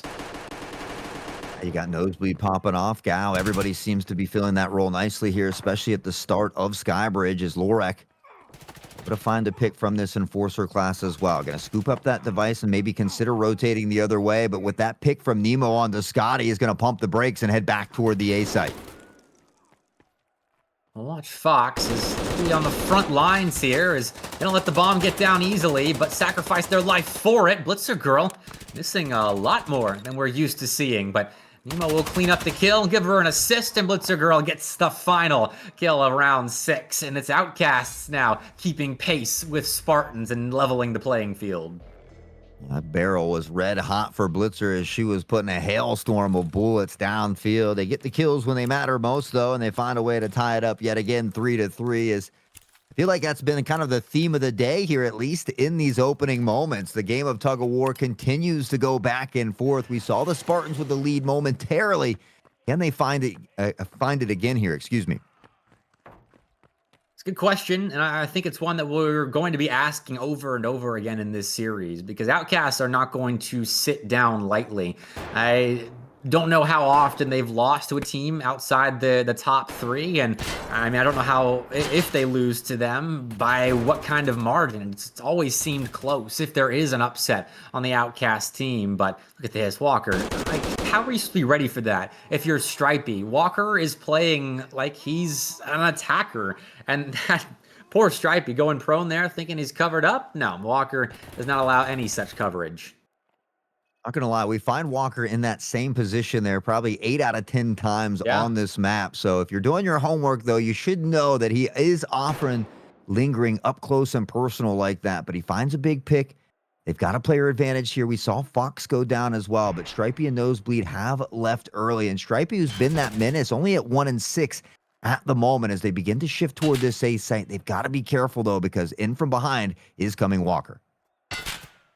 Nemo sees the head, player downrange, and get away unscathed relatively. Still has their life to work with, as do the rest of the Spartans, but that device is yet to go down. 35 seconds. It's a good bit of clock to work with, but it will quickly dissipate. And Gal knows it. Frontlining this push now onto site with the bomb on their back as well. As Lorek looks to cover downrange. Nemonos peeks down as Lorek switches and starts to push the issue here, but it's Kaner with a double kill, make it a triple. Kaner comes up big for Outcasts. We'll put them up to 4. Kaner with a 3K all day, and he had a little bit of a slow start, but you got to remember he's stepping in for or as a sub here. Hasn't had a ton of reps, and so maybe took him a minute to get going, but now that's the Kaner that we're used to seeing. With that triple, they'll solidify at least a tied half. Currently up by 1. We'll see if they can close it out and make it 5-3. If the Spartans will do what they do best and keep it close.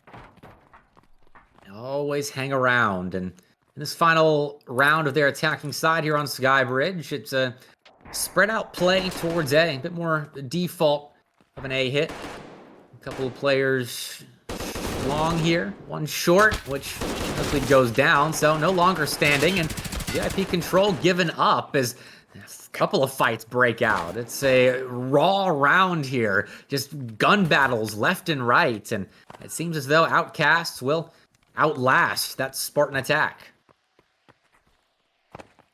Stripey healing up just a bit. Not a ton of health to work with as Lorak will eventually make some pressure forward here. Nades toward the back of the site. Maybe looks to scoop up some extra resources here as well. But the Outcasts have 3 stationed onto this A site. Blitzer's able to anchor that B. And so still favorable here for the Outcasts, at least as far as some of this health bars go. Well, that's not great. Stripey falling early on in this re-emergence onto A. Nemo adds to the kill feed, and Fox running in tandem with Kaner there. Will finish off the first half successfully for Outcast. It's a labored effort, as Spartans are showing us what they're made of on their attack of Skybridge. But look, they picked this map for a reason, and starting off on attack, I think they've shown some bright spots, but now they have to keep up with the firepower of Outcasts on the other side of the map. We saw the Spartans have the lead for a moment, and then the moment was gone. So they're doing a good job of trying to weather this storm. We find ourselves 5-3 at this halftime. So again, these first couple rounds of the second half going to be crucial here for the Spartans if they look to work back into this one. They are on that defensive side now, so they can kind of hang back and maybe get a little more value from this snipe from Nosebleed, but we need to see Stripey pick it up just a little bit. He was kind of a strong force in those first couple games that we saw, but a little bit quiet here at the start of Skybridge. Definitely. It's a presence missed for the Spartans, who have played Skybridge one other time in Pinnacle thus far. It was against Pandaric Apex, map 2, in that best of 3, and it was a 9-5 win for Pandaric. And so the Spartans can keep up with the best of the best on Skybridge, which they're showing here, but it's about winning maps, forcing Iceberg at the very least. I think Hot and I are thinking about our selfish desires on broadcast today, but for the Spartans, they will need, I figure, at least one of the first 2 maps if they're going to be able to keep pace with the Outcast. And so this defense is very important. Lorak will find a pick of his own. Nemenos, though, with those heat-seeking grenades, able to pick up a kill on Tagaut. Back to a 4v4, but that device planted so quickly here. Immediately the time chopped down to about 45 seconds. You got to get 4 kills and find the defusal here, and that is no easy task. Well, Lorak, the decent beginning to this retake now. Walker tries to transfer the spray, but Linux will put him down. Adding to the kill feed left and right. Scotty finding another one for the Spartans. And so it's Lorak and Nosebleed trying to defuse, but Fox won't let them. Just being a thorn in the side. Maybe ready for Lorak, having pushed up through this smoke. Doesn't look like it. Reload here. Lorak jumps in, but Fox is ready for it while the defuse was stuck. So that kill doesn't matter. The Spartans play a 2v1 to perfection and sneak a defuse from under Fox's nose. Fox unfortunately caught in that reload. It allowed them to really start that defusal. A great jump out there as well. But Fox, so you nailed it. I mean, a nice snap to the dome, able to find that pick. But in the long run, it didn't matter because the Spartans pull off the ninja defuse. They get within striking distance one more. So we'll see if they can find this round and tie it up yet again. A little bit of back and forth once more. But the device and crew heading toward the A site for Outcast. It's 3 towards A for the Spartans. Playing back, allowing the Outcasts to move in. Waiting for that initial downfall of utility as here it comes. A couple of smokes tossed in. Hand grenade as well there, and that's perfect from Nemenos. Toss the first smoke in, distract them a bit, and allow that false sense of security to lull them into the path of the hand grenade. That's an early pick that Outcast now will use to move in and get that bomb down. Woo, the snipe from Gal, though. Let's find Nemo. The plant goes down. Fox will shred the head of Gal. And now Walker We'll get a piece of the prize as well. Scotty goes down. It is a 4v2 that favors Outcast. That device has been planted in time, slowly ticking away here. Shots bringing through the smoke, but no damage just yet. Walker hears bullets all around him, but doesn't budge. Stays firmly planted outside the smoke, and Kaner spots the head of Stripey. Knows he's jump spotting, and now has space to flank. Poor Stripey. So many angles to watch, but he chooses correctly the first time around. He do it again. Yes, actually. That's another kill found, but Blizzard Girl will put an end to that as only she can be a clutch royalty here. Nothing given the way of the Spartans, and Outcasts again add another. Another on the board, and this is where it starts to get difficult. That magic number is only 9. When it's late in the game and you can extend that gap a bit, it just makes things a little bit easier. You get some of that weight off your shoulders. You get that breathing room. You can relax and just continue to play the style that has been working for you here. So it'll be up to the Spartans here to find this important round to make sure it stays close, but Outcast has other plans. Stripey, still just 1 kill thus far. A bit shocking here on Skybridge, considering what we saw and came to know in that K3 matchup earlier, but Nosebleed staying consistent. Will down Walker and take control of VIP as the Spartans fight back. They were forced to play on the back foot that last round thanks to some early effective utility out of the Outcasts, but now Nosebleed playing ahead and waiting for that opportune moment to take the head off of Blitzer Girl's shoulders. And this is a couple of huge kills found by Nosebleed to keep this round manageable. I mean, that was a great job by Nosebleed to not get baited out on that pre-fire from Blitzer. So finds an important pick before being taken out here. Scotty on a very nice flank from behind as well. We'll slow it down so no audio cues are given up. It does look like Nemenos is aware that there could be a flank coming in, though. Going up Esky, so the flank will have to be on the player that's kind of in between long and short right now. Playing by elevator, but rotating back and forth between it. Fox finds a pick in the meantime. We're waiting for the flank to come in, and Nemo's watching it. Scotty was found out, and Nemo, you're right, was ready for that eventuality. It's a big pickup. As now Stripey, who is still at the bottom of the leaderboard, has to find 2, and Fox won't allow even 2 bullets to be sent out of the barrel of Stripey there. So it is 7-4 now, and actually that's 3 kills for Stripey. I suppose the overlays just showing the 1.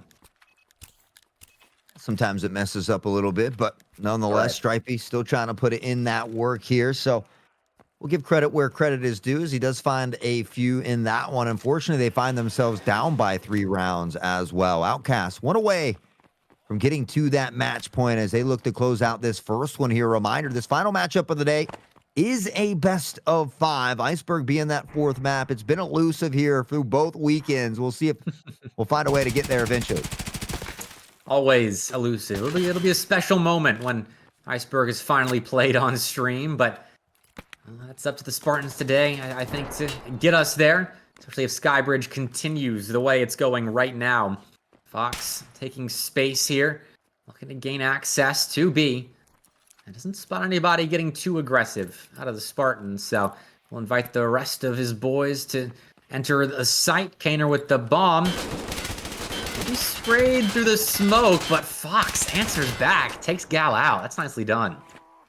Nosebleed with a dirty little snipe as well. They actually deny that device plan in a moment's notice. Scotty back to Nemenos. Trades come in to keep on a 2v2, but Stripey now steps in and lets it sing. Walker able to answer back on the Nosebleed. It is a 1v1 here now. Stripey and Walker, the device down in a bit of an awkward spot. Downrange. Stripey's got a bit of an advantage as Walker doesn't seem certain as though he knows where Stripey is, but he gets the bomb and well, here's some bullets sent his way. Running back towards A now. Okay. Heading up through jungle, and Stripey's aware of this. He is pushing back.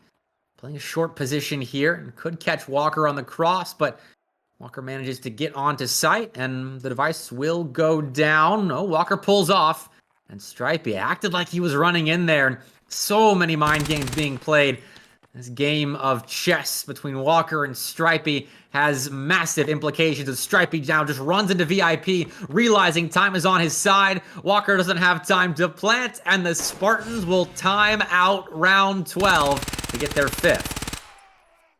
Around the rosy and a pocket full of posy, my man Stripey playing games of cat and mouse. He comes out the victor, and I mean, you know, sometimes you see players wanting to have that ego, wanting to find those picks and look to get that kill, but it's great decision making here from Stripey that allows Spartans to gain a very important round late in this one. So they close that gap by 2 now. We'll see if they can continue to shut it down.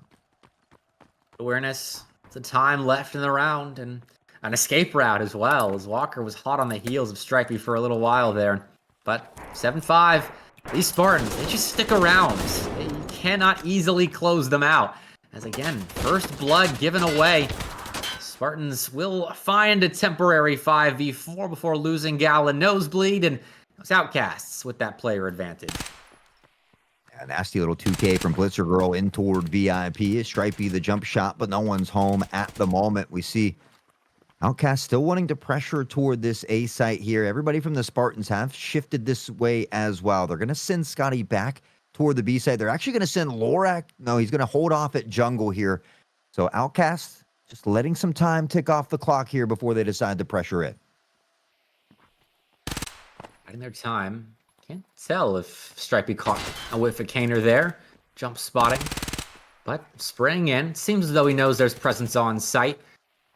So Stripey now waiting for the rotations to come back in as everybody else joins him on site. Lorek and Scotty. Back alongside a Stripey that we're waiting to get going here. Just a matter of time, you feel. But Kaner won't let it be this round. Another big 2-piece from him.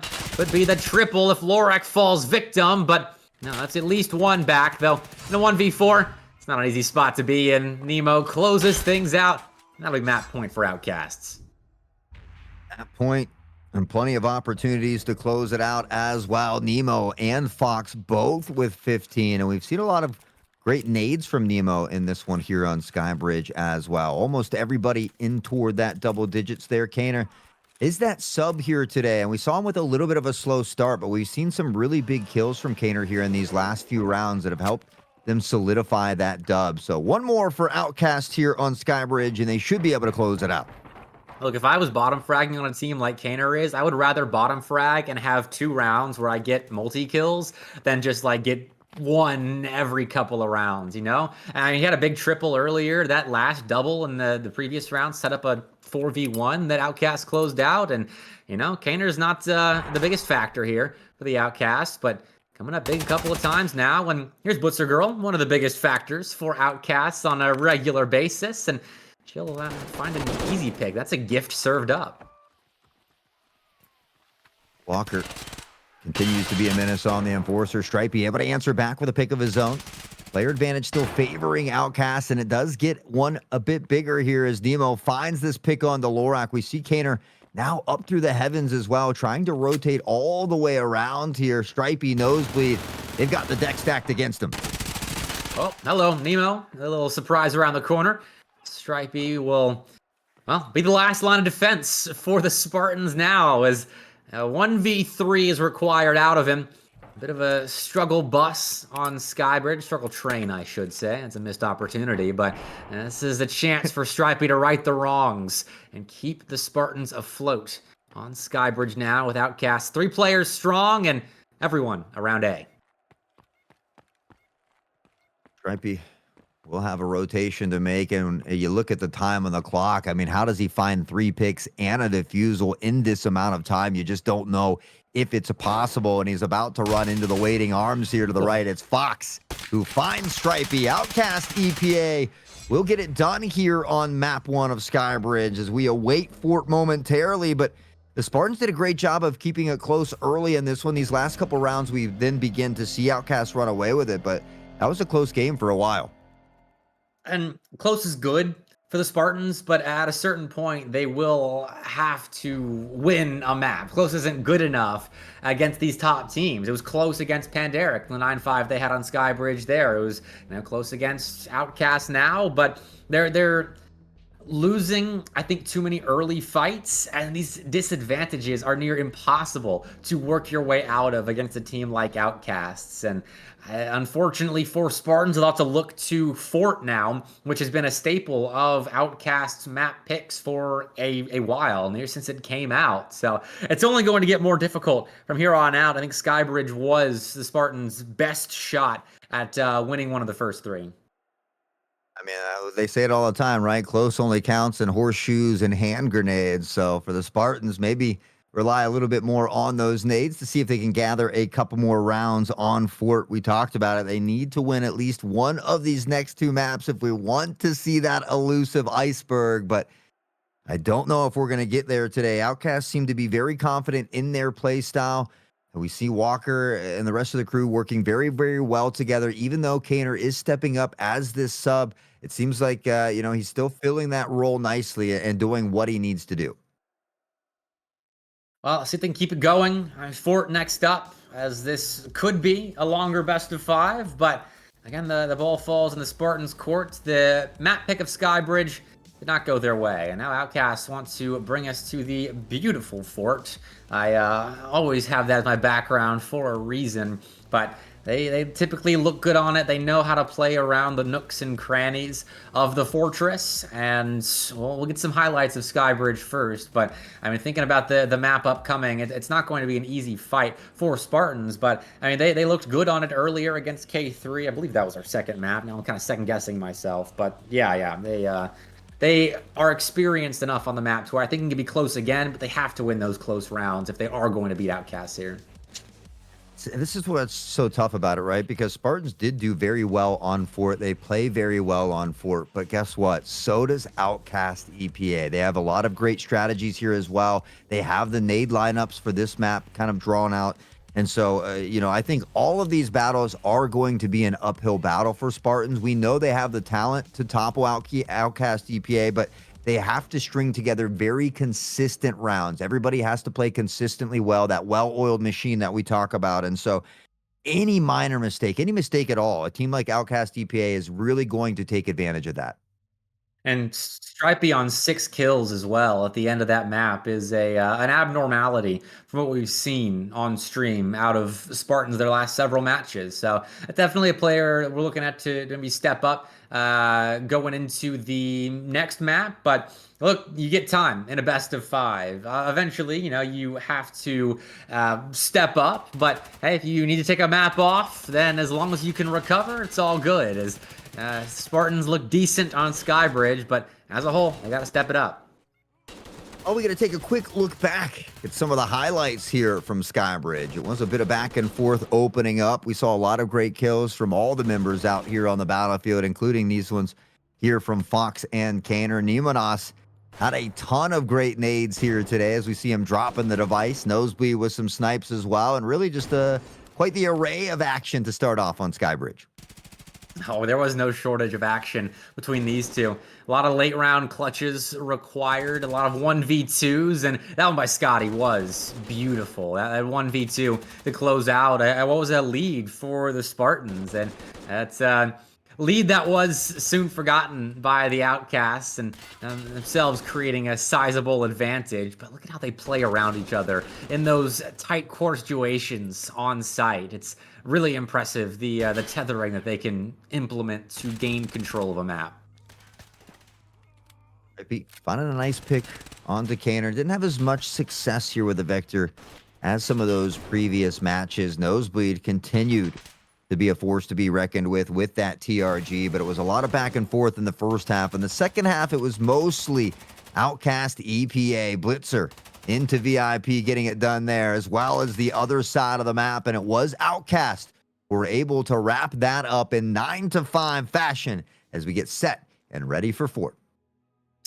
Fort coming up In a little bit, we're getting the teams readied up for this second map. Straight into it, hopefully, as Spartans have a bit of momentum, I think, to build off of there. And they are starting out on, I had it up, their defensive side. So the Outcasts will have their opportunity to set the pace, perhaps, if they want to get aggressive. We know how this team likes to play. One of, if not the most aggressive teams, I think, in the European arena scene. And so with them starting out on attack on their map pick, it'll be, I think, interesting to watch how they play around, how the Spartans try to counter perhaps a bit of Walker aggression. Yeah, I saw it in chat there recently as well. It was something that I had mentioned too, but I was kind of surprised to see them on the express rounds. We see a lot of teams kind of, either Piranha, some with Flechette, but they've been putting in the work with the express rounds as well. Walker getting into a lot of cheeky positions. You talked about it earlier, that W key, even on defense, getting up into these advantageous positions. You got to check all the corners, or corners, as our boy Blue would love to say, but and so we saw them continuing to do what they do best, and I think that's why they came out on top here in map number 1. They always stick to their game plan and who they are. Even when aggression might get punished, Walker might get caught out looking stupid, trying to take long as a defender on Skybridge. They still stick to it. They trust in their mechanical ability, and they're still extremely competitive with the top teams, even though I think Outcasts have been that third best team for a little while now. I mean, you take Sicario to map 3, that's a decent result for an Outcast team that I know expect more of themselves, but it still shows that they can pull off an upset. It was EPA, last Pinnacle, that made a run to the grand finals. They pulled off that best of 5 win in the lower bracket finals. And so this is a format that suits them. They've got history, but they've got to get through Spartans first. They're going to start out on the defensive side this time, as Outcast EPA will be attacking here first. It's a strong B presence for Outcast at the moment. Walker up top here as well is taking some early damage, but still able to hang on for the moment here, as we do see the Spartans not over-rotating just yet. Fox, some CT control up the stairs, but dips into spiral and headbutts Lorek right there. Those Piranha rounds, good and close range, fortunately for Fox, as he's able to take out one of the main defenders of the Spartans' B defense, but 2v3 now. Nemo and Fox together on this Outcast lineup will fade through the smoke and, well, run head first into Nosebleed, who's ready for this fight. We'll get Nemo before Fox will complete the transaction, but 1v2 now, Scotty and Stripey together versus Fox on the other side. See if they can start off on the right foot here. They got to clutch up these important rounds, especially when they have that numbers favoring them. But Fox beginning to shift through mid here. Is he aware? We do see Scotty beginning to come back as well. Maybe the audio cue came in from his teammate. Shots ring out. Now dancing around toward that site. He's going to look to drop this device. Do we see this peek come in from Stripey here? Device being planted. Yeah, Stripey moves on in confidently. Knew he had the backup of his teammate, and that's an easy way to finish off round 1, as the Spartans, once again, will claim the first. And this isn't the first time that we've seen this happen. They start off well, just have to keep it rolling. See if they can keep that ball rolling here. Gout already up with 2 kills. Almost everybody finding one in this opening round. Lorak is back on this Enforcer class here, so struggled a little bit earlier in those opening rounds. I think it's going to be important to get Lorak rolling here early as well and keep this tempo at a high pace. Walker looking for anyone that might be poking their head around mid, but nothing found, so we're joining the rest of the team who are moving upstairs. Outcast aren't attacking the site head on. They're playing it from the back, and there are 2 defenders here, Lorak being one of them. We'll take first blood, and now the rest drops. Scotty falls alongside Lorak, and in a chaotic 3v3, no one's really stepped foot on B just yet. See, after that beautiful chaos ensue, things drastically slow down. The device has made its way onto the B site. We will see it being planted here now as Gao shifts forward. Is he aware that Nemo is toward the steps, though? He spots one on the crossover. Now Nemo, the spray, it's not there, as Nemo will find Gao. Back to a 3v2 that favors the Outcast. Stripey was a limited factor for the Spartans on Skybridge, but now's the time to make your presence known. Got the final kill of round 1, and we'll get the first domino to fall here on the B site retake.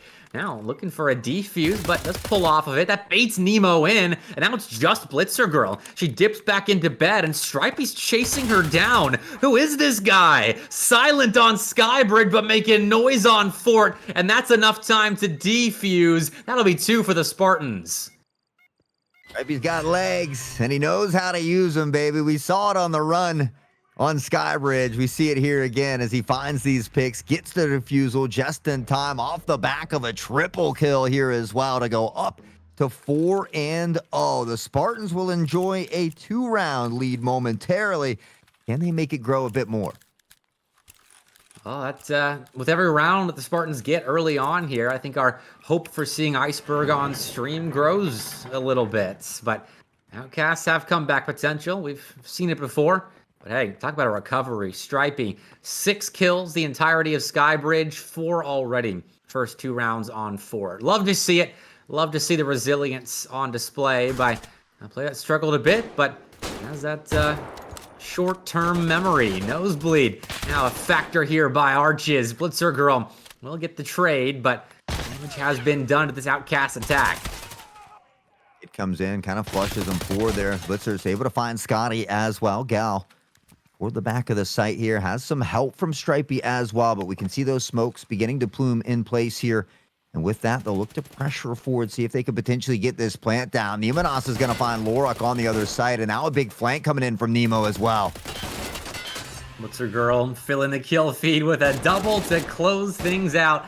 And you didn't think Outcasts were going to stay off the board for very long, did ya? Here they are, and Blitzer Girl drops 4 en route to the Outcasts first on the board. Yeah, I mean, that's what we are often seeing Blitzer Girl multi-fragging out here. So that's exactly what the Outcasts EPA squad needed to gather their footing here in this one. Spartans had an opportunity to go up by 3. Instead, we see that gap close to within 1. So now the Outcasts have an opportunity to tie it up here early in round number 4 as most of the action begins to head toward the A site. But Nemo's playing mid now, in a position to cut off rotations should they come, and well, there's the start of one. Doesn't cut it off quite as well as he'd hoped for, and now from behind, Lorak catches up. That invites rotations now as noise was made A. That position of Nemo was really to confirm the suspicions of the Spartans that this is an A play. Blitzer Girl moves on to site, takes a bit of cover, and that's a messy spray as well. Some bullets connect, but they're just scratches on Gal here. This is an odd one. Spartans have themselves a good spot to maybe get this 3rd on the board, but Blitzer Girl getting activated again for a moment. A team kill, though, will limit the Spartans' ability to close this out, but in a 2v1, they still have numbers. They still have Scotty, and that's enough to claim a 3rd. Scotty will get it done with a triple in that one as well. Lorak found a kill and a team kill, but as long as you win the round, it's okay. You can shake it off and just GG's go next. The Spartans will extend that gap by 2 one more time, and they're just 1 round away from that guaranteed tied half. But man, if they could find a 5-3 or a 6-2 to open up on Ford, it would be absolutely huge for this Spartan squad. Maybe Stripey switched to that new version of Arena, you know, with the new key that he got in Twitch chat, and that's why we're seeing the new and improved. Just needed a fresh start. Stripey looking rejuvenated on Fort now, but there goes Gal. Nemo as well will fall, so 4v4 now. And around B, that's an awkward one. Fox is caught with utility in hand, and now from behind, Kaner has to quickly pivot and set Lorak out, and Kaner, that's an enemy. He thought he had some help on site, but no, that's Stripey, acting like he's an outcast himself, and that's an awkward one for the substitute of the Outcasts. Call him the imposter. He pops out through the vent and absolutely takes care of business. Walker all alone in this one. Stripey nosebleed, and Stripey, man, has been having a phenomenal performance here on Fort as well. A great way to bounce back after that one on Skybridge. You're going to hear Walker beginning to rotate around. The shot from Nosebleed doesn't connect, and Walker maybe looks to chase him down on this TRG. Oh, well, he sure tried, but nosebleed. We've seen the quick reactions on display today, and right there, no different. Nosebleed helps post the 4th for the Spartans, and well, I gotta mention it, multi-kill for Stripey and yet another round on the defensive side of the Spartans. And there you go. Confirmed even first half bare minimum for the underdogs here. What a bounce back for the Spartans. This is absolutely phenomenal for them, but they can't get complacent. They've got to continue to do what's been working here as well. And so that's what we love to see from that squad. Outcast gonna head back toward the B side. It's a strong cannon push this time as well, but Walker able to find the first. Nemo gets another as well, and this is the stampede they need. Where did that come from? I didn't even see who had an angle on that player playing stairs, but fair enough. Outcasts seem a bit angry about the streak of rounds that Spartans are on at the moment as they rampage through long, through stairs, and now, what's her girl? Through bed. Nosebleed's down. It's just Stripey and Scotty, but that's a good start to their clutch as they post up 2 before Fox answers back, and now it's a clutch demanded out of Stripey, but a rejuvenated Stripey that isn't feeling the woes of his performance on Skybridge. I think has the confidence to pull this off. Fox in that prone position will find Stripey as the Piranha rounds will shred the flesh, and Outcast will cut that lead in half. Now 4-2 as they look to battle back here in the first half. Well, that's what they needed. Just a bandage on the wound. The cut that the Spartans ripped open here on the map pick of Outcasts. It's been a solid start, but I don't know if Outcasts string together 3 in a row here, hot. I'd have a bad taste in my mouth if I'm the Spartans, as they would be switching sides to an attacking half where they still have to play near flawless arena if they want to beat the Outcasts. Near flawless, I think, is the key word. It's going to take everything they got. They've done a great job through these first 6 rounds, but still a lot of work to do here as well. Gao on the peak, caught off guard here. Nemonos able to find that pick with a quick flick of the wrist. Now Lorak into bed, shots ringing out. He had an opportunity and eventually will put Kaner down. Oh, and Stripey's won a 50-50 as well, taking out Walker top mid.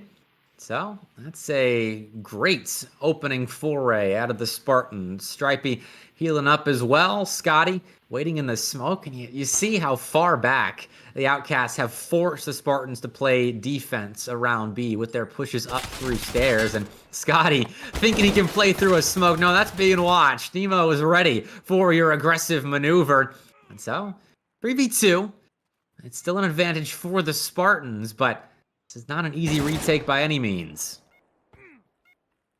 In the shift 4, they've got the numbers here as well. Lorak tries to clear it out, but it's Nemo to find that first one, and all of a sudden the 3v2 becomes a 2v2. Nose on the TRG, tries to inch forward. There's the peak. He has an idea of where Nemo is now.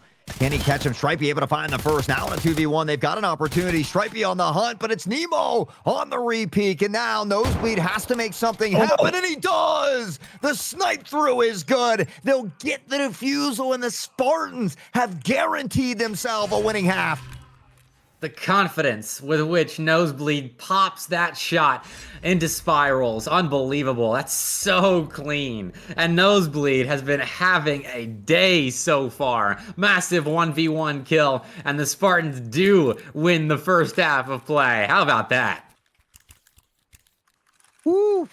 Spartans, talk about bouncing back after Skybridge. They are doing it very nicely here in the first half. And if they could get one more on the board, make it a 6-2 half, we might have a strong case to plead for that iceberg here in a bit, but you have to continue to play strong here. The Outcast EPA are never out of it until that round number says 9. Scotty, Blitzer are going to open up with 2 picks of their own. Well, Nosebleed used up a bit too much magic in that last 1v1 clutch up, so a couple of shots missed here, and well, Outcast gained an early advantage, but now it's brought back to a 3v3.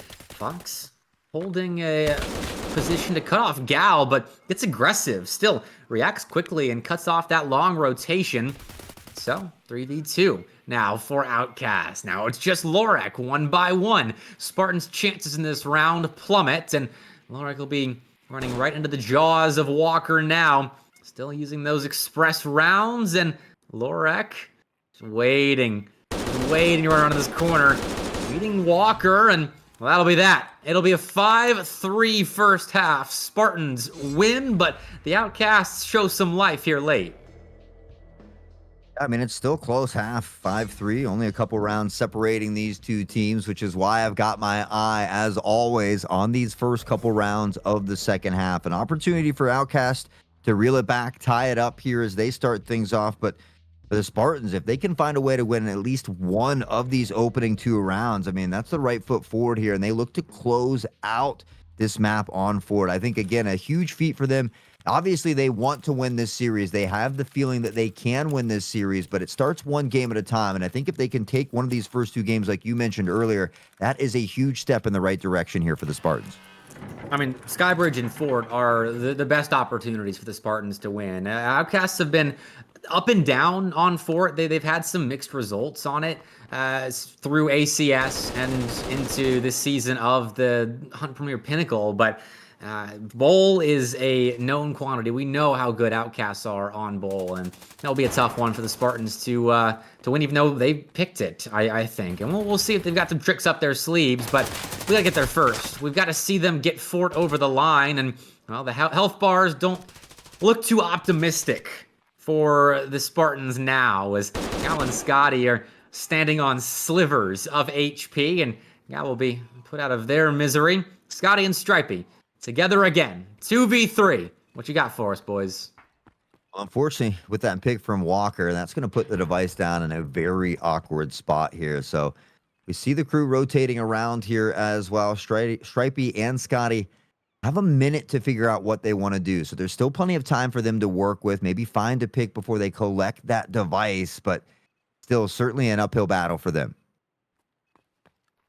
Nemo's on the prowl. Love this, checking every little corner, waiting for a little bit of action, but Spartans have linked up. Stripey and Scotty will play around each other. Picking up the device. You don't have too many uncovered options, as you've got Walker watching mid. You've got Nemo as the quick rotation to either site. Once that info is gained, Fox already waiting on A. Tucked to a corner now, being tracked down, but still kills Stripey and leaves a low health Scotty in a 1v2 situation that he will not get out of alive. And Outcasts are creeping back into this thing. But surely, and now with one round away, you wonder if Spartans begin to feel that pressure yet again, as they really need to find a way to close out Fort here and hopefully do it sooner than later. As you mentioned, the Outcasts now right on their heels here, and they get to play from this defensive side as well. Spartans all together, maybe going to opt to try an A attack here on this one. I don't know what gave you that inclination as they all hustle towards A. I got some pace behind it. We'll see if the Outcasts are ready, as they could be overrun, but Blitzer Girl puts up the first line of defense, and it looks like Walker again is playing through mid in a dangerous flanking position. This has to be quick, otherwise they're going to be stabbed in the back, the Spartans are, and even then, arches aren't being watched. Kaner picks up a frag, and now Scotty finds out about the flank, and this attack has been picked apart bit by bit. I mean, you look at the health bars of Outcasts, it looks like it's just been Spartans team killing themselves. Not a single member falls here for the Outcasts, and you want to talk about finding a way back into the game. It's two strong rounds in the second half. All of a sudden, you're tied up, and now the opportunity to steal the lead away from your opponents here. So all of a sudden, you have to feel like that momentum beginning to shift a little bit in the favor of Outcasts. It's going to be up to the Spartans here to shut that down in this round 11. Honestly, with a team like Outcasts in the server, against a squad like Spartans that are still trying to prove themselves, I don't think I ever feel like momentum is ever out of that Outcast camp until maybe it's like 4 or 5 in a row that have been lost. As Spartans, they picked up a couple consecutively, but Outcasts always have that comeback potential that the Spartans will have to quash. Even when they're on 8 rounds won, you still have to find a way to stop the Outcasts from demonstrating why they are a resilient roster that has stayed near the top of the Tarkov Arena scene for a long while now. We'll see if they can quell this comeback from the Outcasts, but it's already looking a bit rough here as Nosebleed does go down. They have found a pick onto Walker here at a minimum. Now Gal and crew have a lot of this mid-control. Shots ring out. Fox able to find the first. Gal does a good job of trading it back, though, to keep it into a 3v3. On janitorial duty, but that is a position that leaves Gal worse for wear. So they'll heal on up, and now join Scotty. Playing over towards A. Bomb on their back. And Gal's just rushing in. Playing for information now, but they don't know Kaner is right behind them. They don't check it. But that is information for the bomb at the very least. And Stripey's cutting off rotations. But Scotty needed a little bit more right there. Maybe one frag to make this a 1v1. But now Stripey has to walk into the outstretched arms of Outcasts. And the arms don't stay outstretched for very long as they close upon the weapons, pull a trigger. And that's that. 6-5 now. Outcasts are back in front. Fortunately, I don't think he wanted to find Nemo on that one as Nemo was waiting with a headshot for him. Now up by 1. Outcasts find themselves on top, and all of a sudden those hopes and dreams of Iceberg might just be slowly melting away from the back of the mind here. Spartans, they've got some work to do yet again, and this again, another crucial round for the Spartans because they can't allow Outcasts to continually put round after round on the board. Now it's a run for the Outcasts, and it looks like it's getting worse. Forecasting a more severe storm this round. The Outcasts surely have the making of a dangerous thunderstorm here as 2 claps of the weapons send 2 bodies to the floor. Gal will respond at the very least. Some brighter skies ahead, but you will need more frags like that. And Blitzer Girl spots Scotty over in Mini. Nemo takes out Nosebleed from behind, and it's Scotty and Gal together in a 2v3. A disadvantage once more for the Spartans, but they need to start clutching up if they're going to get out of Fort alive. Big clutch here. Unfortunately, the numbers stacked against them once more. Now we do see that rotation, and now the device is actually duking it out on the other side over there. I think with Kaner. Kaner comes away the victor, though. He finds the pick on the Gal. The device goes down, and the troubles ensue now for the Spartans. Well, never mind. That's it. Nemo takes Scotty out, and I was going to start setting up a 1v3 where fights would have been isolated if the first one didn't go immediately in the Outcast's favor. That's so well done. They found the initial 2 picks. They held on to long control around B, and the Spartans fell right into the Outcast trap. 7-5 now, and I'll talk about momentum on the other side, as Outcasts certainly do feel like they have the wind behind their sails. Yeah, definitely feels like the sails are blowing strong as they have kind of navigated through these rough seas. They've come out on the other side, and Walker continues to be a nuisance. Gal, the first to go down. Lorak knows he's waiting close here by, but doesn't want to pressure forward. Walker now flushed out by that nade up top. The shots ring out, but they don't find the mark. Stripey dipped back behind cover, was keeping out top mid. And Walker dodged the nade, yes. Oh, nice flick. Stripey adjusted quickly to find the head of Fox, and now taking a bit of control of mid. It's important now as there are still 3 players strong here for the Outcasts. Stripey dodging some utility there, but Lorak falls at the hands of Blitzer Girl, and that mid-control that Stripey worked so hard for has been lost, being inaccessible at the moment, and it feels like the Spartans will have to run through a brick wall if they want to play through B here. Have to run it on down, potentially Nosebleed on this TRG, trying to get some space here toward mid. The device as well, and Stripey up top. Smoking position at the moment. Now Blitzer, Scotty, both able to find a trade back and forth. Nose does find a way onto the site here, is aware of where at least one of these members is. Going to pull out the Glock as well. Ring around the Rosie, but it's Nemo to find the pick. Wow, that was so fast. I thought they came from a different direction. And Nemo seemed like he was pointed in a different area, but still gets the kill. The fragging power of the Outcast, so impressive. And that one's a freebie, but it is still Walker's 11th. 4 players in double digits for the Outcasts as they post map point. At the point yet again, and you got to think back. I mean, it was a 5-3 halftime. Once we swapped sides, the Spartans haven't been able to find a round here. So It's been tough on the attacking side here for the Spartans on Fort, and now it's do or die as far as Fort goes. They need 3 rounds in a row. They want to push this one into overtime.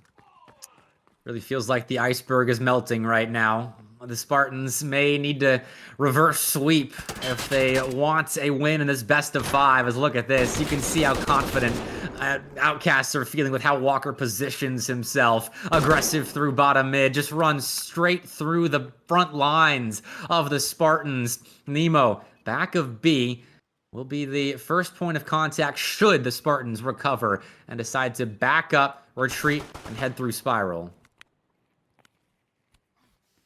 Outcasts find themselves with a numbers advantage once more. We see Walker topping off the heels just a bit here with that piece of cheese.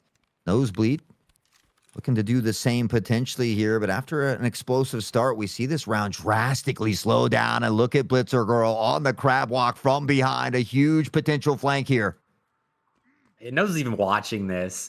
Like this is such a tilting moment if Nose goes down to this. Watching, had the idea that there would be a flank, Blitzkrieg was already ahead of it. And that's the bomb down, too. If she kills Lorak, it's over. We're going to bowl with a 2-0 Outcast lead, but it doesn't happen. Spartans stay alive just a little bit longer, but Lorak still has to 1v3 to get the Spartans out of this pickle. 35 seconds left, and well, at least the bomb's been picked up. That's the bright spot, but there are 2 defenders waiting in lobby as the bomb moves towards A. And we'll see if Lorak is ready for this, because they can't have much information on where any defenders are, considering how spread out the Outcasts got, the crazy positions they held in what would be the final round of Fort. Outcasts string together 6 in a row. You want to talk momentum? We'll have a look at that.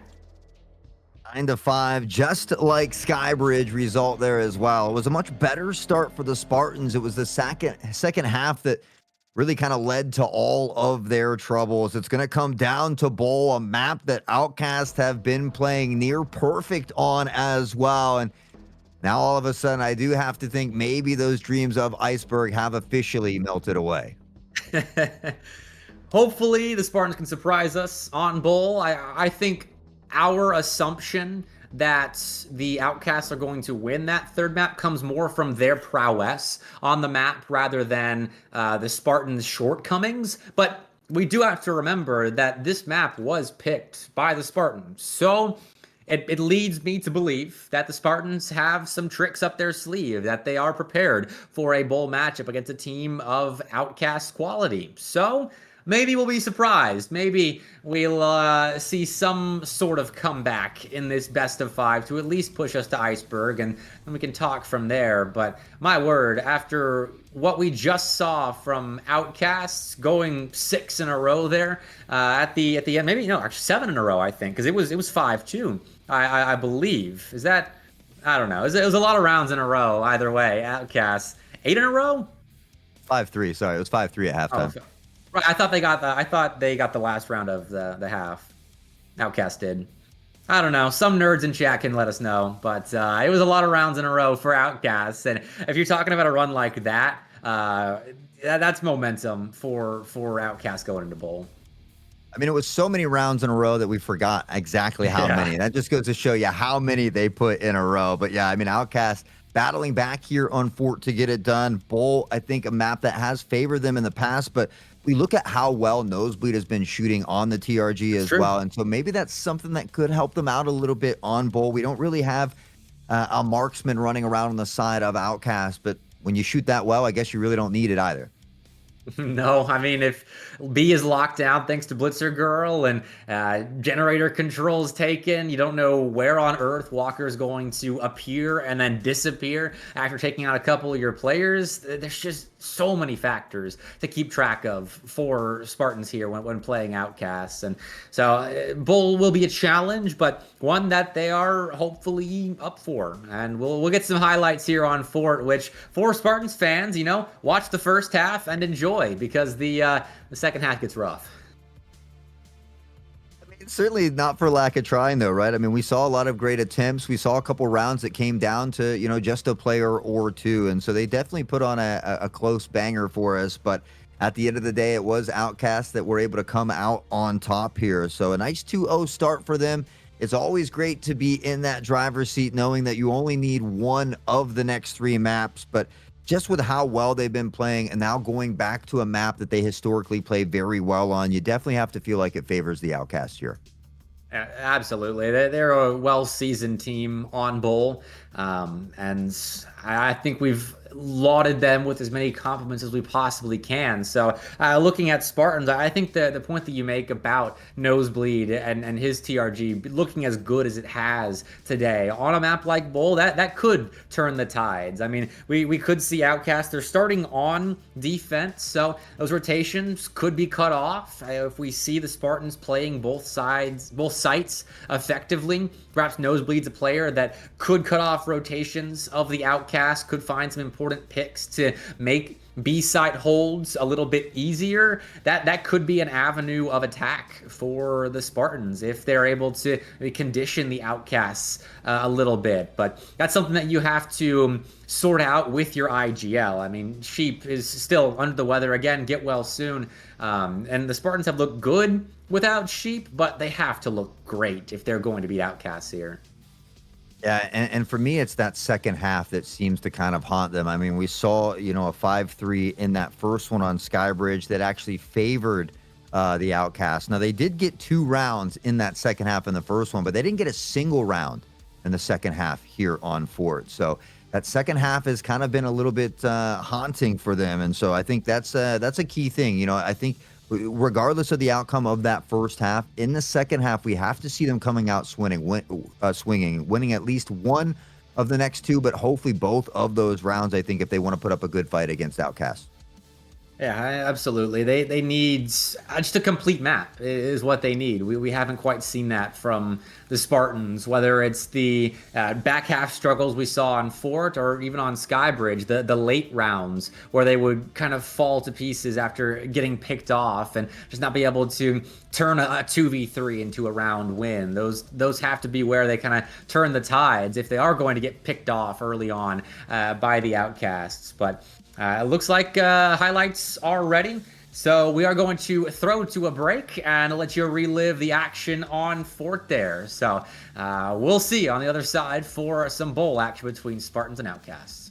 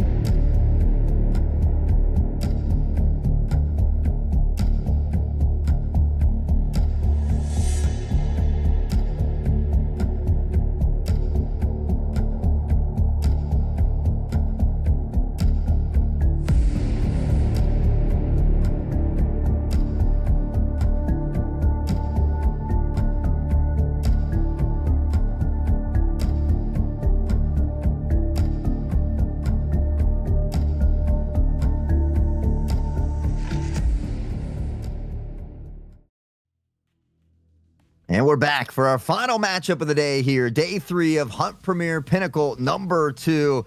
Outcast EPA versus Spartans. They've already got 2 in the bag. They just need 1 more to close it out. And we're heading to Bowl, a map where historically they dominate on. Hot Sauce is my name, still in the booth with Mr. Bepic. Can Outcast close it out in 3? Yes, they can. I still believe in the Spartans, though, to make it a competitive map, and I think there is the potential for an upset here. But we've got a lot of Outcast Bowl tape, and I think it's the ball's in their court when it comes to closing out this series. Or if we do go to an iceberg, they'll have to make some mistakes. They'll have to get caught out, but I think if they are still functioning as the same team that we saw string together 5 or 6 rounds in a row on Fort just now to close things out, then they can do the same thing on Bowl, string together wins like that, where especially on their CT side, I think they can hold effectively. We saw the attack fall flat for the Spartans, and they have to have a better playbook when it comes to their Bowl attacks than they did on Fort there. I mean, utility is a huge one on Bowl as well. I know we saw Hiding Sheep in chat earlier, and he said he's kind of the util master for his squad. So it'll be interesting to see who maybe can step up and fill that role a little bit, or maybe a couple players can step up and then fill that role, because util is very, very important on a map like Skybridge, whether you're attacking or defending. And so those are some key things I think to look out for in the opening one of this one. But I mean, we've seen the Spartans keep it close in these first half. It's that second half that I'll really have my eye on. Well, the Spartans are starting out on attack, so they have a chance to right the wrongs of Fort early on here on Bull. And I'm watching the roles of Outcast as well, see if it is Blitzer Girl, as always, locking down B site, and how the Spartans kind of play with both sides. That's always a fun little mini game in my head, is how does the attacking team play around both sides? Because, I mean, obviously, A is definitely more favored of the two, but if you can effectively displace that B anchor or force them to get aggressive and fall into a trap that you set for them, there are points of access around B that you can create for yourself that make it a much easier site to take and then potentially hold if you've got time to set up. And so that's what I'm looking for, is can the Spartans confuse that Outcast defense at all? Yeah, I mean, it's always easier said than done when we're up here in the booth, but you're absolutely right. I think, the Spartans are going to have to find a couple rabbits in the hat here to make this one work, especially on that second half. So we've seen him have a struggle in the first half. We've seen him be successful in the second half, or in the first half in that second map, but it doesn't matter because the Outcasts have always found a way to come out on top. Well, I think just about everyone wants to see Iceberg on stream, including the two of us in the booth. So let's see if the Spartans can get us there. Map 4 that we will only see if they can pull off a big win on Bull, which is their map pick, but they need a solid attacking half now. Posted 0 rounds out of 6 played on their attacking side on Fort.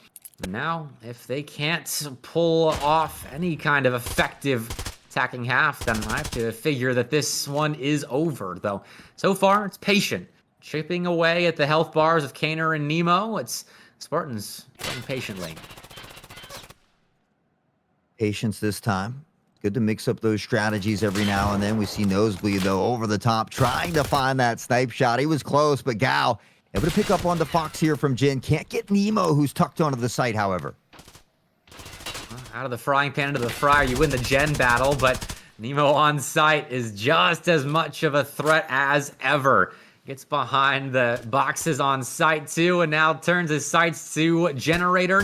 Lorak peeks his head around the corner, and it feels like, it has to for the Spartans, that Nemo is everywhere right now in the minds of these Spartan players that are getting picked off left and right. Cast have the player advantage here one more time.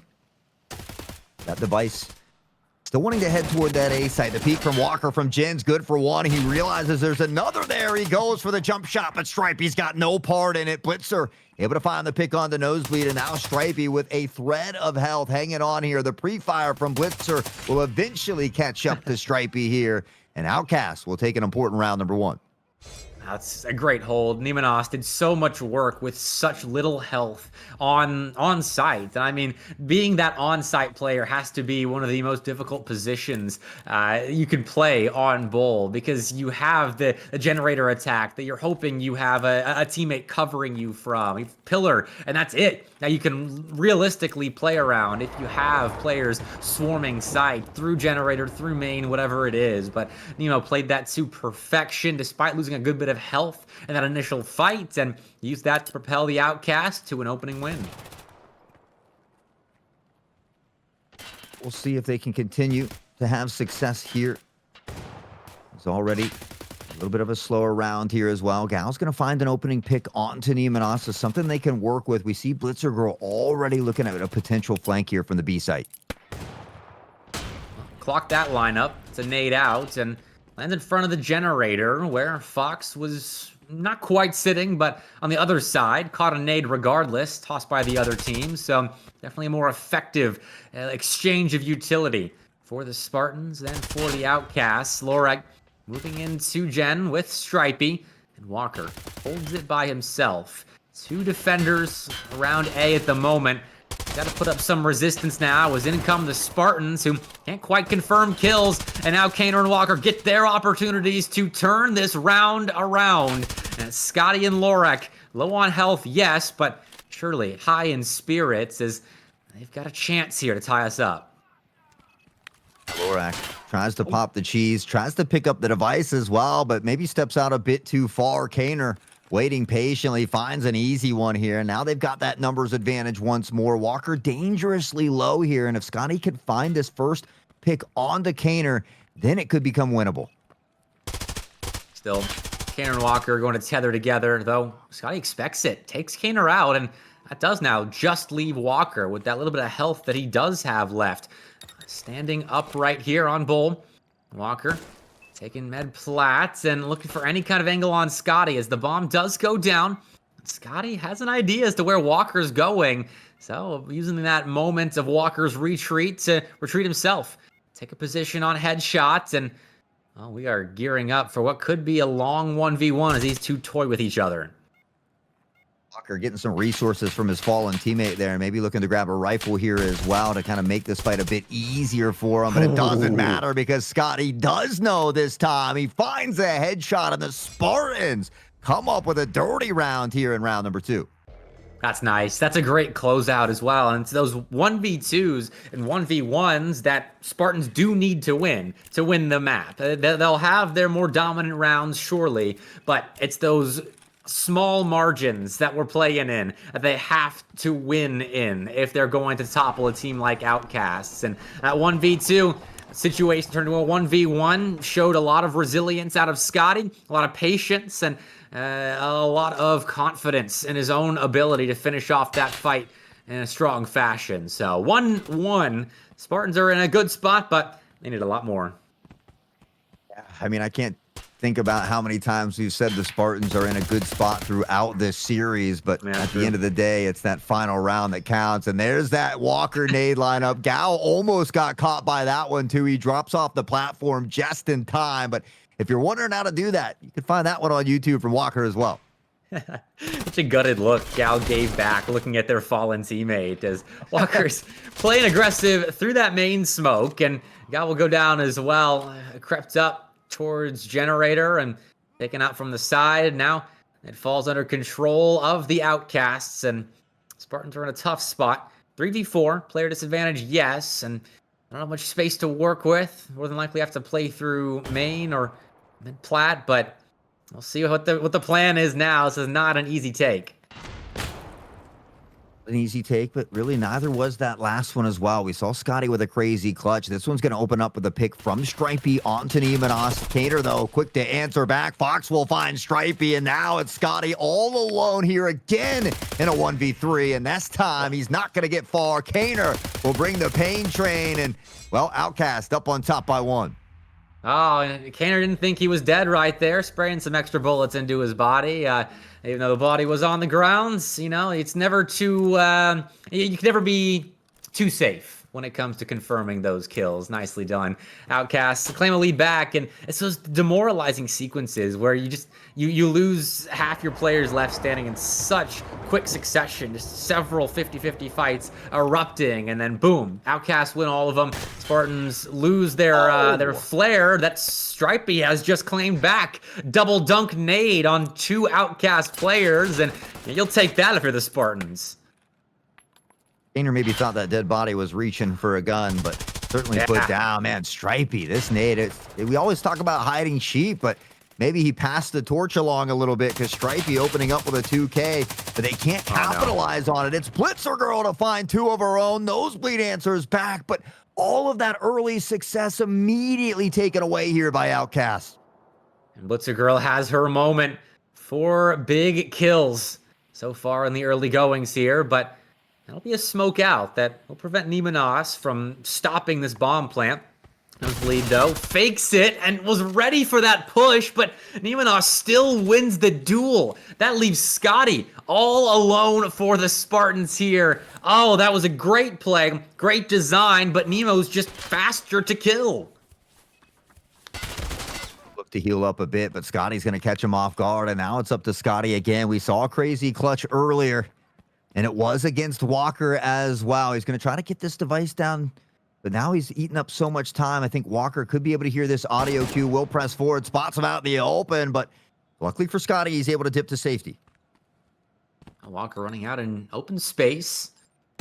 Will spot the corner of Scotty, and it takes a couple of bullets to put him down, but that is a win for the Outcasts, and they'll extend their lead. 3-1. It's another bit of a struggle on the attacking side for the Spartans. These rounds are close, but Outcasts starting to build a bigger lead than the Spartans would like to see. Walker finds that kill with an arm peeking out and lets him know he's still number 1 in his heart as he flips the 1 to the screen there. But Outcast up by 2, and now maybe starting to find that lengthy lead that they're used to here. The Spartans have done a great job of finding ways to battle back here thus far. It opens up with a pick from Nosebleed as well. Gal will find Fox, and maybe they are reaching deep in the pocket to break out all the skills. Oh, just ahead of that nade. Stripey takes Nemenos out as well. Dare I say the utility battle is favoring the Spartans at the moment. And Blitzer Girl watches the kill feed as her entire team have been taken off A sites unwillingly, kicking and screaming, yes, but deceased as well now. Spartans putting together a pretty good round. And Blitzer Girl's got to be careful now. Running low on ammo as that first fight of the 4 necessary to win round 5. It takes a little while longer than I'm sure she was hoping. Going to inch forward here. That device already down, less than 30 seconds to work with, and has to get through 3 bodies here first. Going to check the corner, but it's Nosebleed up close and personal with the TRG, and the Spartans will get within 1. Okay, that's a great round. Like the start was perfect from the Spartans. They get the utility kills to just pick off the Outcast, trim down that A defense, and then they move in slowly, back their aim, play around each other well, and now they're back within this. If Outcasts get to 4 right there, I start to worry about the Spartans here on Bull, but that answer is a spark on the attacking side of the Spartans here, but let's see how they follow it up when they're not getting those early util kills. Fox finds an opening pick. Walker wasting no time getting into position, and maybe took a little bit too long to figure that one out. Lorak is going to be thanking the Tarkov gods for that blessing there as well. Lorak hanging on by a little bit of health, but has some cheese to top himself up. Walker is such a troll. Unbelievable. And he doesn't get the kill there either. That's a frustrating one, but good reactions out of the Spartans, ready for aggression like that. 3-2. Outcasts have an advantage on the scoreboard in the kill feed this round as well, but the Spartans still have life. They've shown they can win these rounds where they don't have quite the numbers that the Outcasts do, but they have the creativity to come out on top. Scotty's watching for this. Blitzer Girl not exposed here. She is behind Van, but Scotty's watching this, waiting to see if Blitzer Girl does end up pushing aggressively. housing of his scope there, maybe blocking that left side. Timing's going to play a big part here, though, as well. And Blitzer Girl, Scotty, in a game of cat and mouse, waiting patiently here as well. Who will be the first to peek? We hear some shots ringing out toward the A side, but it is Scotty to find Blitzer, who's been anchoring this B site. That's going to open up the site here as well. Scotty can look to pressure and hold split while the rotation comes in. Patience is a virtue. Scotty holds it, trusts that he thinks Blitzer Girl is going to be pushing out of van, and gets the kill as a reward. Still 3v2. Scotty will get it back, is ready for the rotations, and this is what I'm talking about. But the plant's disrupted. Nemo gets in and takes the device out of the hands there of the Spartans, and the Outcasts still win that round. They had no business coming back from. That's a perfect play from the Spartans, but they can't finish the job. I mean, that is the Outcast. Anytime it looks like another team is about to win a round and you think, oh, finally they're getting one. They come up with all of these crazy plays. They find a way to come out on top, and now they've doubled that lead yet again. They've guaranteed that tied half, but they're going to be looking for something extra here. Another Walker lineup. Everyone take notes here. This time playing around B. It's Nemo on site. Let's call into action quickly. Tried to transfer the spray up towards Lorak after getting that first frag onto Scotty. But just like that, the Spartans are in. That is a swipe of the key card, and they've got access to A. I'll have to watch their back lines. That's where Blitzer and Walker are both coming from. But this is plenty of time to set up around A, and should be a third for the Spartans here. Walker's got other plans, though. He's going to find Lorak. Try to make this a bit more feasible for that squad. Blitzer Girl's going to find another, and all of a sudden the 4v2 becomes a 2v2. They've given themselves 30 seconds. Plenty of time to find these final two kills and get the defusal, but Stripey in that prone position yet again. Does Blitzer check it? Gal finds the first, Stripey the second, and yet again they are one away from tying it up here in the first half. That's perfect. It took advantage of, I think, the first round. Walker's not playing over towards A, and it's him and Blitzer on B. Spartans just overrun everybody. Nemo got that initial frag, but that was all the resistance the Outcasts put up. Strength in numbers for the Spartans right there, and now we get to see how they close out the half. What's the call to get themselves into a tied game state? Going into their defensive side will be big for the Spartans here, but looks like they're playing around A. It's pretty default at the moment. That's not default, though. The Outcasts playing aggressively up in front of Generator. Fox is rewarded with a pair of kills, and he gets out with his life. Back off here, Nosebleed. Look to maybe gather a second weapon. Stripey finds Blitzer Girl on this flank, and again, it opens up that B side a bit. They have to be careful, though. Kaner has already pressured past this split position. Looks to hold down the rotation and get some intel here. And he's in awkward at the moment, so that will be the first line of defense, it seems, for the Spartans as they move in towards B, but they're taking it slow.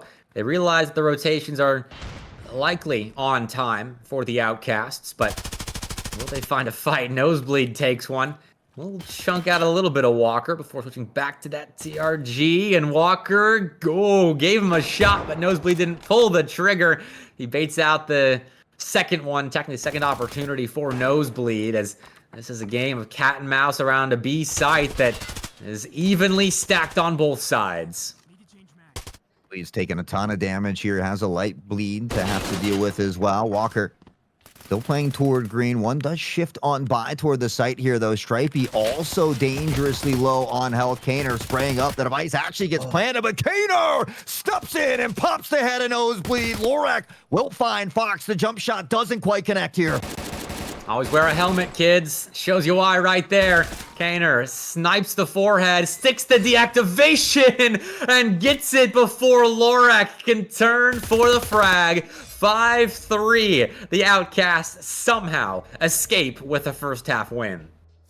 Sometimes you just got to wiggle that head around. We saw it from the birthday boy of Rapid in the closeout of that Penderic Sicario match on Ford, and now old Kaner getting a piece of that here as well. It's another strong half here for Outcast EPA as we head into the second half, which is normally that tough half here for the Spartans. We'll see if they can overcome those issues here, because as always, it's do or die for them here at this point. It's win or go home, as we like to say, and they need this game to extend the longevity of this series.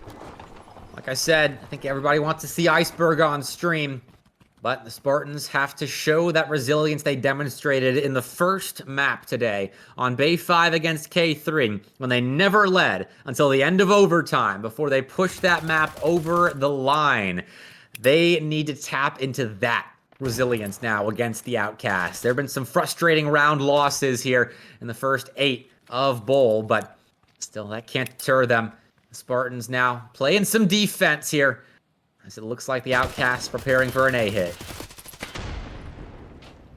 Nades will rain down. Nemo will find a headshot onto Gal, and now stepping in, it's Kaner that immediately gets put down. Lorak for the 2K before Fox is able to answer back. Blitzer Girl finding that flank as Scotty will be put down as well. And now on a 3v1, they've got an opportunity to start the second half on the right foot yet again.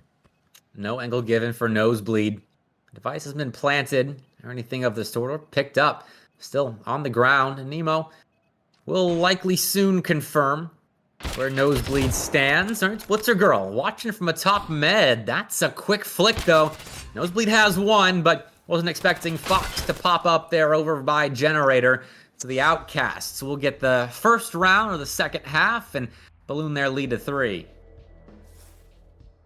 Up to 3, and again, it's been these second halves is where Outcast kind of runs away with it here, at least in these previous couple games, and they're already looking to do something similar. Now for the Spartans, they've got to find a way to slow this momentum down, but Outcast, these strategies, the big brain Walker plays, I think has just really kind of kept them guessing here momentarily, so we'll see if they can find a way to slow down this momentum from Outcast. Hustling forward, the Spartans looking for gen control. Lorak, she just runs onto site. Taking a bit of space up front, was effective. Found 2 kills when the Outcast did begin their pursuit of A, but that wasn't enough for the Spartans, so they'll have to do a little bit better. Build more off of Lorak's good start, but at the moment playing well off of site here. Not even fighting for gen controls. The Outcasts take it slow. The Spartans do as well.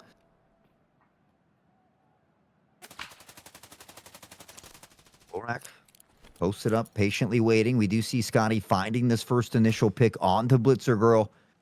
And with that, the Outcast will slow down. You take a look at the mini-map, though, and look at this positioning from Scotty. He is in a very dangerous spot that the Outcast may have to deal with. Gal peeks around. Fox playing on Generator in the smoke. Won't be spotted.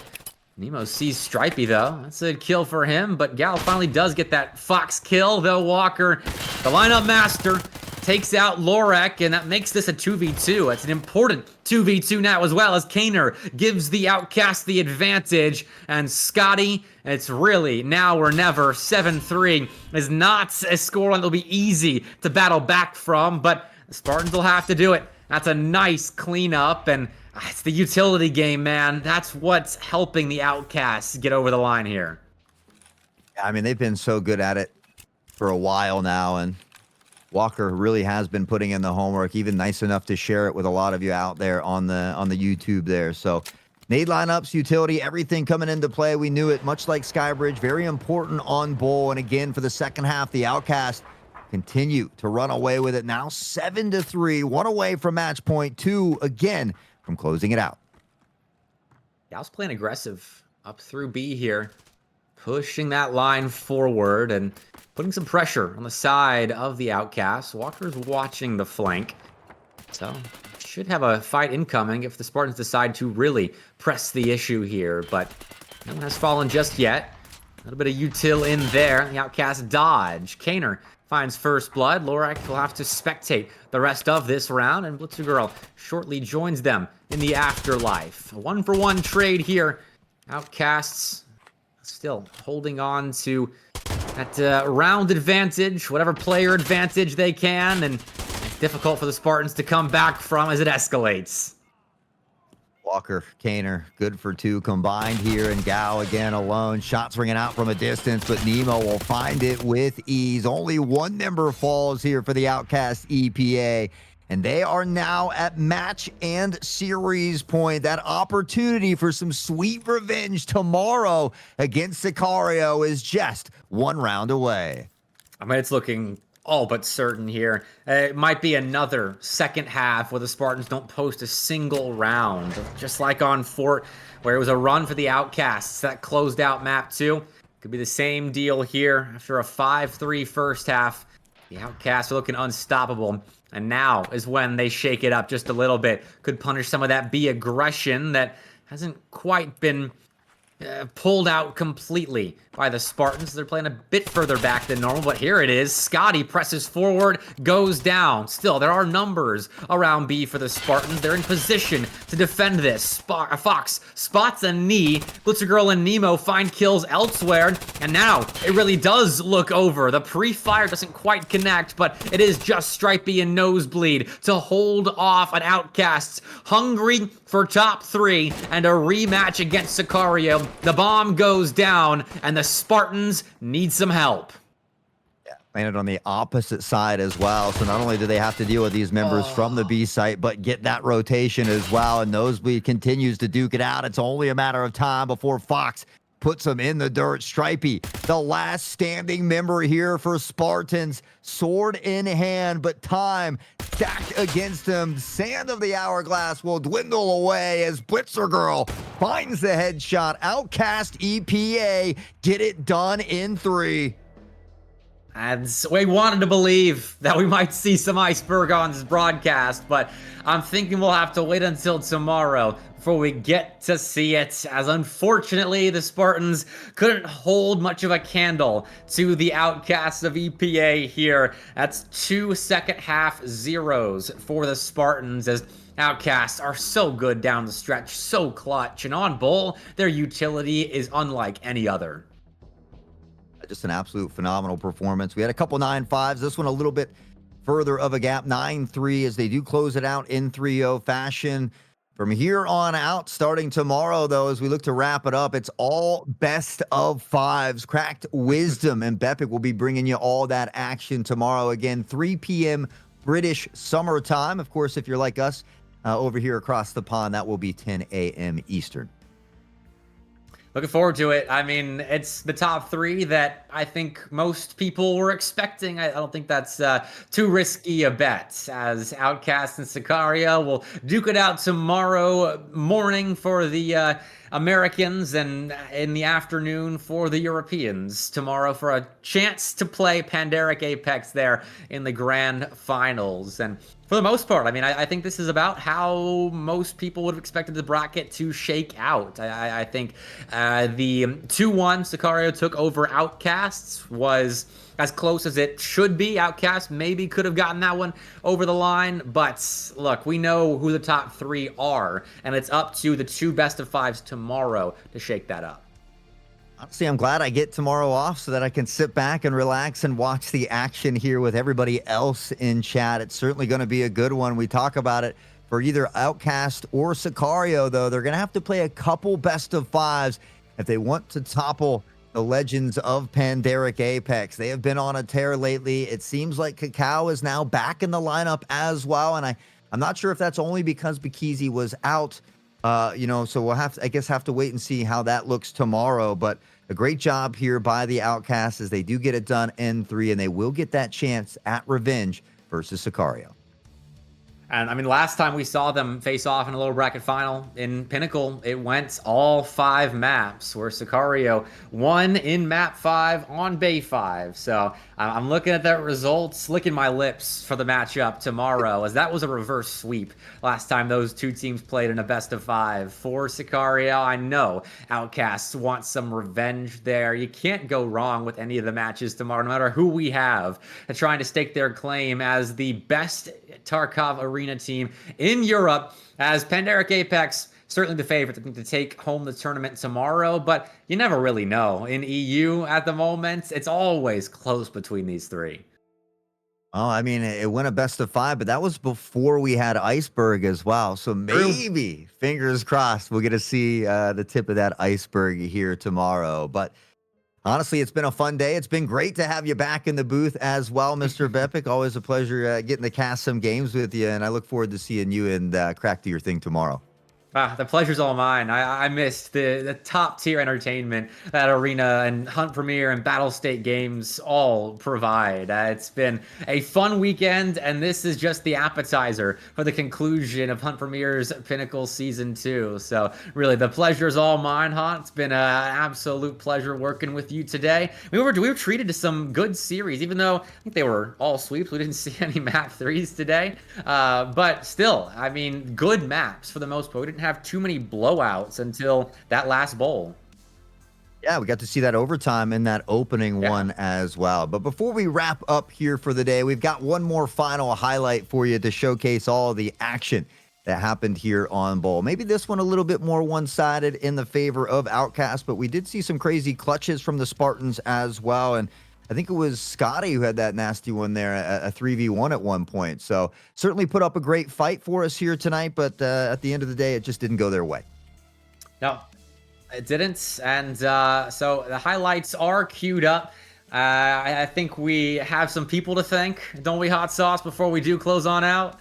As always, a quick reminder, guys, if you're not doing so yet, make sure you hit that follow button and join that notification gang. It's free and it's easy and a great way to make sure you don't miss out on the action. But before we get going here today, of course, a big shout out to everybody working very hard behind the scenes, from Hellcat to Boosh, Sneaks, Kevster, Turbo Bear, Raging Snake, our main man in the sky here, Connor. I'm Dan, as well as Dill and Philbo. Certainly appreciate every one of those individuals behind the scenes. Of course, all the players, participants, teams, and everybody in chat here today. You guys have been absolute legends. Make sure you set that alarm again, 3 p.m. British summertime tomorrow, 10 a.m. if you're Eastern. My name is Hot Sauce. That is Mr. Bepic, and we are going to leave you with the conclusion of some great highlights.